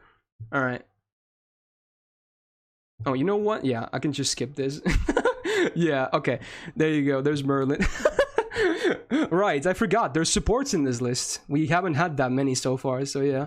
I mean, I don't care if, you know, Castor is the king of meta. You know, Merlin is EX. You be fucking high to place him anything else that EX. He's still really good. You would be high. Tell you what. Let's do a thing. Okay, let's do a thing. You know what? No, let's place it like this. Okay, there you go. There you go. That's the only JP server I'm doing. No, okay, now you. There you go. All right, Mordred. Here we go. Mordred. Where is she? There she is with her helmet. All right, AOE Buster Saber. Double Buster, double Arch like most other Sabers as well, I suppose. Her father included. 11.7k attack is pretty nice. Pretty nice on the higher side, I would believe, yeah. Her gains are... I think they're better than Artoria's and some of the other AoEs we've had so far. I don't think they're marginally better, like anything crazy, but I think they're just slightly better. They're okay. Mana Burst, yeah, good old Mana Burst. I guess, you know, MP goes burr and that's it.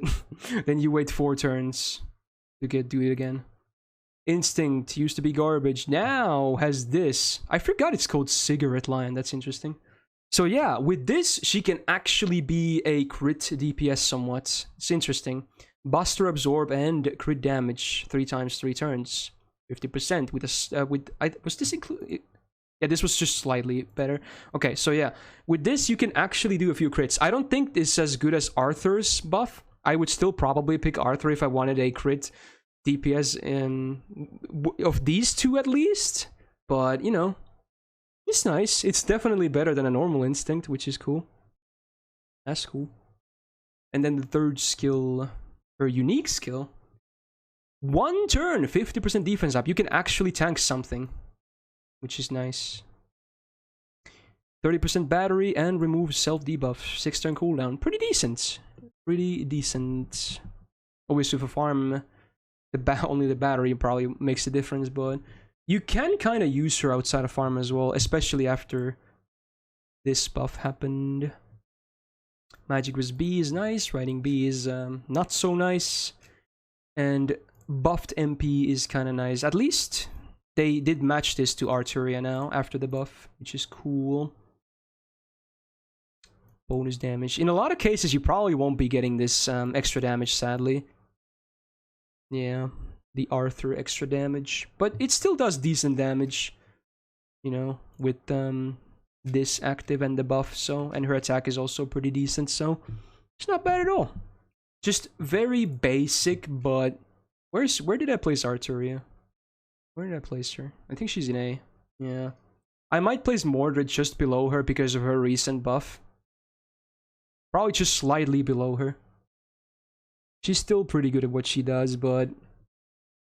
Also sharing a tier with... I think it actually makes sense that she shares the tier with Arthur, because, hear me out. Mordred has a better MP, but Arthur has better skills. I think otherwise they're very similar. And especially in numbers and deck and everything. That's the difference maker, I think. And I would probably place them in same tier because of that as well. Mordred just has the better MP and Arthur just has the better skills. Yeah. I think Artoria is just slightly above both, though. She's better than Artoria? No way. No way. No way. She's close. But not better. Alright. Murasaki. Another one of those... There's only a handful of servants in this list that I don't have the most experience out of, sadly. But, yeah. Murasaki is also one of them. Somewhat recent to NA. Haven't really had a chance to use her much yet. I used her yesterday when I soloed with Miku's one, but that's about it, mostly. So we got AoE arts again, caster, but unlike the other ones so far, she is double arts, double quick instead of triple arts, so that's notable. Attack is actually definitely on the higher side when it comes to casters, which is cool. Quite a bit, actually, above some of the others.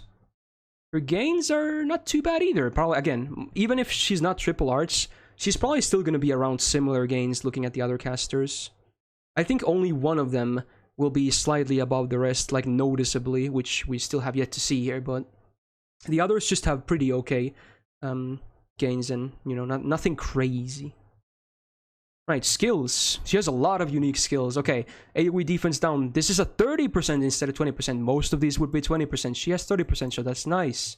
And party gets anti-demonic damage for 30% for 3 turns. You know, demonic isn't the rarest thing in the world. She definitely has a lot of demonic stuff, so yeah. But even this is okay. 6-turn cooldown is kind of hard, but you know, it's not bad. It is not bad. Decent skill. Second skill. Very unique as well. Chance-based MP seal for one enemy, 80%. That is annoying. I have to say, that is annoying. Ooh. But it does come with her battery as well. She does not have a 50% battery. Some of these casters have 30%, and she's one of them.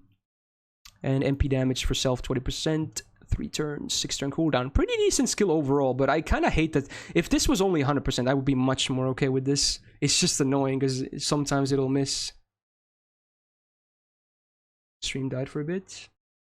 Oh, you're talking about the uptime. I thought you meant now. Okay. Alright. Her third skill, also unique. Party damage taken reduced. So it's a damage cut of 1,000. It's only for 3 attacks, sadly, not 3 turns. Well, up to 3 turns, but it fades after 3 attacks, of course. But it's still 1,000 is a very considerable damage cut, actually. Obviously won't help you much against MPs, but against, you know, normal attacks, it will do a pretty significant job. Party debuff immune 1 time 3 turns. Pretty nice, actually, because it's AoE and it, you know, you can have it. You don't immediately have to get debuffed because this lasts for 3 turns.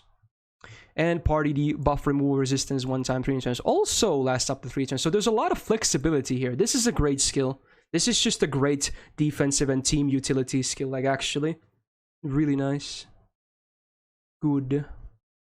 I wish her kit had a little bit more offense, maybe, but, you know, it's pretty solid. Definitely not an old kit. Now, this is nice. Not as nice as some of the other ones, because she's still double arts on normal deck, but it's nice. This is cool. I guess this would help with this a bit. It's add 6% here. Okay. AoE damage! And a buff block for 1 turn. Sadly, it's only 1 turn. And not like 1 time 3 turns like here. But oh well. Buff block is still a nice thing to have. And extra damage against demonic. Which again, not the rarest niche there is. But, you know, not super common either, I suppose. I kind of would like to see an MP buff maybe. But, you know. She's still pretty good with Castoria, right? Yeah. In fact, isn't she like the best Castoria caster? Right? I think that might be the case. I think that might be the case, yeah.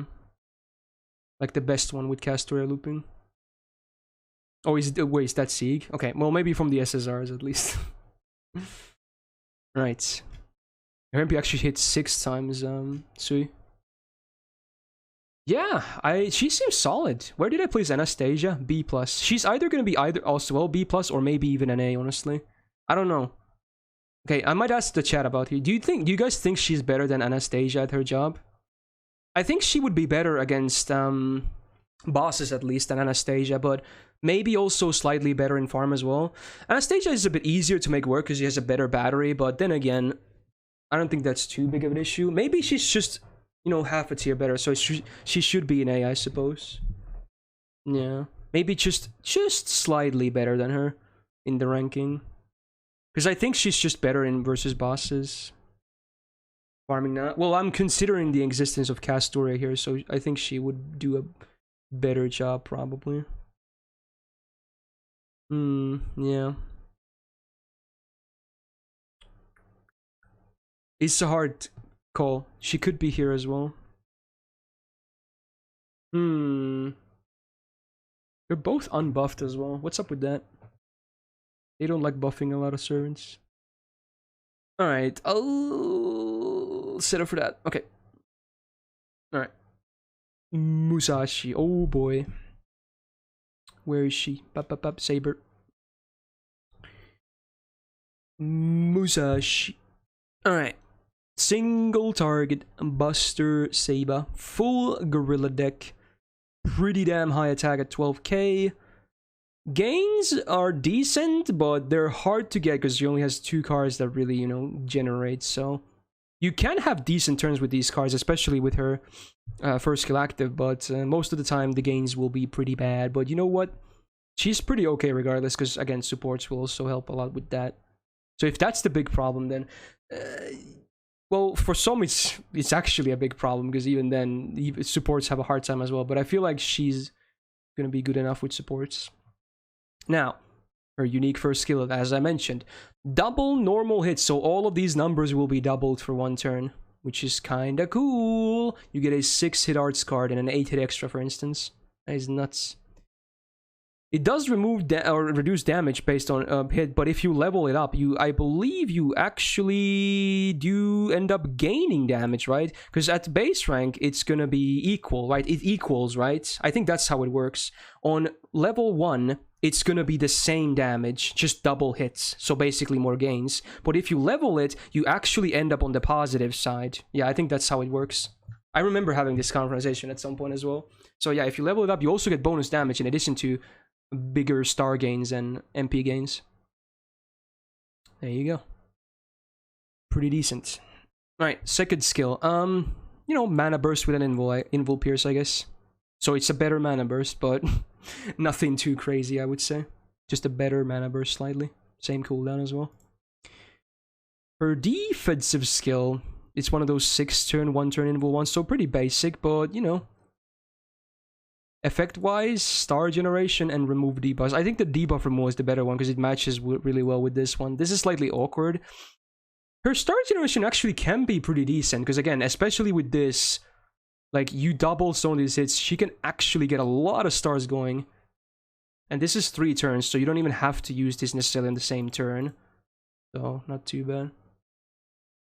She has a pretty interesting synergy in her kit. It's not the most advanced kit there is, but it's, somewhat synergizing.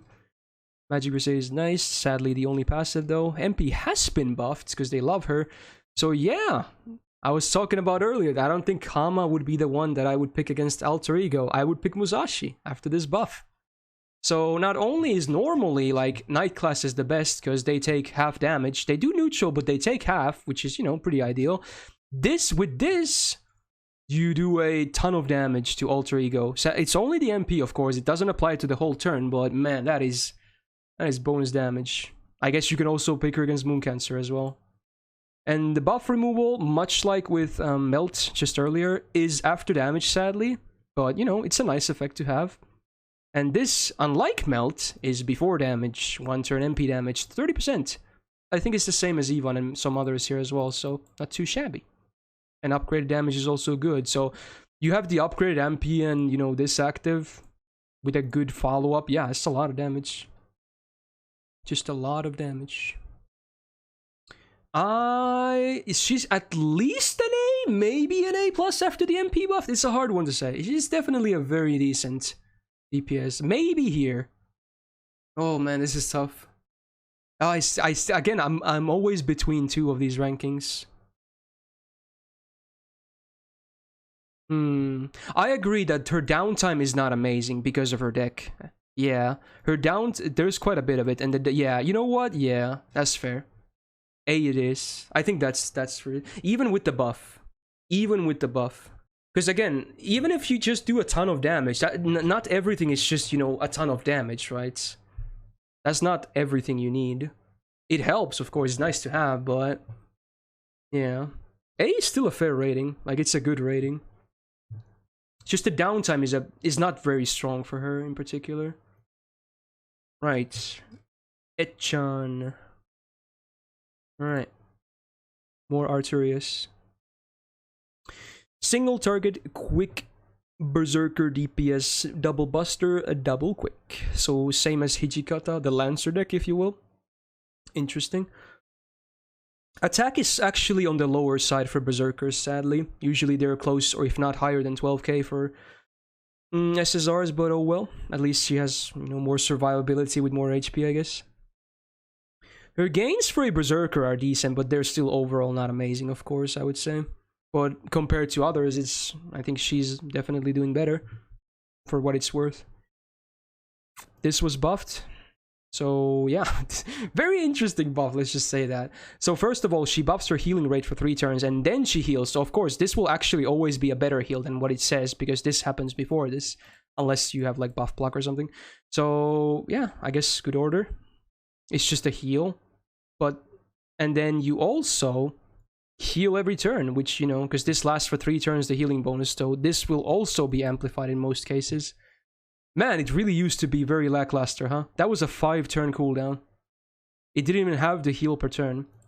And then you get bonus crit damage for one of these, one time for each of the cards. You can crit once on Quick, you can crit once on Arts, and you can crit once on Buster. Or if you don't crit, they expire in 3 turns, so, you know, I guess it's something. A really weird skill, let's just say that. Really weird. Second skill used to be an instinct, now actually a pretty nice skill. 30% quick up, 3 turns on self. Nice. And slightly more stars. 5-turn cooldown, ain't too bad. Ain't too bad. Is pretty okay. Third skill, very unique. One ally gets reduced, absorbed for 1 turn. But it's one ally, which is usually the problem. The other ally, chances are they also have a card or 2 in the turn as well, so they might still snatch her stars. So it's still... I wish this was allies besides herself, honestly. I guess the target makes it so that if you have a second DPS, you can, you know, have more control over it if you want them to go to them instead. But I think this should be on allies other than Echan, like with Chacha as well, right? And a party attack 3 turns. So it's basically just a slightly different charisma, arguably better. No, not great, but, you know, it's something. Overall, I still think, even after the buffs, her kit is not crazy, but it's definitely... this is the biggest improvement, but... yeah, it's... not crazy, at least. Madness Enhancement C is obviously not as good on her as for other Zergs, because her MP is not even Buster, and she only has 2 here, so... it helps, but it's not great.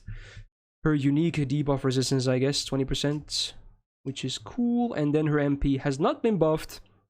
No other normal effects.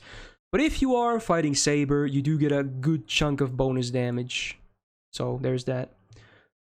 But that's the reason why she can actually do a better job than some archers, I suppose. Because unlike just normal X, I would never pick her against Sabers, right? I would never pick her against Sabers over like an archer. But Echan, you can actually pick against Sabers if you want. That's a fair argument to be made.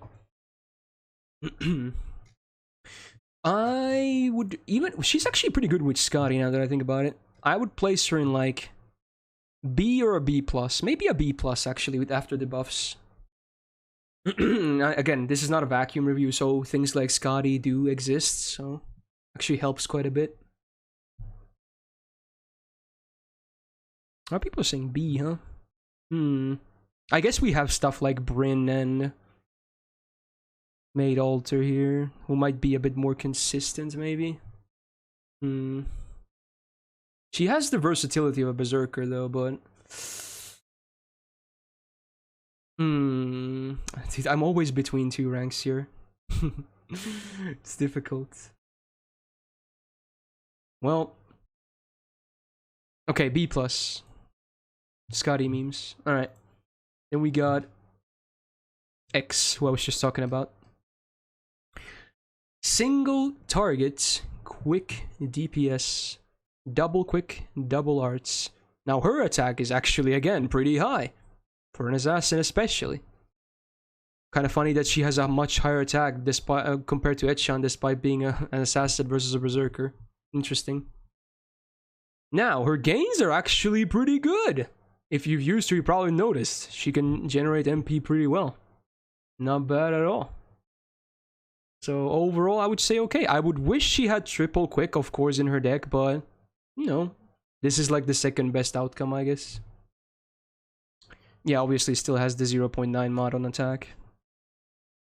Yeah, I mentioned it earlier, Amakusa and X are the only ones who have received buffs to all of their skills. So here we go, a lot of buffs. First of all, now this comes with a defense down, AoE. Now, unlike the better ones, this is 20% instead of 30, but, you know, it's an added effect, I guess.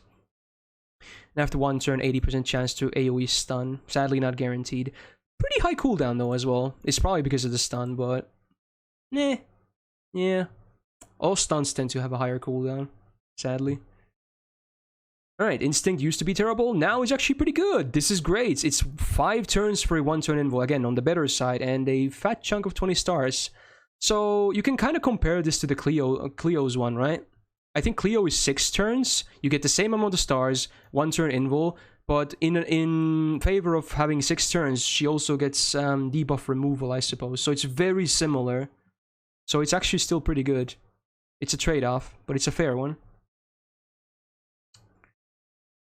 And then, this used to be pretty much completely useless, because like I said, I would never bring her against Sabers. Why would I bring her against Sabers over, like, an Archer, who also has defensive advantage? But at least they added a 3-turn attack buff, which is only 20%, but it's something. It's not as bad as the Okita Alter buffs. I'm still pissed off about that. But, yeah, it's something. Now it does something. It's still not great, but it does something. It's still a 6-turn cooldown as well. Yikes. This is great though, by the way. Riding EX, absolutely fantastic. And this as well. Both fantastic passives for her. And then her MP, of course, buffed. Full kit has been buffed. But yeah, again, it's an early buff. So the only thing they did was increase damage. No normal effects, no buffs to extra, no other effect, no nothing. Just damage, so... It does hit very hard though, yes. It does do that. But that's the only thing it does. I still think X gets a little bit more hate than she deserves. She's still a very solid assassin. I don't think she's as good as Jack still, but I would probably still place her in A, honestly, or B+, because her numbers are still good. They're like almost Jack levels in terms of gains and whatnot, but she's not as good, I still think. I think she's still below her. As much of a meme she looks like, after 4 buffs, she's actually a decent servant. She's actually a decent servant. Not bad at all. Definitely can do a lot of good work. Ah, they're next to each other as well. How about that? Napoleon. Dude, this is a long stream. So be it. I'm committed. AoE Buster Archer. Going back to these. Same deck as Gilgamesh and Ishtar as well. Double Buster, double Arch. Attack, not as high as those, but still over 12k, which is nice. His gains are definitely not as good as Ishtar or Gilgamesh's, sadly. You can tell they're a bit worse. They're not terrible, but he doesn't compare in MP gain to those two from my own testing. Now, his own unique version of Charisma, you know, you get the 30% party attack, but also, you know, self-attack. So I guess this is the opposite of some of the other ones we've seen, where, you know, the others get the bonus. He gets the bonus here, but just 1 turn, sadly. Hey, it's the French guy singing during the French review. And his version of... is it Tactics or Voyager of the Storm? I don't even know. Something like that. It's not that amazing, though. But I guess you can get some stars out of the turn, I suppose, with the MP turn. It's not a great skill, though. It's pretty underwhelming. Pretty underwhelming. Third skill, another unique one. Self-battery, 30%, much like Gilgamesh. Ignore invul for 3 turns. Could be useful. And stars per turn, 10 per turn. For 3 turns. Decent. Decent. Nothing groundbreaking, but, you know, decent.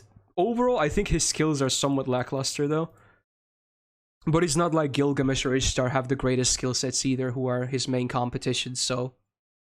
yeah, I guess they could all use improvements. Magic Resist is okay. Independent Action Seize is probably even better.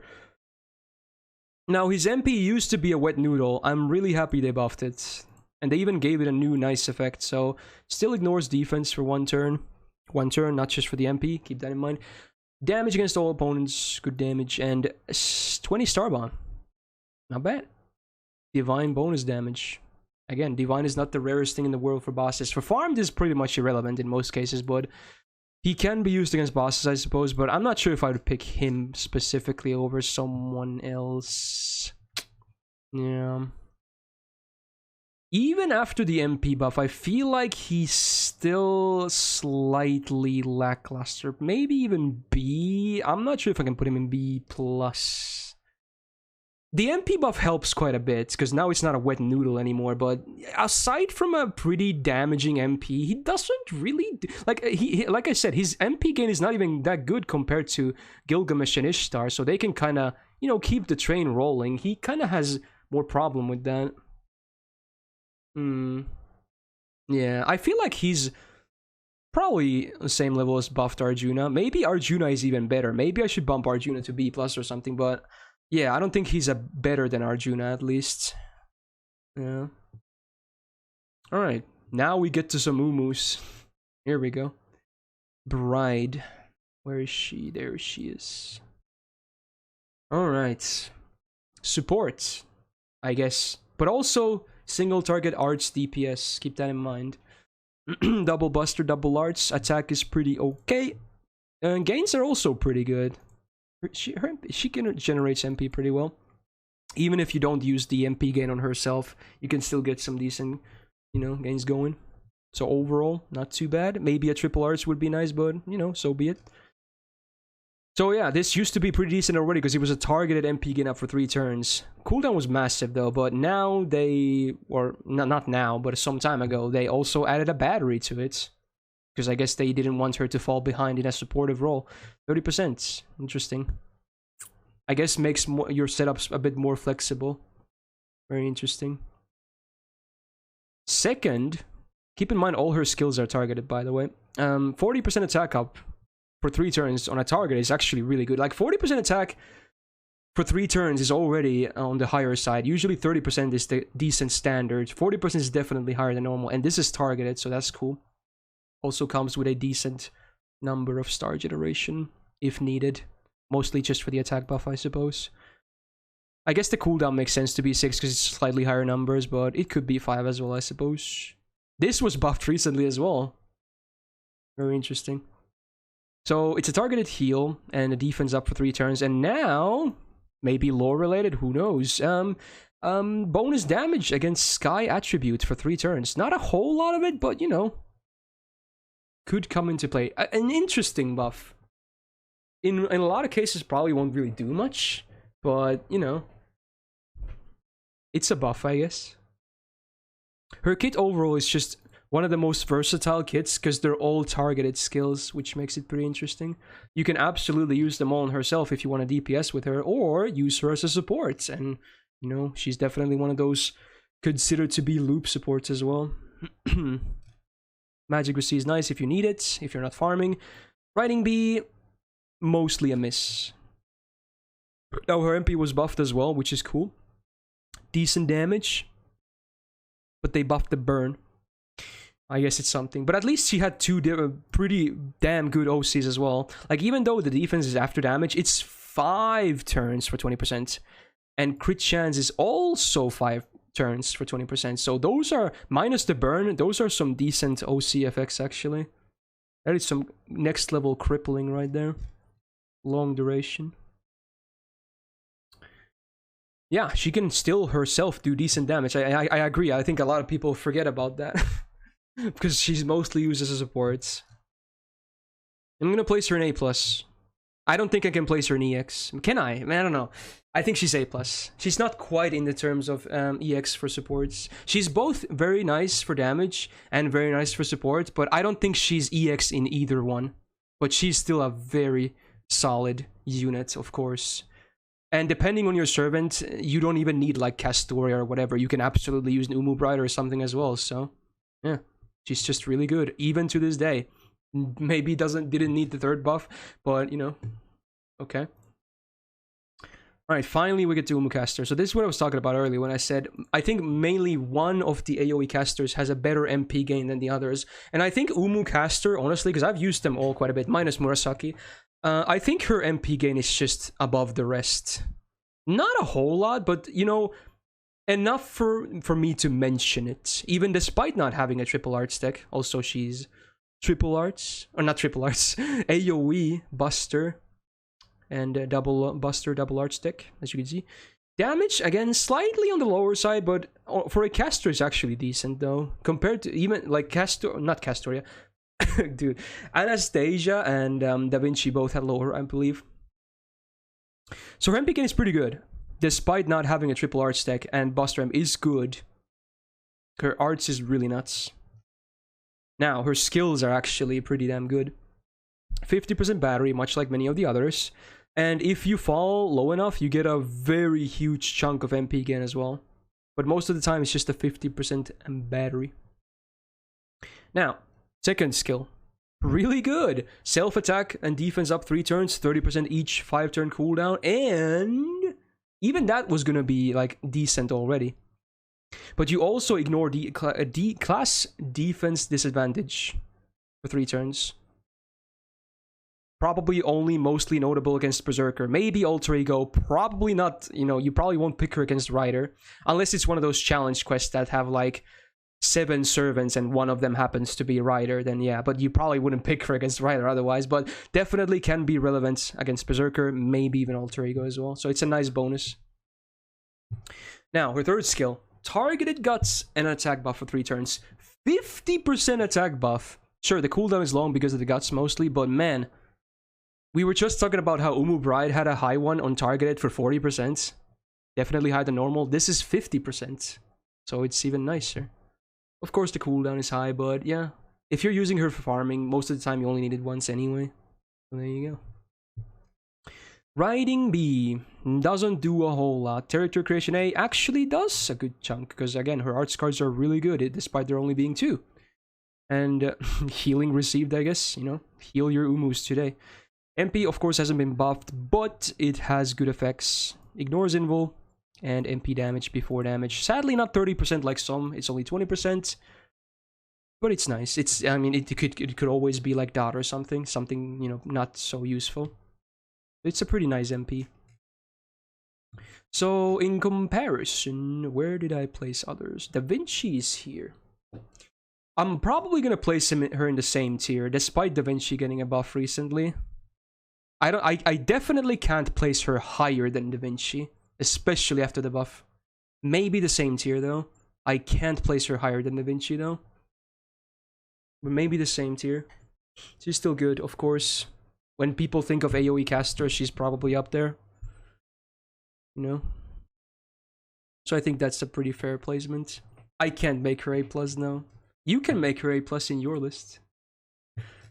Nightingale. This is a hard... Not only do I not have a lot of experience in using her, but she's a really weird case. So we got Support Arts Berserker. Double Buster, double Arts deck. This is one of the weirdest cases in FGO. A Support Berserker definitely does not sound like a great combination. And in truth be told, it really isn't. I don't think she's a completely hopeless case though, luckily. Her attack is pretty low, but that's good. Like, give her as much health as possible, but make this like 8k or something. Who fucking cares? She needs to live.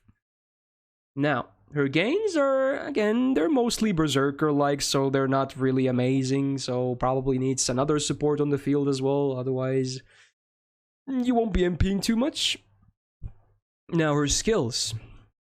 First skill has been buffed. It's a targeted heal for 4k and grants debuff immune for 3 times 3 turns and insta-kill immune.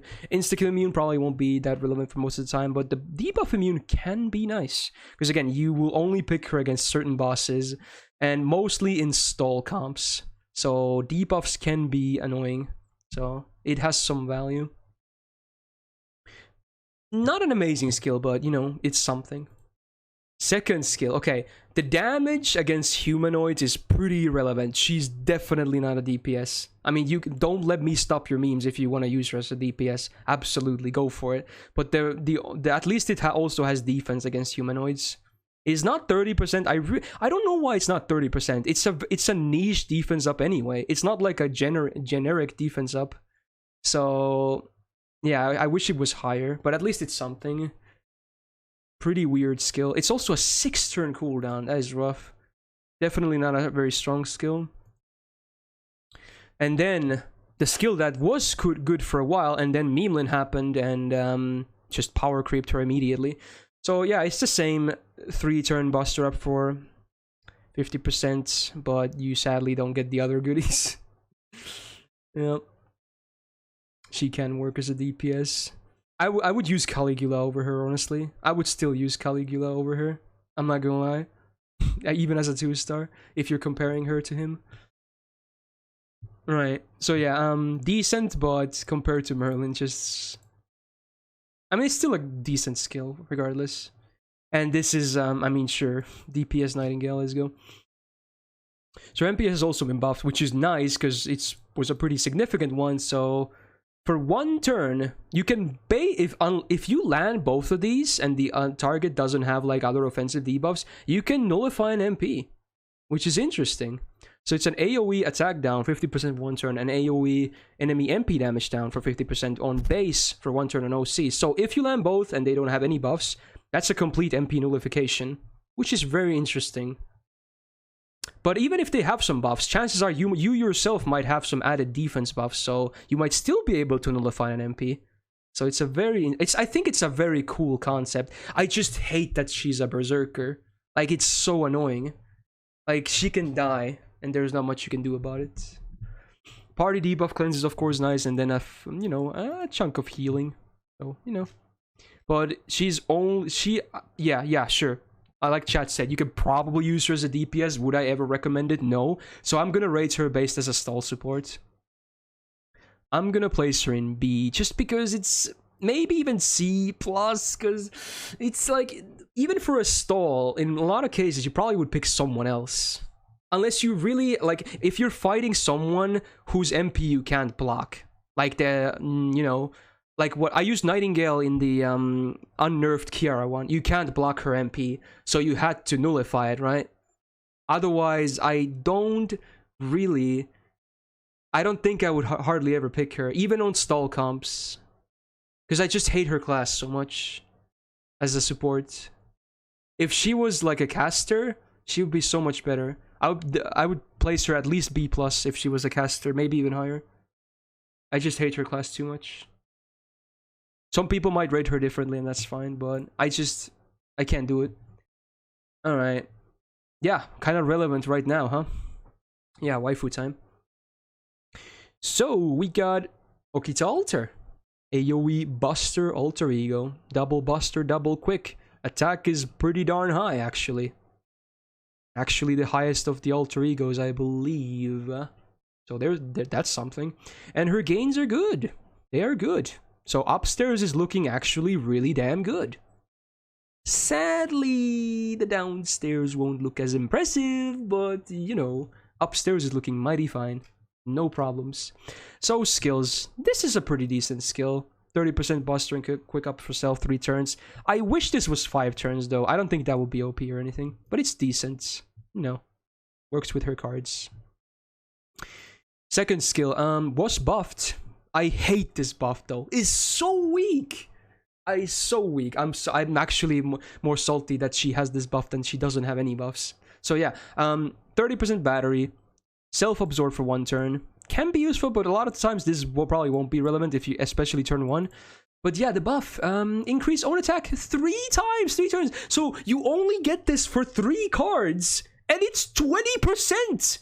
It should be at least 30 or 40. It's 3 attacks and it's gone. 3 attacks. What is that buff? That is nothing. That is so little. I'm so pissed.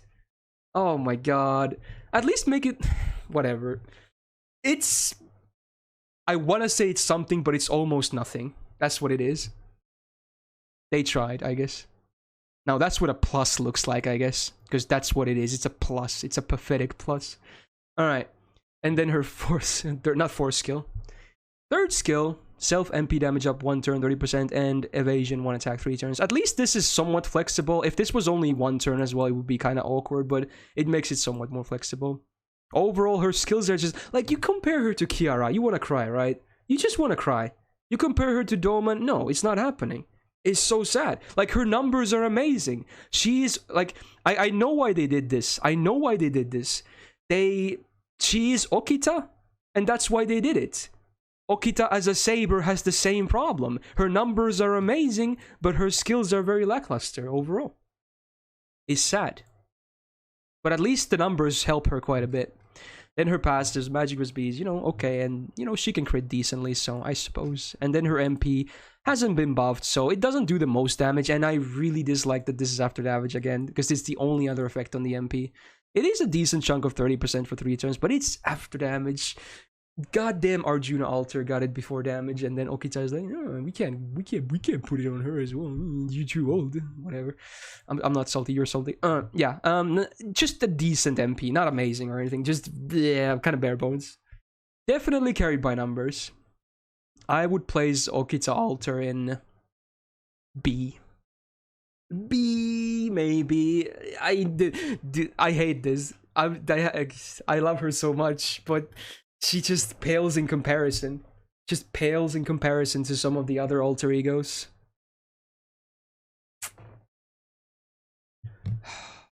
The reason she's B and not here with the rest of these somewhat lackluster, because at least she has really good numbers. She has really good numbers. Like, her downtime is actually fairly solid. Some of these guys just, yeah, it's just, they're just basic and their, you know, numbers aren't even that good. That's why I'm placing her above them. That's the only reason. She just has really good numbers, and that's it. Speaking of Okita, of course, the OG waifu. Yeah. Single target, quick saber. Double buster, double quick. Much like Okita, what I was just talking about, right? Attack also on the higher side, 12k. Pretty good. Pretty good. And her gains are, of course, very good. I'm sure a lot of people have noticed that. So again, much like Okita Alter, the upstairs is looking really good. Like, really good. This is some top tier numbers. Some really good numbers. Despite even being year 1, she still has good numbers, which is surprising. Then we get to the skills. This is a repeat. They did buff her as well. And at least this one is better than the Okita Alter buff, but it's not a huge buff. Okay? So it's still the 1 turn quick up. So it's basically a mana burst for quick. But now, when you normal attack, you get an attack up for 1 turn. But even the buff itself is only 1 turn. Like, I don't understand. They gave Melt a 3-turn effect. Why not her? I guess it's because it's attack buffs, but make it 2 turns at least. So this makes an ideal turn somewhat awkward. If you want max MP damage, you have to do face card, MP. That is awkward. That is awkward. Goddamn. And this is a joke. It's just shuffle. Yeah. It's just so weak. I'm not. It wasn't even an intended pun. It's just so weak. And then her third skill. It's just your basic Mind's Eye Falls. It's decent. It's decent as a defensive option, but nothing crazy. So yeah.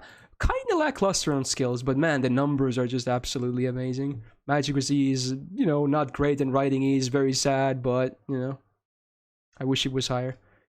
MP ignores defense buffs, which is nice, and defense down, sadly, after damage, but it's 30% and for 3 turns, so it's a decent MP, all things considered, no worries.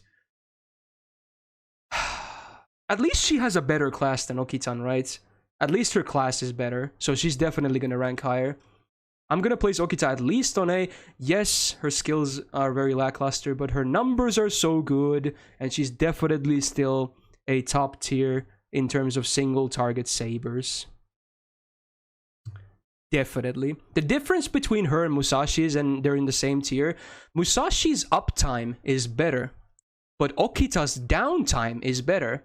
And Musashi has a lot of downtime, keep that in mind. I am completely okay with placing them in the same tier.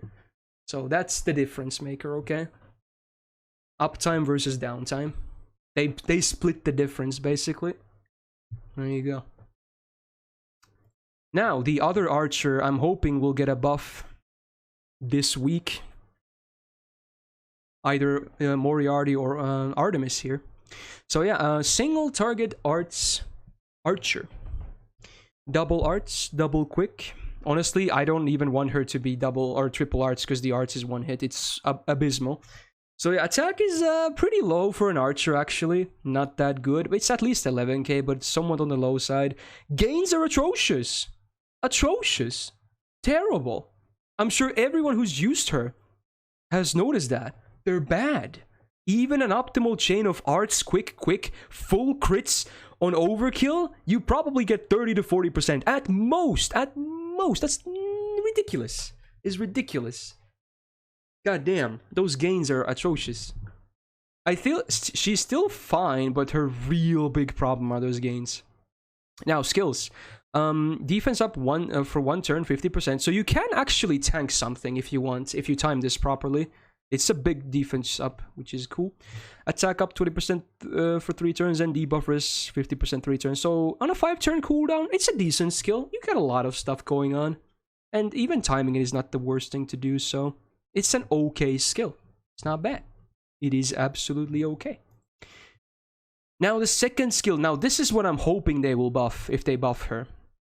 This is useless if you're not fighting males. And even then, if you are, you get that one nice turn, but that's the only effect. 1 turn, 5-turn cooldown. It's weak. It's weak. I wish they buffed this. This should be the buff. Please, please, please buff this. And if they do, and you're watching this on retrospect, let's go. Yeah, but if you're not fighting males, you have a dead skill, which is not cool. Alright, I have to mine falls, much like with Okita. I think this is a lower rank, if I remember correctly, but yeah, it's, again, just a decent just overall, first skill is decent, this is decent, this can be useless, or just a burst skill that is not very amazing. What would I give it? I might not, I probably wouldn't make it 3 turns because it's so high, but I would probably add some other effect, or also keep this 1 turn, but make it party-wide and add some other effect. There's a lot of ideas you could do. Magic Resist D, you know, hope would be nice to be better, but it's something. And Independent Action A is actually okay, because you also have crits here, and an Archer has a decent absorb, so even crits can be sort of viable for DPS. MP used to be terrible, now actually pretty damn good. Yeah, I guess that's why her gains suck, because MP is so good. So yeah, lots of effects. First of all, flat 20% attack reduction, 3 turns. Pretty good on bosses. Guaranteed gauge removal used to be chance based. They made it guaranteed. God bless for that. And they added this crit chance down 3 turns, 20%. All of that. That's a lot of crippling for a boss. It's really nice.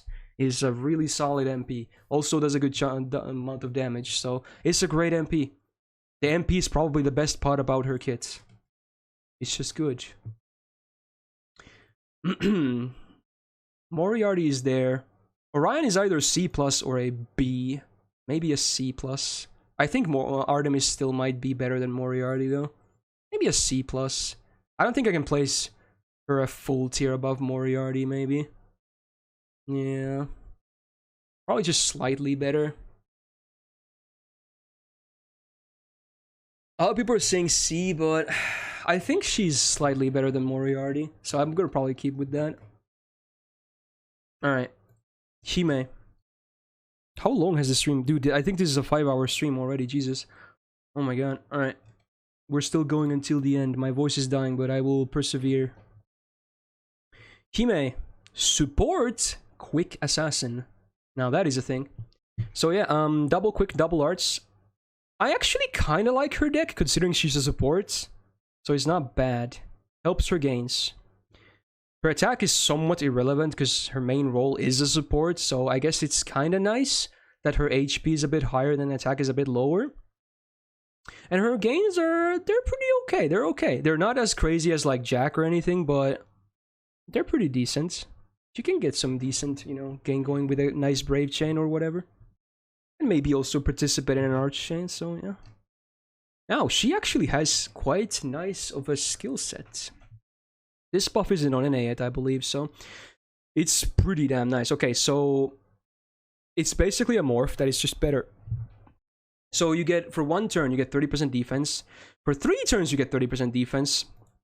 So for the turn you activate this on, you have 60% defense, which is huge. And then also self-debuff resistance is up 40%. you know, can be useful. And then the buff adds party crit damage, 3 turns, 50%. Pretty good. All of that on 5-turn cooldown. This is a nice skill. This is just a real solid skill right here. Second skill, targeted 20% battery and critical star generation, 3 turns, 50%. 5-turn cooldown, also pretty decent. Nothing groundbreaking, but I like the low cooldown as well. It's not a bad skill at all. This is already pretty strong. And then the third skill, I do hate the fact that the defense down is only 1 turn, but at least it's 40%. But debuff or buff removal is nice though, even though it's only single targets. Even the cooldown isn't too bad. So you mostly probably want to save this for buff removal, unless there's no buffs incoming, then by all means use it on a burst turn, but otherwise probably should save it for this. Overall, a decent skill set on a support. This is nice for her double arts. This is nice for her star generation, which is not even that bad at all. Sadly, this is a, you know, comes with debuff resistance down. Divinity C, not the most useful thing on a support, but it's there. MP has been buffed, which is really cool. Party max HP is now doubled on MP1. So it's basically, again, it's a heal you can use on max HP, which is cool. Now also, well, okay, never mind, that was there. It's just increased the numbers, but yeah. Party defense up 20% for 3 turns, so even more utility. And party weekend buster up for 3 turns, 30% each. Good MP. Nothing groundbreaking, but it's just a good MP. I think her best use is not like as a generic support, like with anyone. I think she really should be used with assassins against riders. Then she really shines the most. There is also the niche of doing some interesting solos with her because she can stack mitigation a lot. But I think her #1 spot is an assassin support. That's what she is, literally. But I think supporting assassins is her best role. You can still kind of use her even outside of stuff like that. Absolutely, but I think you might have better options otherwise. She's still very usable. Probably a B+, if not, honestly, an A. I'm struggling here. Maybe an A, honestly. She's still very usable. Her skills are really good, and her MP is not bad either. Another drink. I feel like A's might be pretty fair.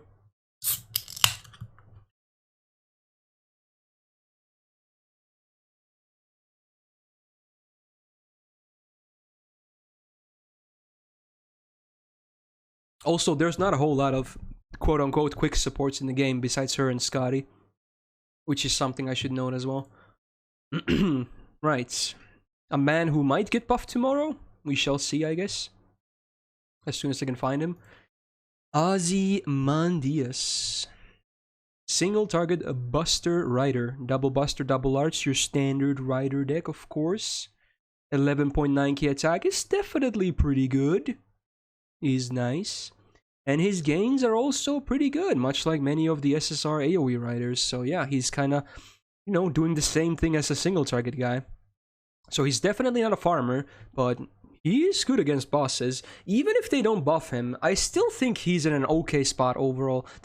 Even before I look at his stuff, I do think he is definitely, since he was launched, a pretty decent servant. Sadly, there's another base charisma again, of course, but he has a lot of team utility, so this just adds to it, I suppose. I still am not a huge fan of base charismas, though. I think they should buff them all at some point. Second skill, of course, you got IP, but like I said, IP is great, but it's RNG. But for him, it's much more lenient because you have party success rate up for 1 turn. If you max this, you are guaranteed the buffs, unless you have your mother debuffs, but yeah, you're guaranteed these, and these are some huge buffs. If you can guarantee these, oh hell yeah, like those are some fat buffs. And of course, party battery 20%, what's there not to like? So it's actually really somewhat basic, but the numbers are just good numbers.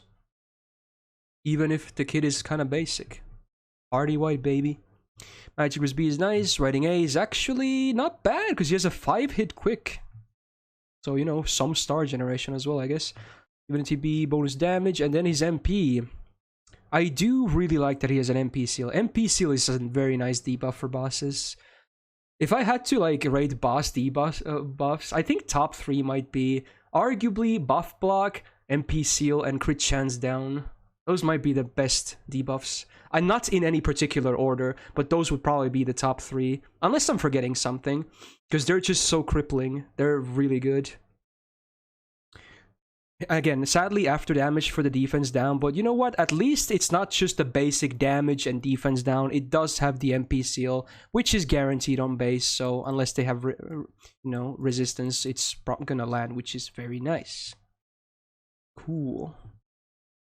Oh, right. And well, charge reduction is not a debuff. That's the difference. Gauge down is good though, but it's not considered a debuff. Because why I know? Because if an enemy has debuff immune, you can still use a charge down on them. It will work. So that means a charge down is not considered a debuff. Anyway, he's gonna be B plus or A? B plus or A? Probably A. I still like his overall utility and consistency. Like his IP, at least half the time would even be RNG, which is cool.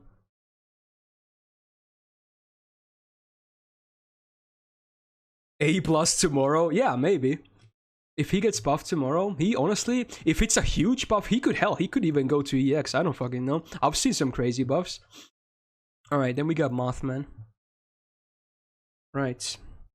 Single target. Arts self-buffer DPS. I don't know what to call him. You know how he works, hopefully. Anyway, Buster Arts deck. Pretty decent considering he is a crit DPS. So having 2 darts for generation and 2 busters for better crit brave chains is nice. I think this deck is the way to go. His attack is abysmal.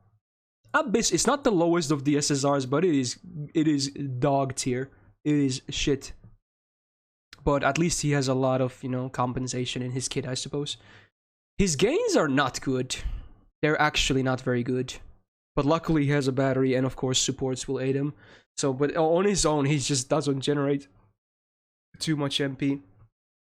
So yeah. But you know what? He's meant to be played with supports anyway. I guess you can do some solos, but, of course anyone's gains will look better if you're gonna solo. Yeah, at least he does have the ruler 1.1 mod, which helps. That's good to note. First skill, AoE gauge down.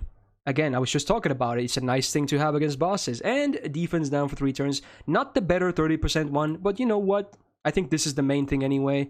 6 turn cooldown, it's alright. It is a decent skill. Definitely a decent skill. You always like to cripple enemies if you can. Second skill. Sadly a chance-based stun, so it is AoE, which is cool, but it's 70% for each target. But you do, at least the attack buff is guaranteed for self, which is the standard 30% for 3 turns, so nothing crazy. 6 turn cooldown because it's a stun, sadly, but just, I think this is actually a better skill, because this is at least consistent. But oh well. It's not bad, at least. Then the third skill that really helps, because his MP is really the meat. The meat is in the MP, so 50% battery is very nice, considering that. Self-debuff removal, of course, is really cool, and a heal if needed, but a lot of the times I don't think the heal is probably too needed, but it's nice to have, This is easily his best skill, considering his MP is the main meat. Magic Resist B is cool, just a added defense, and then his MP. This is what makes him. This is what makes the main. Invul for 1 turn self. Taunt for self 1 turn, so already a great combo. Crit damage for self 3 turns on a base of 50% MP1, not bad. Absorb up by 300% for 3 turns on self, and then on base OC 50% attack up on self. That is a lot of buffs. That is a lot of buffs. So yeah, face carding will commence.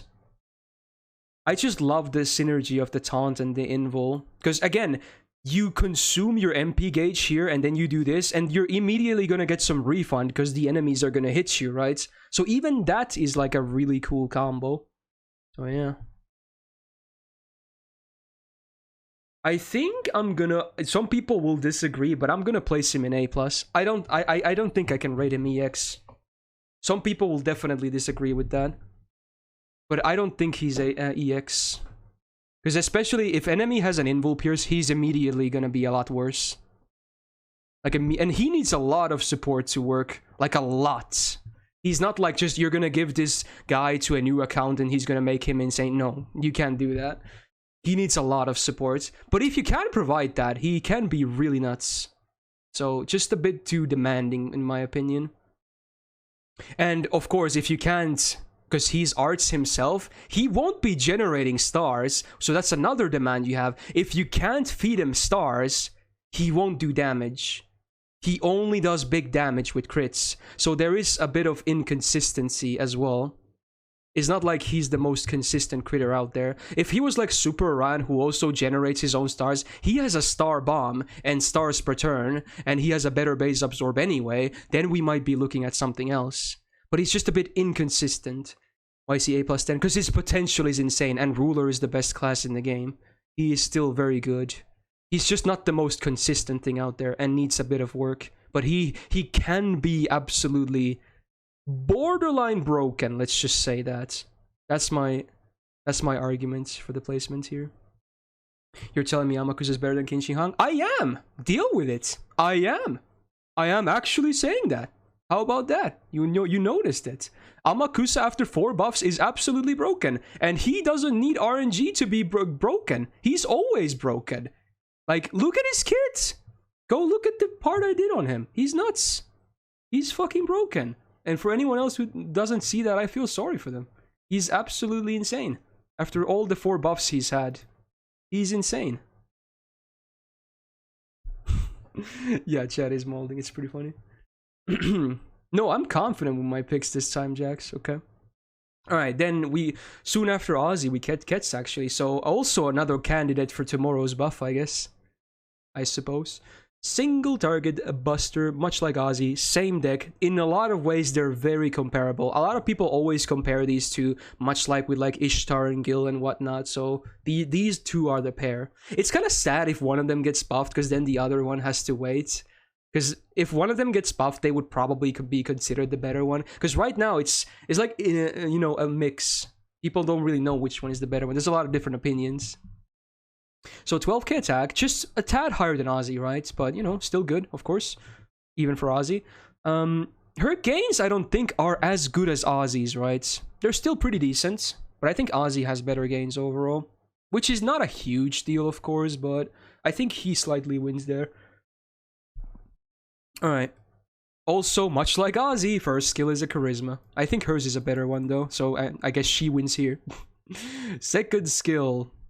Targeted Guts and Buster up. 30% 3 turns. 1 time Guts 3 turns. 7 turn cooldown. It's alright. It's okay. Somewhat basic, but it's okay. Probably mostly used on herself though. Again, slightly awkward though that the Guts and the Buster are in the same buff though. That is slightly awkward. And then this is probably her meat. It is a 1-turn effect though, sadly, but yeah, when you activate this, you can get a nice crit turn. Lots of absorb, lots of crit damage 1 turn, and a battery.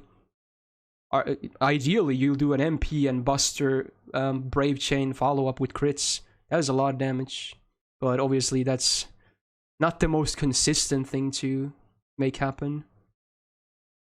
I agree, maybe one or both of these effects should be 3 turns. It's a 6-turn cooldown as well. Because honestly, even with the battery, I think this is worse than Self-Mod EX. I think this is just worse than Self-Mod EX. Because it has both of these effects on 3 turns. It doesn't have a battery, but it's 5 turns on cooldown, and both of these are 3 turns. So I think Self-Mod EX is just better than this. So it's kind of sad, because this is a unique skill as well. Anyway, Magic Crusade is great against bosses. Riding EX, again, at least Ozzy had a really high hit quick, so for her it doesn't really matter too much. This is of course great, lots of free debuff resistance and some bonus damage. And her MP also hasn't been buffed, but much like Ozzy, also has an MP seal. So yeah, the similarities continue, of course. She has a worse OC though, so she definitely lost the battle of the MP. Burn does not compare to defense down. No way in hell. So yeah, she lost the MP battle at least. It's a tough one, honestly. Some people will hate me, but I actually would place Kets below Ozzy, I think. Some people might disagree, but I think Ozzy is just... I like his utility more. Kets is probably the more, straight up damaging one, but I think Ozzy is just slightly better. Now, I already see a lot of molding. It's not even a huge difference. It's a difference of a plus. Calm down now. It's not even a huge difference. And she might even get buffed tomorrow. Who knows? Yeah. I just like Ozzy's utility so much. And he doesn't rely on crits either. Place her in A then? Why? I'm just explaining why I think Ozzy is better. I'm sorry. It's not a huge difference though. But, you know, mold if you want. There you go. Do you have survivability though? Ozzy has a 40% defense up. That guts is a 3-turn guts. Let's not get real. That is not a whole lot of survivability. I would take 40% of defense up for 3 turns anytime.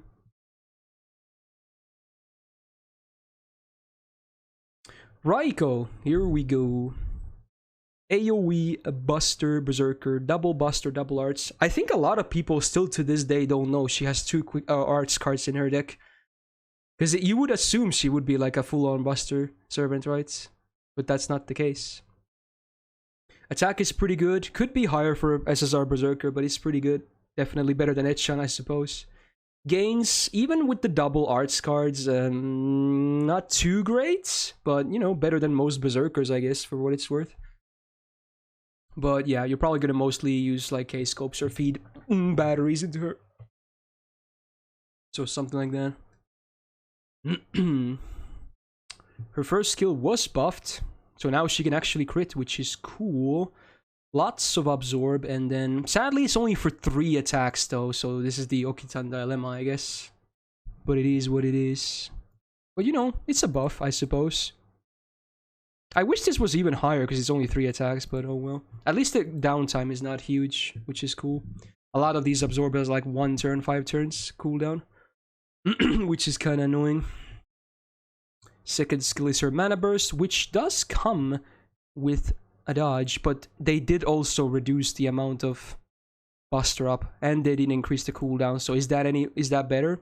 Probably. I would probably still take the evasion, but it does come with a price. So it's just it's alright. Also very awkward, needless to say. And then her third skill. I still think the translation of Mystery Killer is so dumb. Mystic Slayer sounds so much better, right? This is the one time I agree with localization. This sounds like shit. Mystery Killer. It's like a detective story or something. Mystic Slayer is so much better. Anyway, so yeah, 3 turns of the anti-demonic and 3 turns of earth or sky attribute servant damage. Pretty specific, but yeah. It's kind of annoying that it's only servants on this one, because obviously every enemy has an attribute, so they limited it quite a bit. Not the most niche in combine of both of these, but at least it's 3 turns. That's nice. A lot of these are just 1 turns, so could be worse, I suppose. Yeah. Is it a Mystic Killer in game though? No, that's what I'm talking about, because I agree with the localization of Mystic Killer. Wiki has usually different translations. Magic Risk D, probably not very relevant. I think she's mostly used as farm, but she actually can be used in bosses. This is pretty good. This, not so much. Divinity Siege is bonus damage. Her MP has been buffed, which is cool. Now they further want her to be against bosses, I guess, because it also reduces crit chance down. 3 turns, 20%. I wish it was higher, but you know, it's a bonus effect, so not bad. And with this, she can actually generate a lot of stars with the MP, which is kind of cool. She can be sort of self-sufficient, but not too much.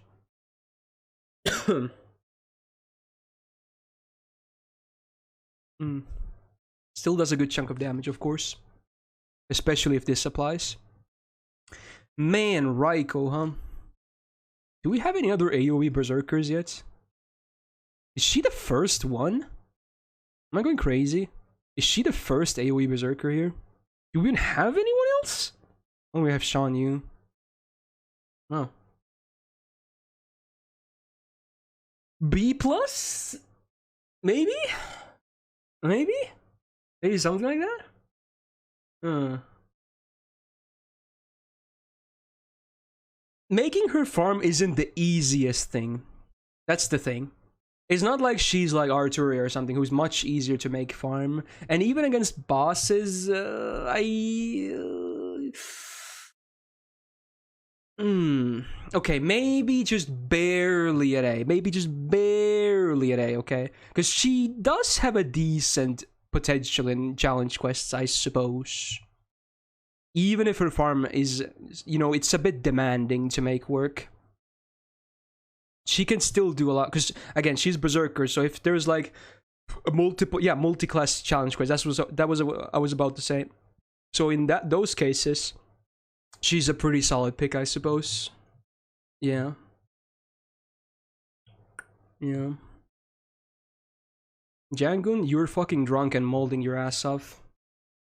You are not making any sense, my dude. Alright, Sanzang is next.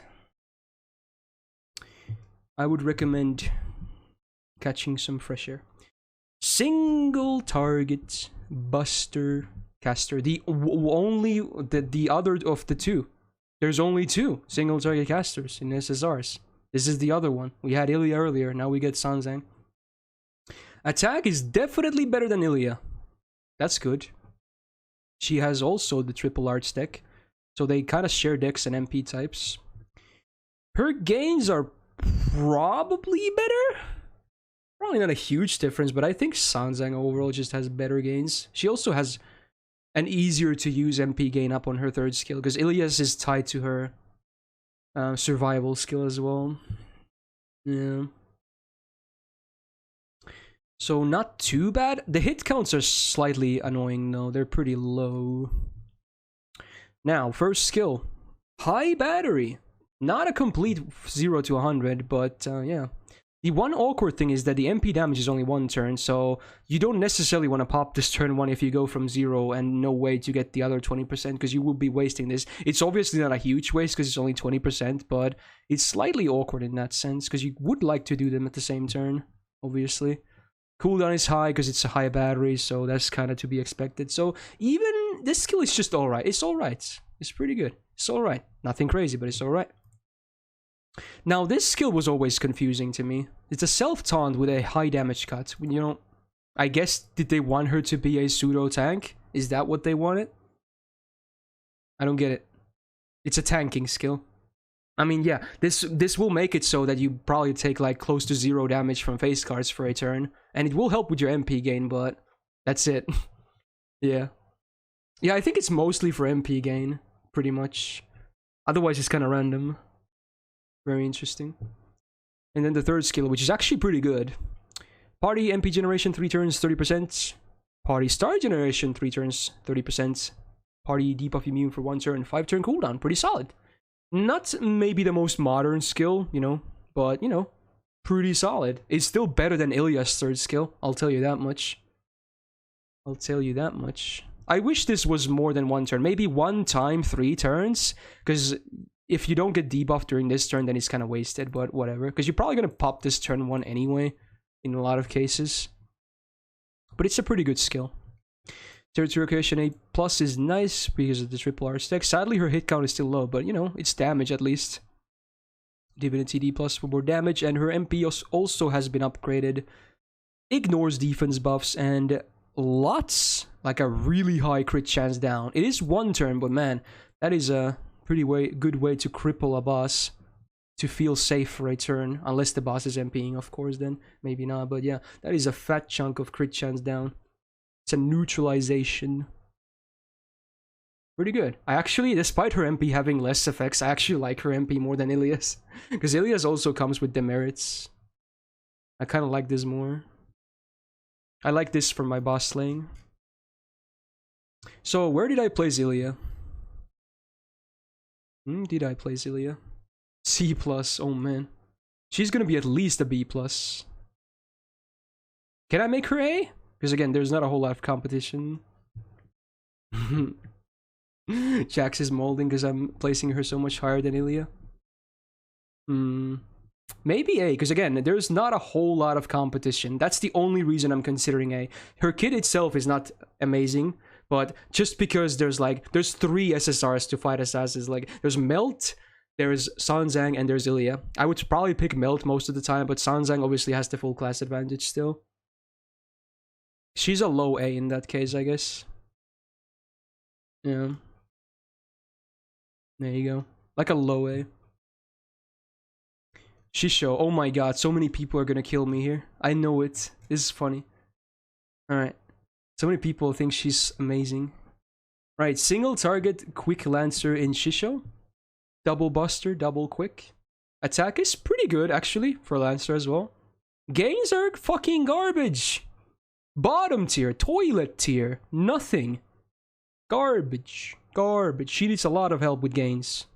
A lot of help. Otherwise, she's not too bad in terms of the upstairs. 2 hit quicks, by the way. Alright. I hate that this is RNG, because I truly think her almost biggest potential is in crits.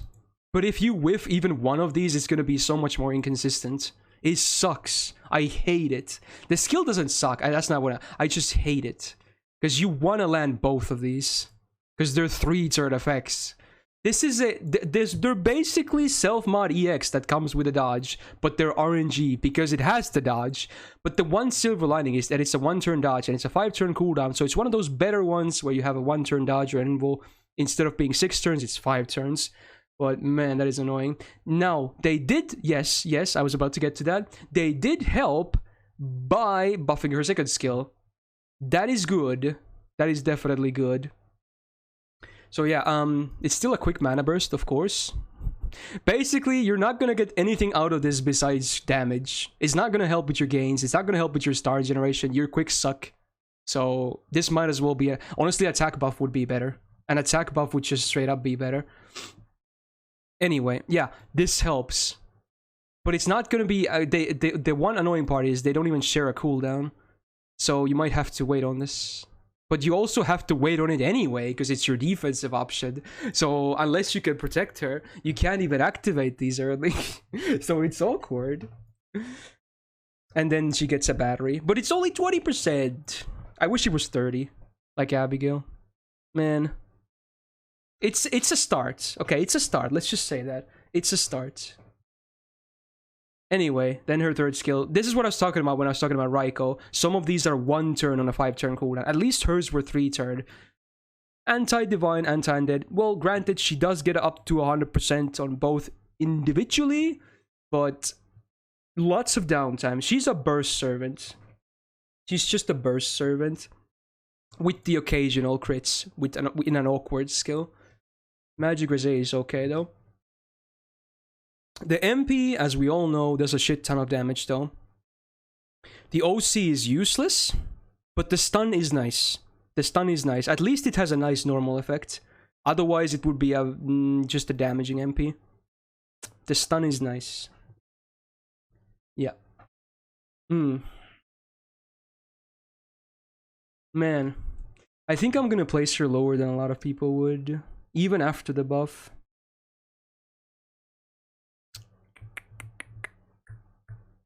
Man. Where did I place, like, Bryn? Can I place her in the same tier as Bryn? I don't know, man. I don't know. Is she lower? I don't know. I think I kind of want to place her lower than Bryn.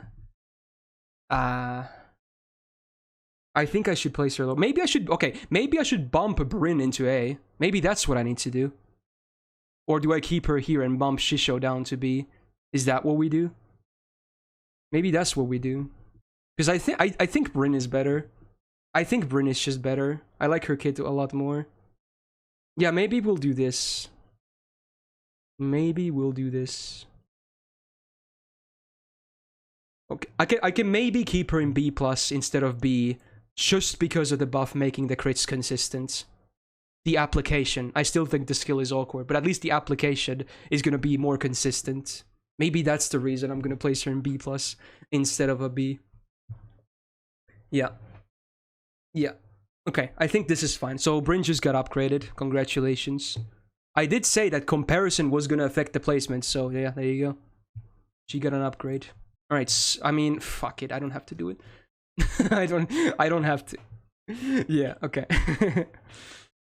She shows quick gameplay is pure pog.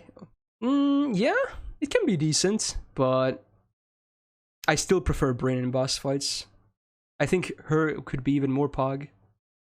Hers is also more consistent in crits because her absorb is like 10 times better. What does Skadi do? She presses green buttons. Green and yellow buttons. Yeah. Yeah. Scheherazade. Someone I really don't have enough experience of. Because I don't have her. I'm cursed with golden cast, but I still don't have a single Scheherazade. So AoE arts DPS caster again. Is this the last one? This might be the last one of them. Triple arts deck like most of them. Attack is abysmally low, like actually abysmally low. Super low. One of the lowest of all SSRs combined. It's not the lowest, but it's definitely down there. Her gains, I think, are, again, much like most of them, they're just probably slightly above average. So it's alright. It's alright. I think all of these triple arts SSR AoE casters pretty much share similar MP gains. They didn't want anyone really to feel left out too much. Now, she has received a fair amount of buffs, which is nice. So, first of all, first skill has been buffed. It is chance-based, but thank God the drain scales to 100%. So, it doesn't really matter unless if you max this, which is nice. A small arts, you know, mana burst and a battery, which was added. So now she doesn't feel left out. She has to get a battery as well. So now the skill is actually pretty decent. It's slightly awkward because you kind of want to use this turn 1, so the drain chance probably won't be relevant. But if you're doing a longer fight, you will probably get this again, and then it might be relevant. So yeah, like, it's a decent skill. Pretty good. Skill 2. Chance to charm all males. Annoying. Okay, first of all, it's only males, and it scales up to 60%. That's annoying. That's annoying. And it's a 2-turn defense up. It is 40%, which is a good chunk, but it's 2 turns.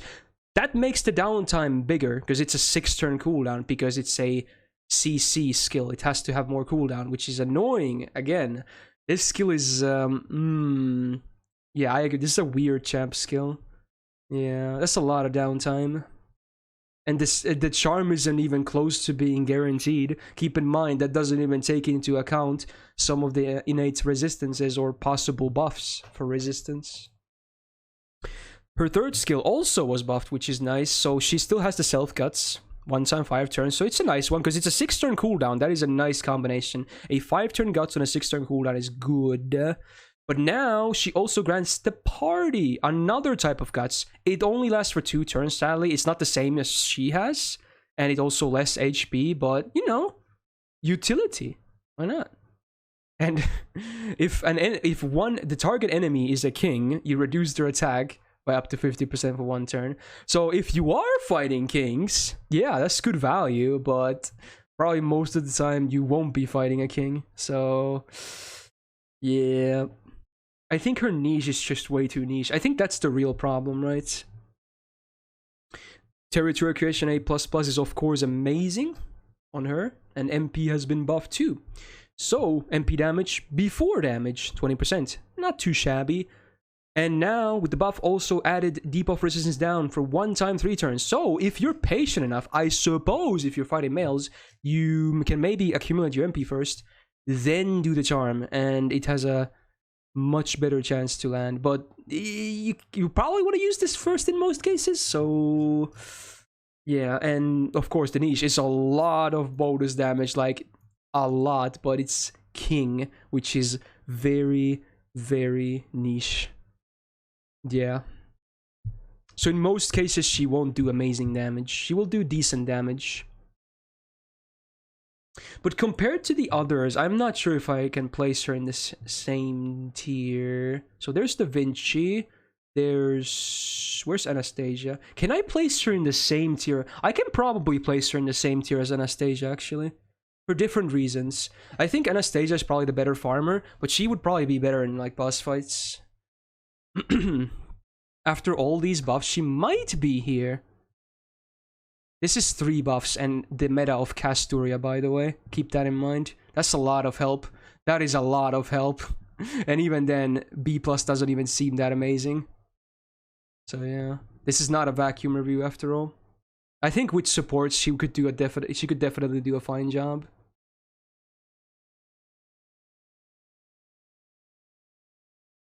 You might be right, Bliss, but I debated on that earlier, but I settled with B+ on her. Right. Wow, the end is in sight. How about that? Alright, Semiramis. Now, long ago I said during this list that there's another servant with a Buster MP and Triple Arch deck who actually has pretty decent gains. So for her, I wouldn't mind. And I was talking about Semiramis, so here we go. AoE Buster Assassin, much like Cleo, but a very different deck. She has the caster deck, because she's kind of a dual class here. She's like half caster, half assassin. That's the reason, if you're wondering. Attack, pretty okay, not too bad, pretty good. Gains are good, numbers are good. So overall, the deck is still slightly awkward with the Buster MP, but it's because at least she doesn't have gimped gains like Moriarty or Abigail, so for her it's not a huge problem. First skill is a battery for 30%, and all enemies get debuff resistance down for 1 turn by 50%, which can synergize with her third skill if you're fighting like servants or something to guarantee, hopefully guarantee your debuffs. 5-turn cooldown ain't too shabby. There is some downtime, but it's also a battery, so it's kind of understandable. Second skill, yeah, this is the double summon, so she's half caster, half assassin. So self MP generation up. So especially with this active, her gains are actually pretty good. I think Cleo is still better off with gains, but Semiramis is very close, especially with this active.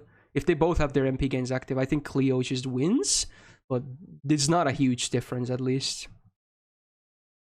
Also, yeah, ignores attack and defense disadvantage of class to class for 3 turns. So I guess you want to do you're going to be neutral against casters, for if that ever is relevant. Probably not. Most of the time, this is probably just going to be a slightly worse golden rule, though. But if you want to bring her against casters, then by all means, I guess.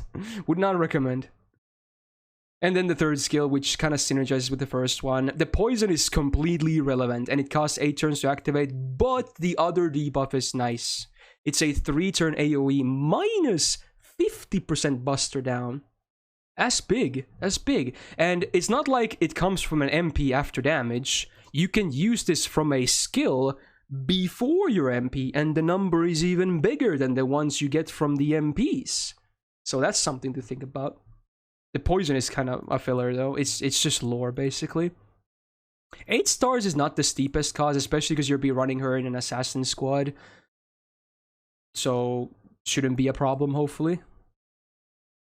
Now, this doesn't do a whole lot for her. As an assassin, her star generation is definitely on the lower side. It's still better than, of course, like some other servants, because she has this innately high being assassin, but for her in particular, it just doesn't do a whole lot. This is great, though, for her triple arch deck. This is good to, again, if needed, you know, make this more consistent to land, because it's only 100% base on same as this. Keep in mind, resistance is a thing. Divinity C plus more damage, and of course, her MP used to be a wet noodle, much like Cleo's, but they did buff it as well, because both of them had to get buffs. They have to be equal, basically. Now, decent damage, but also, instead of Cleo is mostly selfish, and some, you know, enemy crippling. She, aka Semiramis here, has team utility, which is cool. Party defense up 20% 3 turns, and buff removal resistance for 1 turn. Again, it's still somewhat rare to see, like, either targeted or party-wide buff removal resistance. There's not a whole lot of that. So it's definitely something to note. And you get a small damage increase. She still, in my opinion, definitely falls flat compared to Cleo in damage and MP gain. But she offers more utility. So it's really hard to say. They might both be A, honestly. But I still personally prefer Cleo, though. That's just my personal preference. But I'm not sure if it's enough to separate them from the tiers, because they're very similar. They're just very similar. What do you guys think? Cleo is better overall? I think I agree, yeah. I just like Cleo more. She just feels more fluid. Maybe I'll place her here, because I don't think I can place Cleo in A+. It's, even though I do consider her the best AoE assassin, yeah, I think she should still be here. Semi is still, of course, very good. That is not, if anything, is only a little bit behind Cleo. Not by much. Totally not biased because you didn't summon her. Dude, I have a fully maxed Semi-Ramis in JP. What do you mean? Shut up. How about that? Right. Sherlock. Another interesting case. So, I don't even know what to call him. So, he's definitely arts. He's a support slash DPS. Let's call him that. He's like half and half. Utility DPS, whatever you want to call him. Here we go. Alright. So, he's a ruler, which is of course very cool. Attack is pretty high for a ruler as well. Keep that in mind. And he has a double arts, double quick deck. I would prefer, of course, triple arts in his case, but, you know, it's something. In fact, I think even Buster arts might be better, because he does have crit in his, or hints of crit gameplay in his kit. So I think the deck could certainly be better. His gains are actually pretty okay, especially if you can land a crit or two. They're not bad at all. Definitely better than Jeanne's, I'll tell you that much. Right, his first skill is nuts now. It's nuts. Okay. MP seal one enemy, great. And now, after the buff, AoE arts resistance down 3 turns, 20%.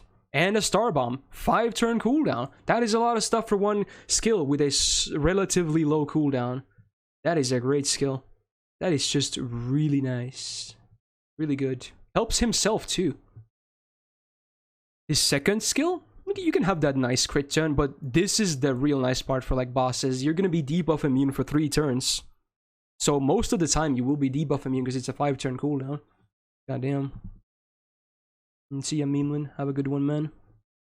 He has highest attack stat of all rulers. Yeah, that sounds about right. That is very high for a ruler. And then his third skill, it is slightly awkward, of course. It's an arts mana burst, but it's also his hard evasion.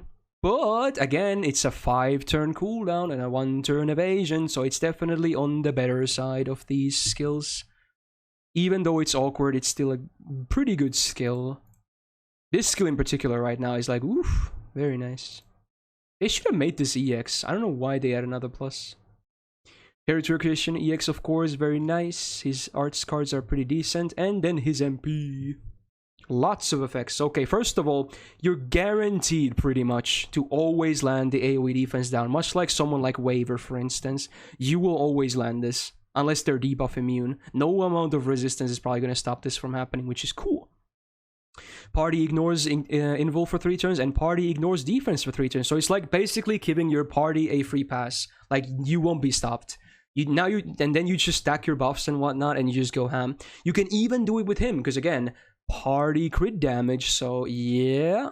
You don't have to use him as your DPS necessarily. You can still, like, you definitely want a crit DPS if possible, because of this.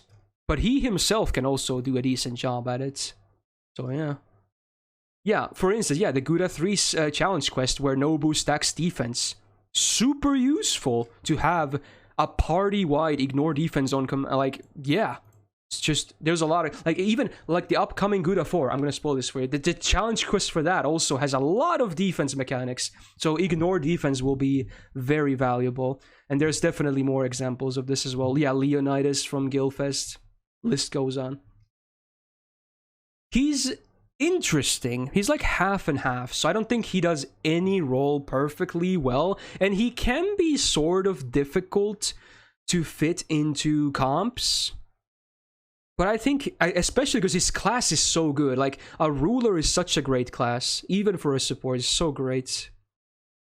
I would probably place him at least in A, maybe even A+ after his buff. And because, you know, arts meta is pretty good, even for him, just because he can DPS, but because slight awkwardness, I'm probably gonna leave him at A though.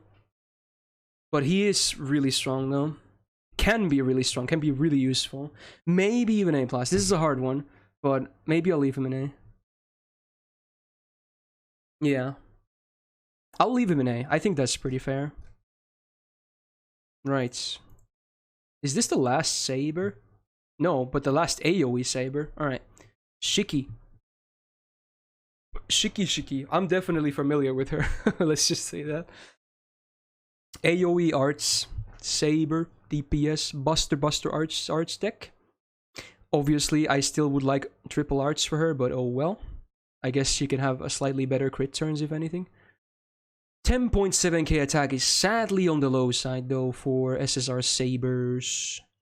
She has a lot of HP for that. Her gains are not amazing. In fact, they might be slightly worse than, let's say, Mordred's or Artoria's. Not a huge difference, but probably something I should note. Overall, upstairs is not amazing, though. There would be some things I would change, though, but, you know, it is what it is. Right.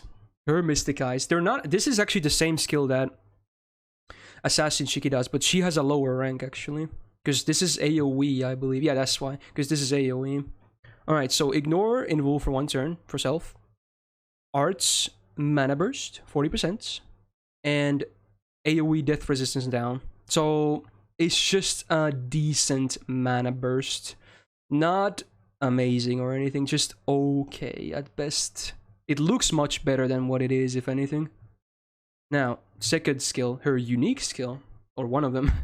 Self-attack up 3 turns. Sadly, only 25%. I would really like for this to be at least 30, or maybe even more, because, again, her attack is on the lower side. And then mental debuff resistance up for 3 turns. It's only 36%, so I don't know, that's like nothing. That doesn't really help. Like, not only is it's just mental debuff, it's not even a high percent, sadly. So, kind of a lackluster skill, even though the downtime is not big. It's just pretty lackluster, in my opinion, in this day and age. Just not very strong.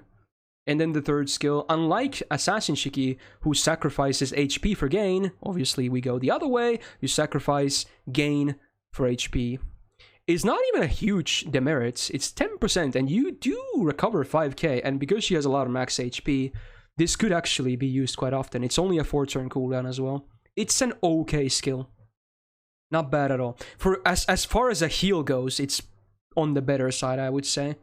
But healing is still, in my opinion, one of the weakest defensive mechanics. Of course, you do want some healing, though, on longer fights, but... yeah, it's alright. Yeah, I believe it's literally the same as Artoria skill. It's just named differently. I think the cooldown is the same. I think the effects are completely the same in the scaling as well. I think I checked that at one point. I could be wrong though. Magic Grisée is okay. This, you know, more stats. And yeah, this is the fun, unique passive. Just a rainbow buff. Why not? I guess it's free stuff. Just, you know, rainbow. 6 to all card types. 6%. And her MP has been buffed. It actually deals a lot of damage now. If you have these two active. So it ignores defense buffs, which is great. It cleanses the whole party, which is nice utility. And as an added effect, it also now refunds 10% to the whole party, much like Gorgon, for instance. Instant kill, of course, is still kind of a meme. For farm, it could make a difference, but for bosses, it's just a meme. Actually, the one time this was good, I actually used her during the Leonidas challenge quest in Gilfest, and because the soldiers he summons are bronze, and they had a ton of HP, they were still very susceptible to instant kill, so there it actually worked pretty well. That was like the best case used for this, I believe. Yeah. It's a great MP though, even, you know, the not so great OC considered. It's just a lot of utility and a lot of damage because it's also buffed. So her main thing is just a lot of damage. Just a lot of damage and some utility. That's it. Otherwise she falls kind of short. Probably B+. I think I would still place her below Artoria though. I'm probably gonna play, yeah, I think I should end up placing her below Artoria after all those buffs and whatnot. She can work though. She can absolutely still work though. That can work though. Well, that's because none of the AoE sabers in this list are particularly amazing or game breaking. Again, comparison does matter quite a bit here. So it is what it is.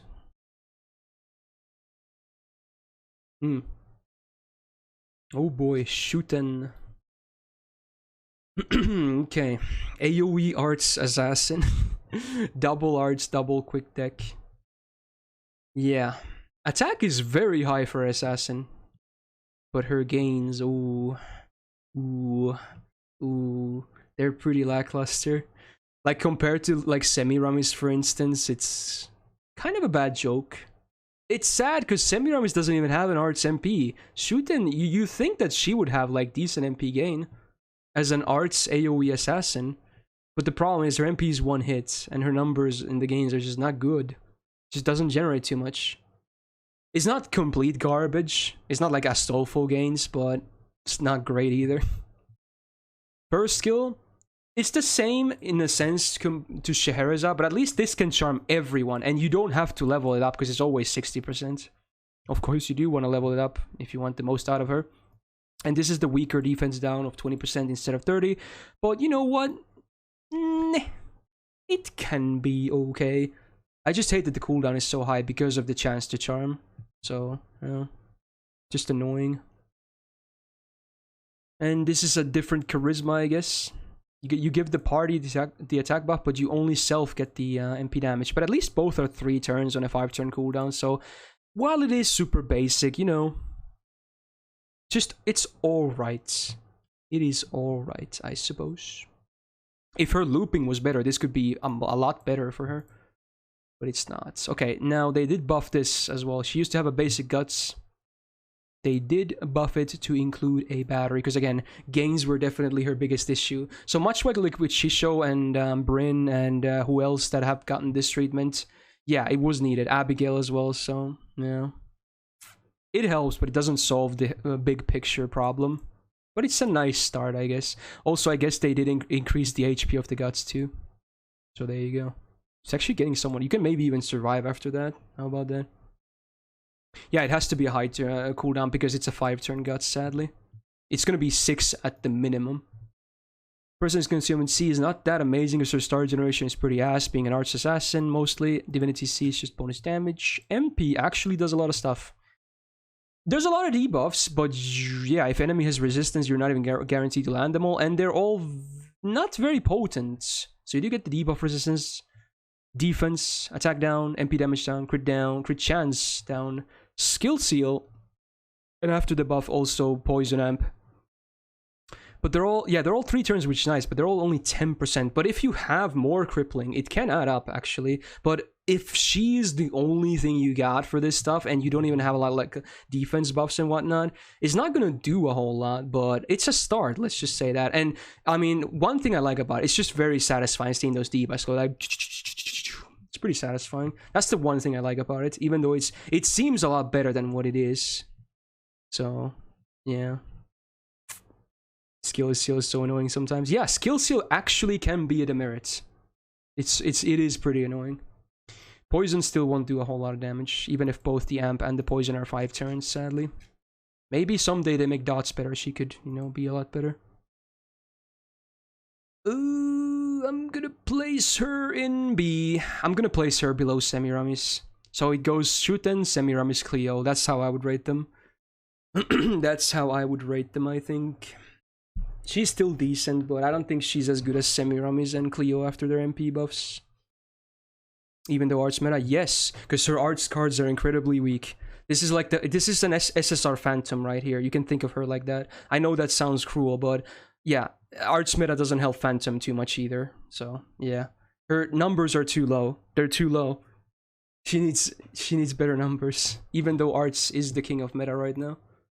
All right, what am I listening to? This is not even a song. I'll skip this. Whatever. Sigurd. The last saber on the list. Single target buster DPS. Double buster, double arts. Very high attack, in fact. Very, very high on his attack. And his gains are actually pretty good. I was gonna say I might prefer him having triple buster for the crit gameplay, but yeah, I mean, double arts makes his gains actually pretty good on those numbers, so it's not bad at all. And Double Buster still gives you a decent amount of, you know, good brave chains to crit damage on. Speaking of crit damage, his first skill has it. It's only for 3 attacks, but at least, obviously, if you don't crit, this doesn't get consumed. If it did, it would suck ass. So it only consumes it when you crit, so... Yeah, I still like this more than, like, let's say an attack buff for 3 attacks, because that would always get consumed no matter what. And a 5-turn cooldown is not that bad, considering it's still 100% crit damage, so... The one thing that's annoying, though, is that he does not have Absorb. Obviously, you can pair him with someone to help with that, or run a seed that has Absorb, but... Saber Absorb is not the best. It's decent, but it's not the best, so... His crits are not super consistent. His version of Mana Burst includes a Guts. It's kind of annoying, because it also makes the cooldown fairly longer, and it's only a 3-turn Guts, though. So I don't know how to feel about that. But I guess, you know, defensive option is a defensive option. But it's still awkward because it's tied to his Mana Burst. And then the third skill, it's a targeted skill. 1 turn, Star Generation up, 100%. And debuff immune for 1 turn. Big downtime though, this should be like 3 turns or 1 turn. Or not 1 turn, 3 turns or 4 turns, yeah, Jesus. Yeah, just use it every turn. It actually can be used on himself. He can, with this active and a decent Brave Chain, especially with his MP, he can generate a decent amount of stars from my experience. But, you know, still not the greatest skill there is. Magic Crusade is nice. Writing A is, you know, not... eh. Writing B or Divinity B is okay. And the MP was buffed, which is great. Now it does actually a good amount of damage. And also added a Drain, which is cool. It's not even, like, unlike the bonus damage, which is only against dragons, the Drain is not limited. It drains everyone, basically, it hits, so that's cool. So that's, yeah, it was a cool buff. I think he's in a decent spot now. He is kind of basic, but much like with, let's say, Okita, he actually has pretty good numbers, though. So, and he has an buffed MP, too, with a nice added effect.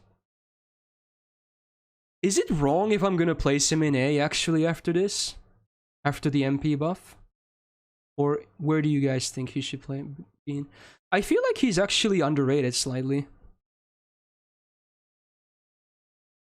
Because his numbers are still good, and the kit is not even as basic as it could be.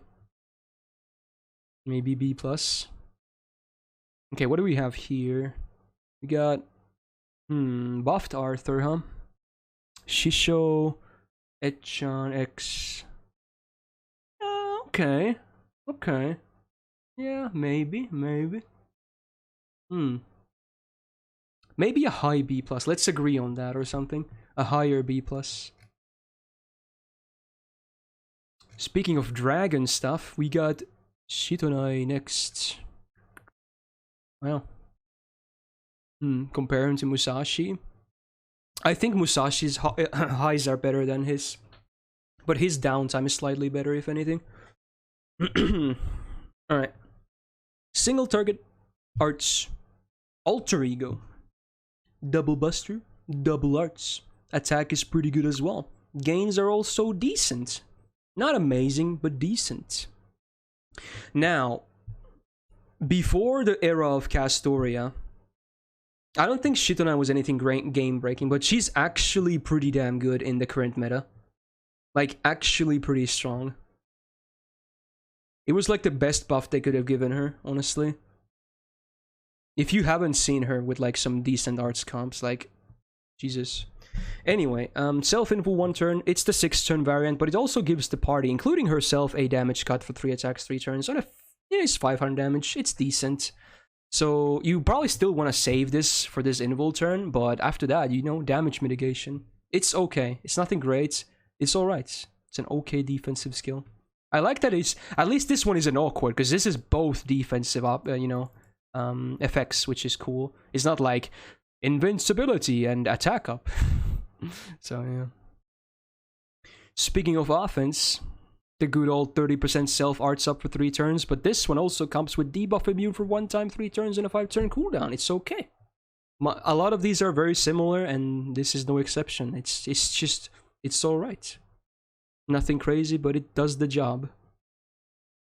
And then the third skill, which I absolutely hate. I detest this skill because every single fucking time, don't ask me how, I always miss both 80%.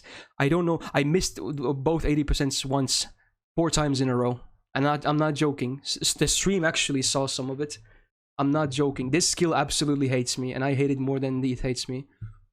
So yeah, you're guaranteed the 30% battery at least, which is nice, but then you have to roll 80% to get 20% attack out for 3 turns, and roll another 80% to get 10 stars every turn for 3 turns, so have fun with that. I hate that because she's an Ilya, she had to get an RNG skill just so they could shove that Kuro buff down our throats. I hate it. I hate it. It's the only reason they did it. Because originally Ilya caster had it as well, and then they buffed Kuro to have that up, and now they did it for Shitona as well. It's so annoying. That's really why they did it. Magic Resist is okay, Territory Creation A is nice. This is cool for her MP. This is cool mostly for the debuff resistance. And then the MP. So, unlike Sigurd, she needs the enemy to be a dragon to drain, sadly. But the OC is good. Even though the defense down is after damage, it also comes with a crit chance down, both lasting 3 turns on 20% each. So even if you don't drain, it's still a pretty decent MP, honestly. Not too bad. Not too bad. And definitely has, you know, received power with this current meta. Let's be real. Now, where do I place her? I have to place her at least an A, if not A+, honestly. If Melt is EX, she has to be somewhat closer. Probably A, honestly. Probably A. Because she's that good in the current meta. She's actually really good. She's like so good. She really benefited from the shift of the meta. I'm so tempted to put her in A+, man. Because again, Castoria really makes a big difference with her. It really does. Even Tamamo, even a lot of other servants help as well. Yeah, because Melt is an EX. Because arguably in some situations, Citronite is even better, so I can't have her be so much behind. I can't have her be so much behind her. Arguably, they could even be in the same tier. Or arguably, Shitonai could be even higher. But I'm gonna do it like this, I think. I'm gonna do it like this. So, yeah. Yeah. Right, we might do some last tweaking once we're done here. Alright, Tammy. Tammy. Man, can I place her in EX? I wanna place her in EX. Or is she A+? I want to place her in EX, though. I just want to place her in EX. She has to be EX, right? She still, even though obviously probably Castoria better for looping and stuff, she still brings the unique of the cooldown reduction and whatnot. She always will have a spot in the meta, like, she will always be there, basically. Because no one else still does that, really, in that fashion. It's just, her MP is so nice. So nice, and her skills, even after the buffs, are pretty good. So, yeah, and of course, she pairs well with Castoria as well, like people said, so yeah. Yeah, I have to do it. I also want to do it. So, there you go. She's just that good. Speaking of Tammy, we got Lancer. Tammy Lancer, one of my favorites. I might be overrating her slightly, but I think she's great. So, don't say level 92, come on. That's toxic. Single target, Buster, Lancer, DPS, a double Buster, double quick. The standard Lancer deck is actually pretty good on her as well. Attack is sadly on the lower side, but her gains are good. If you know one thing about her, I hope you know that her gains are pretty good. She can MP generate pretty damn well. She's like Cleo in the sense that even her quicks can do a lot of generation. She even has the same deck. What a coincidence. So yeah, don't let the deck fool you. The gains are good. Her version of the Summer Charisma, I guess. It's still a bit old. I don't think this skill is anything too great, though. It's just... in most of the times, this probably won't even matter too much, and this is just... it's just a meh charisma, I guess. Just a decent charisma. So, it's nothing too crazy. Meh. Now, this one, I think this is unique to her. So, baseline 100% charm on one enemy, no requirements. Cool. Defense down for 3 turns, 30%. cool. Curse, but it does come with the demerit of increasing it. Now, you can completely eliminate the demerits by using this, of course, on the turn they're gonna MP. So basically, you're getting a free turn, hopefully, if they don't resist, and free defense down, hopefully, if they don't resist. So, yeah, you can actually play around the demerit pretty well. It's not as bad as it looks. Yeah, it definitely doesn't matter as much as it looks. It does matter a bit, because obviously you would like to use it earlier, most of the times, I guess. But it doesn't matter if you have to delay it a bit. It's very easily... You can do a workaround, let's just say that. Now, the extra is another demerit, in fact. But you can even play around this. Now, I mentioned when I was doing the Kiara one, that is, the Kiara one was definitely not as bad as this. But you can even work around this. Like, of course, you can get some kind of cleanse or debuff immune or debuff resistance. Well, not resistance, because it's a 500% chance, but immunity from teammates. Or... command codes, they're a thing now, right? There is an anti-stun command code, which is definitely a decent workaround for this. So, yeah, that's something to think about. It is, if you don't work around it, it is a very annoying demerit, possibly. Unless you count your cards correctly, and then, you know, the next turn might not matter because she wouldn't attack anyway. But if you can work around it, but if you don't, it can be really annoying. But yeah, for one turn, you can get a lot of different good stuff going. Crit damage, star rate, MP gain, debuff res, healing rate. So yeah, it's just a nice package for a nice brave chain, basically. Riding A is, you know, pretty damn good considering her quicks are not bad at all. Territory creation A, you know, probably doesn't matter too much with the 2-hit arts. And divinity A+ is just okay. Her MP is very basic though. That's the one annoying part. No buff, no normal effects, just damage. And if you're not fighting a male, it's literally just damage. But if you are fighting a male, very good damage. And at least the niche isn't super rare. So, yeah. Not super rare. Now, where did I place Bryn? I placed her in A. I think I have to place Tammy in the same tier, honestly. Some people might probably disagree, but I think they're equal. I think they're equal. They both have different things going for them. I think Bryn overall probably has a better kit, but Tammy has the better gains. Tammy just... is a bit more consistent in that front. So you're absolutely free to disagree, but I would rate them the same. I like the utility with the charm as well, which is against anyone. But yeah, if you're not fighting males, don't expect miracles. It's just gonna be... I am thinking about the non-male argument, because it does cripple her damage quite a bit. Okay. Okay, fine. Okay. Fair enough. It does cripple her damage quite a bit if you're not fighting males, so that's why I'm bumping her down slightly. Because Bryn doesn't have that issue. But then again, Bryn does have a niche as well, but I don't think she is too much crippled if you're not fighting Brynhild's beloved, though. I'm sorry, Fox Knight. But she's a high B+, if anything. Much like Sigurd here. So, yeah.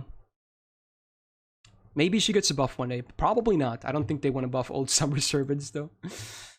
Oh, boy. Insert your memes here. Alright. We got Tesla next. AoE, Buster, Archer. I believe this is the last one. Unless I'm forgetting something. Yeah. Double Buster, double Arch. Much like Gilgamesh, much like Ishtar, much like Napoleon. You name it. They're all the same. In most cases. Attack, pretty good. Not as good as Gilgamesh or... Ishtar though, but it's pretty good. His gains, not amazing. Unless you have Galvanism active, then it's pretty decent. But without that, he suffers from pretty damn low hit count, sadly. But you can, you know, help it, at least. Speaking of Galvanism, it was also buffed, so yeah. You still get the 50% for self, but now you also give the party, except for him, so he doesn't get the double buff. The party also gets 30% MP generation for 3 turns. What a nice guy. How about that? Helping the party too. So it's basically a better version of Golden Rule now. It's not still anything crazy, like it's not game breaking, but it's definitely a better version of Golden Rule. So I guess he can slap Gilgamesh based on that. Now, this was also buffed, which is now it's a really crazy skill. Okay, on a 5-turn cooldown, you get a 3-turn Guts for 1 time. Is already pretty good downtime on that. Or pretty low. 80% chance to get MP damage. I believe this is higher than the Vinci's, unless it's the same. Maybe it's 10% higher. Also, Chance to get 30% defense up for 3 turns. And attack is guaranteed 20% 3 turns. That's a lot of stuff. Granted, if you miss these, it's going to be a bit more sad. But even then, that's a lot of stuff for 1 skill. But yes, 80% for 2 of them is annoying. But is a great skill still. At least it's more consistent than Imperial Privilege, I guess. But it's a good skill. He, of course, much like Ishtar, has a battery of 50%. Ignores Invul for 3 turns because this is Pioneer of the Stars and gets 10 stars. So, yep. We've seen this many times already. It's a good battery, so there you go. Overall, I would say after the buffs, he has a pretty sexy kit. Not bad. Minus the RNG. Pretty nice. Magic with C can make a difference if you want to use him in bosses. Same as this. For farming, neither of these probably will be that relevant. And of course, his MP, much like the others, has been buffed. Has to keep up. It is annoying that the AoE stun is only 40% on each. The merit is basically laughable. It's not really anything to consider. You could just, brush it off. And then his extra damage is against servants with earth or sky attributes. Not the rarest thing there is, but I was hoping it would be earth and man. That would make it so much more easier, but still here and there can work. Not bad. In fact, I believe he actually does the most damage if you manage to get this to work of the 3 main ones, right? Or something like that. Yeah, he's good. Like, he's good. Where did I place Gilgamesh and Ishtar? Ishtar was in A+, right? A+. A+. Gilgamesh is in A. No, he's in A+. Okay, I'm gonna place Tesla in A, just behind them. Just behind them. They're both in A+. I'm gonna just behind them. Tesla is still great, but I think overall, in most cases, Gilgamesh and Ishtar probably would do a slightly better job, but Tesla is still absolutely a great unit. Just slightly behind those two, if anything, so there you go. Wow, chat actually agrees for once. There you go. Did something correct. Oh my god, okay, so here we finally go. Yes, sir. Now, I did mention at the start of the video that we're in the middle of a strengthening campaign, and sadly, we will get a rider buff, SSR rider buff, and a SSR archer buff still. Sadly, won't be affecting this list, but Vlad's buff will. We already know that one. So his buff is now public knowledge. He was buffed again. How about that? So we got Mr. Vlad, single target arts, DPS, berserker, double buster, double arts deck. Would like to see triple arts because he's not a crit servant by any means, but oh well. Attack is actually pretty decent. Could be higher for a berserker, but he's certainly not bad. His gains are not good. Some people might be saying, what? He's like prime Castor material. Yeah, because he needs a lot of help. But if you give him that help, they will be decent. But on their own, they're not good. They are not good. They're in fact very bad. He can also help himself now with this. Okay, but yeah. His vampirism at least goes up to 100%, which is really great. Fuck those vampirisms that only go to 80%. I hate those. At least his can be guaranteed, which is great, because he's definitely a boss killer. You can even do some farming with him. That's the crazy part. Because nowadays, they like to do waves of like 1 or 2 mobs. Especially the 1 mob waves. You can farm with him, which is the... Yeah, I know it sounds crazy, but you can do that. But most of the time, you're probably still going to pick him in bosses. And he does a really good job nowadays. And a 30% battery. So at least these numbers are nice compared to the other vampirisms. So it's definitely a decent skill. Now, he used to have a very basic morph. Not good. And then they made it better. 30% defense up, 30% attack up, 3 turns, both. 5-turn cooldown, small downtime. Basic, but decent. Basic, but decent. Not bad. And then his guts has also been buffed. It was a basic guts, then they kept the basic guts, but then they added another guts that stacks with other guts, because otherwise he couldn't apply another guts if it didn't stack with other guts. Take a shot every time I say guts. So yeah, that's cool. And also, this helps a lot with the current meta. MP generation for self 3 turns, 30%. There you go. Pretty sexy. Pretty sexy. And then, I guess this doesn't help him personally too much, sadly. Now, the first ever double MP upgrade. We went from shit to a half buff to a full buff. So now he actually matches a proper buff. His numbers were gimped. But in addition to also making his MP better, they added a new normal effect and even made the OC better. Like, they didn't have to do that, but they did. So he's even better now. Like, oh, I guess this, well, the stars were better since the last one, but they didn't have to add the normal effect, which is, I mean, I'm glad they did, because he's pretty nuts now. It is sadly after damage for the arts resistance, 20% 3 turns flat, but considering he's a loop servant, it will definitely have an impact. It will definitely have an impact. Vlad is busted. He's busted. I really want to put him in EX in this day and age, but I'm probably going to keep him in A+. He's nuts. He's so good. He's so good in current meta, especially after all the buffs. He's so good. I really want to put him in EX, though. I want to put him in EX. I want to put him in EX. I want to put Vlad in EX. Okay, but okay. Maybe the reason I'm not going to put him in EX is because to make him fully beast mode, it's somewhat demanding. So I'm not gonna assume everyone has like all the Castorias and Vlads and whatever, you know. So maybe in terms of accessibility, I'll stick with A+. But I could absolutely, depending on your account, see him in EX. He's nutty. I'm gonna leave him in A+. I'm surprised some people are even saying he's too high on A+.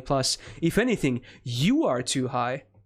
You definitely don't play JP or have not used him with Castoria after all the buffs, because you are definitely high if you think A plus is too high for current Vlad in this day and age. This is not NA, my dude. This isn't taking account JP buffs. He's absolutely a beast now.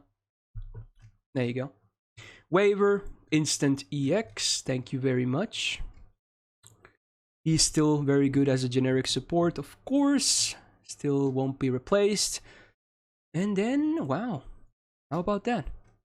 We have one more. Shan Yu. It's Dark Souls Huan. AoE Quick Berserker. Triple Buster deck, though. It's not the end of the world that he has a triple Buster deck. I would hope to 2 Busters, 2 Quick, because at least he will get better crit turns, I suppose, with more Buster leads, but I was hoping for quick double Buster, honestly. His attack is, again, pretty good for a Berserker. Could be higher, though, but pretty good. His gains are, of course, ass. Being a Berserker with a full Gorilla deck, so not very good. But, you know, supports can and will help with that. He has received some buffs as well. In the first skill we got, you know, he has a 1-turn evasion. This is the worst one with 6 turns, sadly. But they did add some fun stuff for him, namely Absorb, because it only used to have crit damage, but they also upped it, so he can actually have a very devastating crit turn.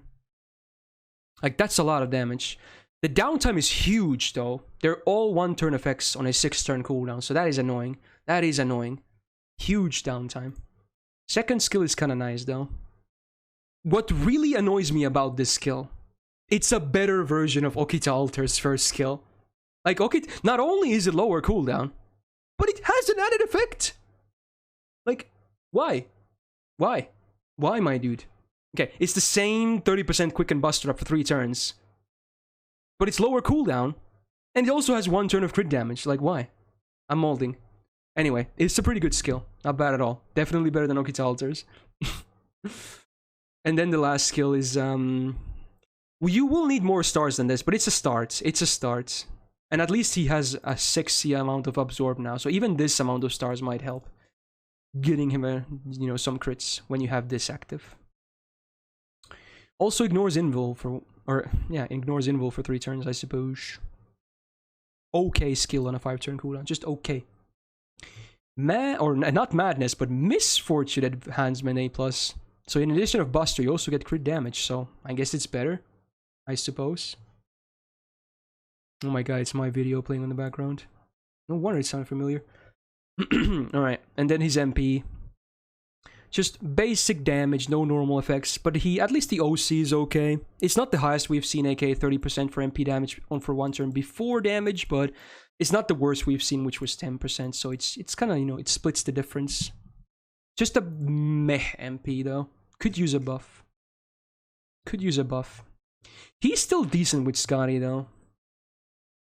He's still decent. B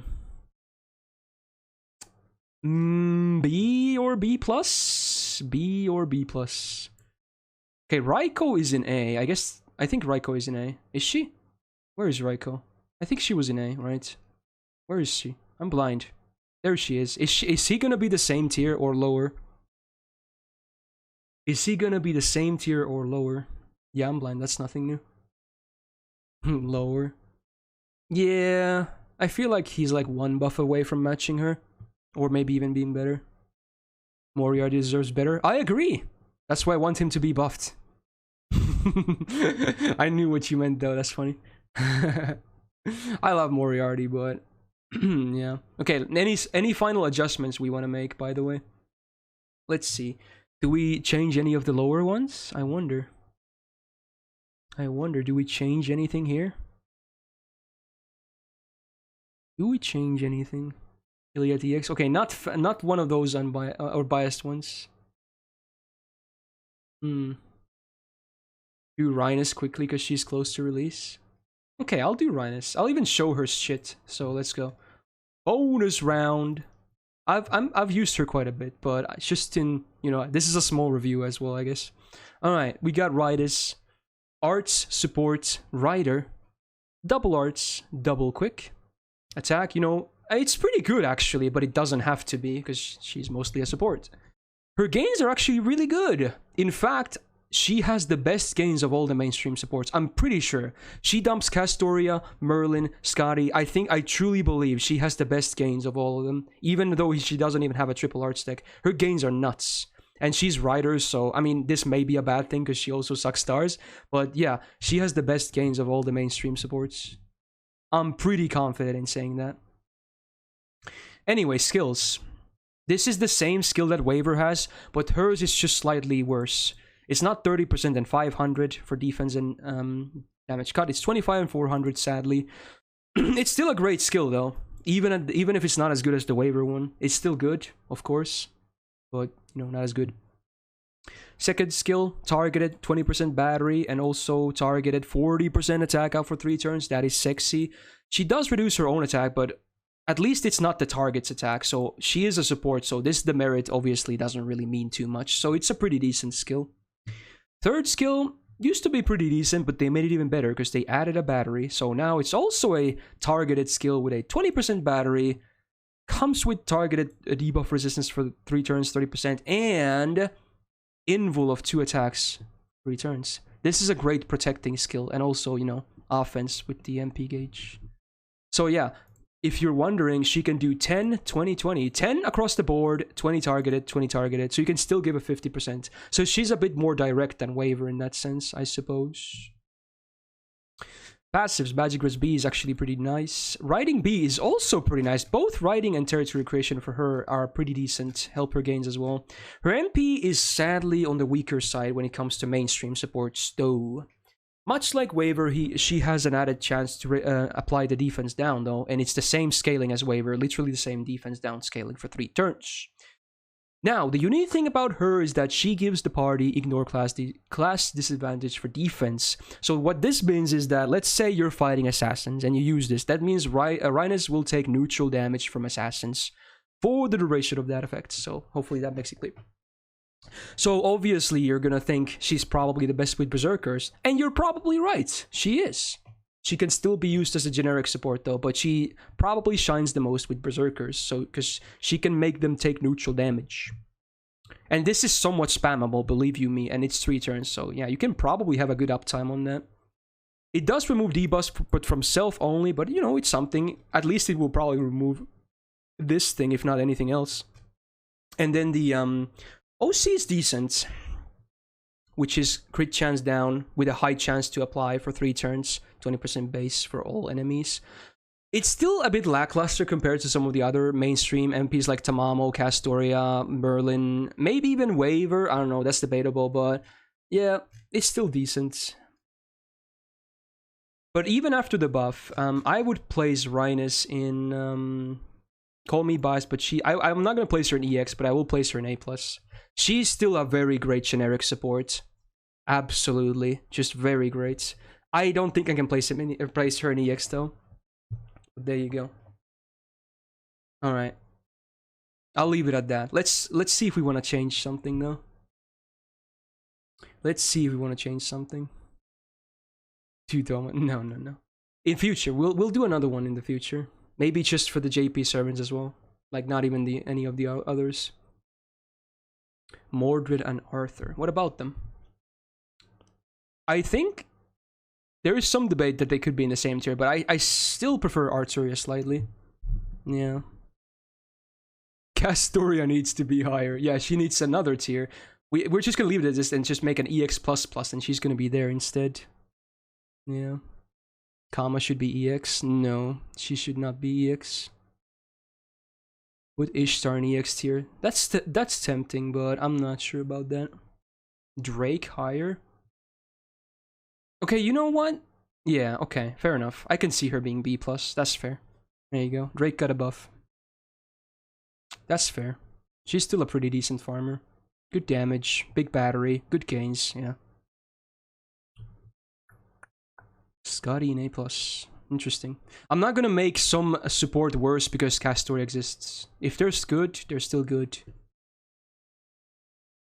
Why is Ket slower than Ozzy? It's not a huge difference. It's only a difference of half a tier, so they're very close to each other. I just like Ozzy because his team utility just... like, you trade Ozzy's team utility to Ket's selfish crits, but there's a huge downtime for that, and it's not even super consistent because it's crits. Ozzy is just always consistent. That's the reason I rate him slightly higher than Ket's. But depending on tomorrow, one of them might get a buff, and it might be just completely the other way around. You never know. Tomorrow is the SSR writer, after all. Dantes with Skadi, though. Yeah, I took that into account. I'm not considering double Skadi insane farming here, by the way. It's still a lot better. I think he was in C last time. So, yeah. Some people will definitely mold about that, but I think that's fair.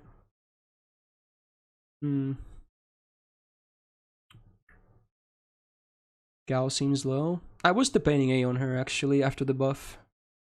I was debating that. Okay, fair enough. If I place Drake in B+, I have to upgrade Artoria to B as well. Yeah, that's kind of fair. Because Napoleon has really bad skills, Jordanian. Not really bad, but not amazing. Arjuna has better skills. Iskandar B? I think I like my placement of Iskandar, actually.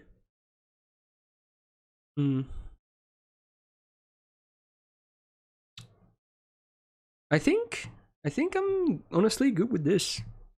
Yeah, I see some disagreements and whatnot, but you know, you can never please anyone anyway, or everyone anyway, so yeah.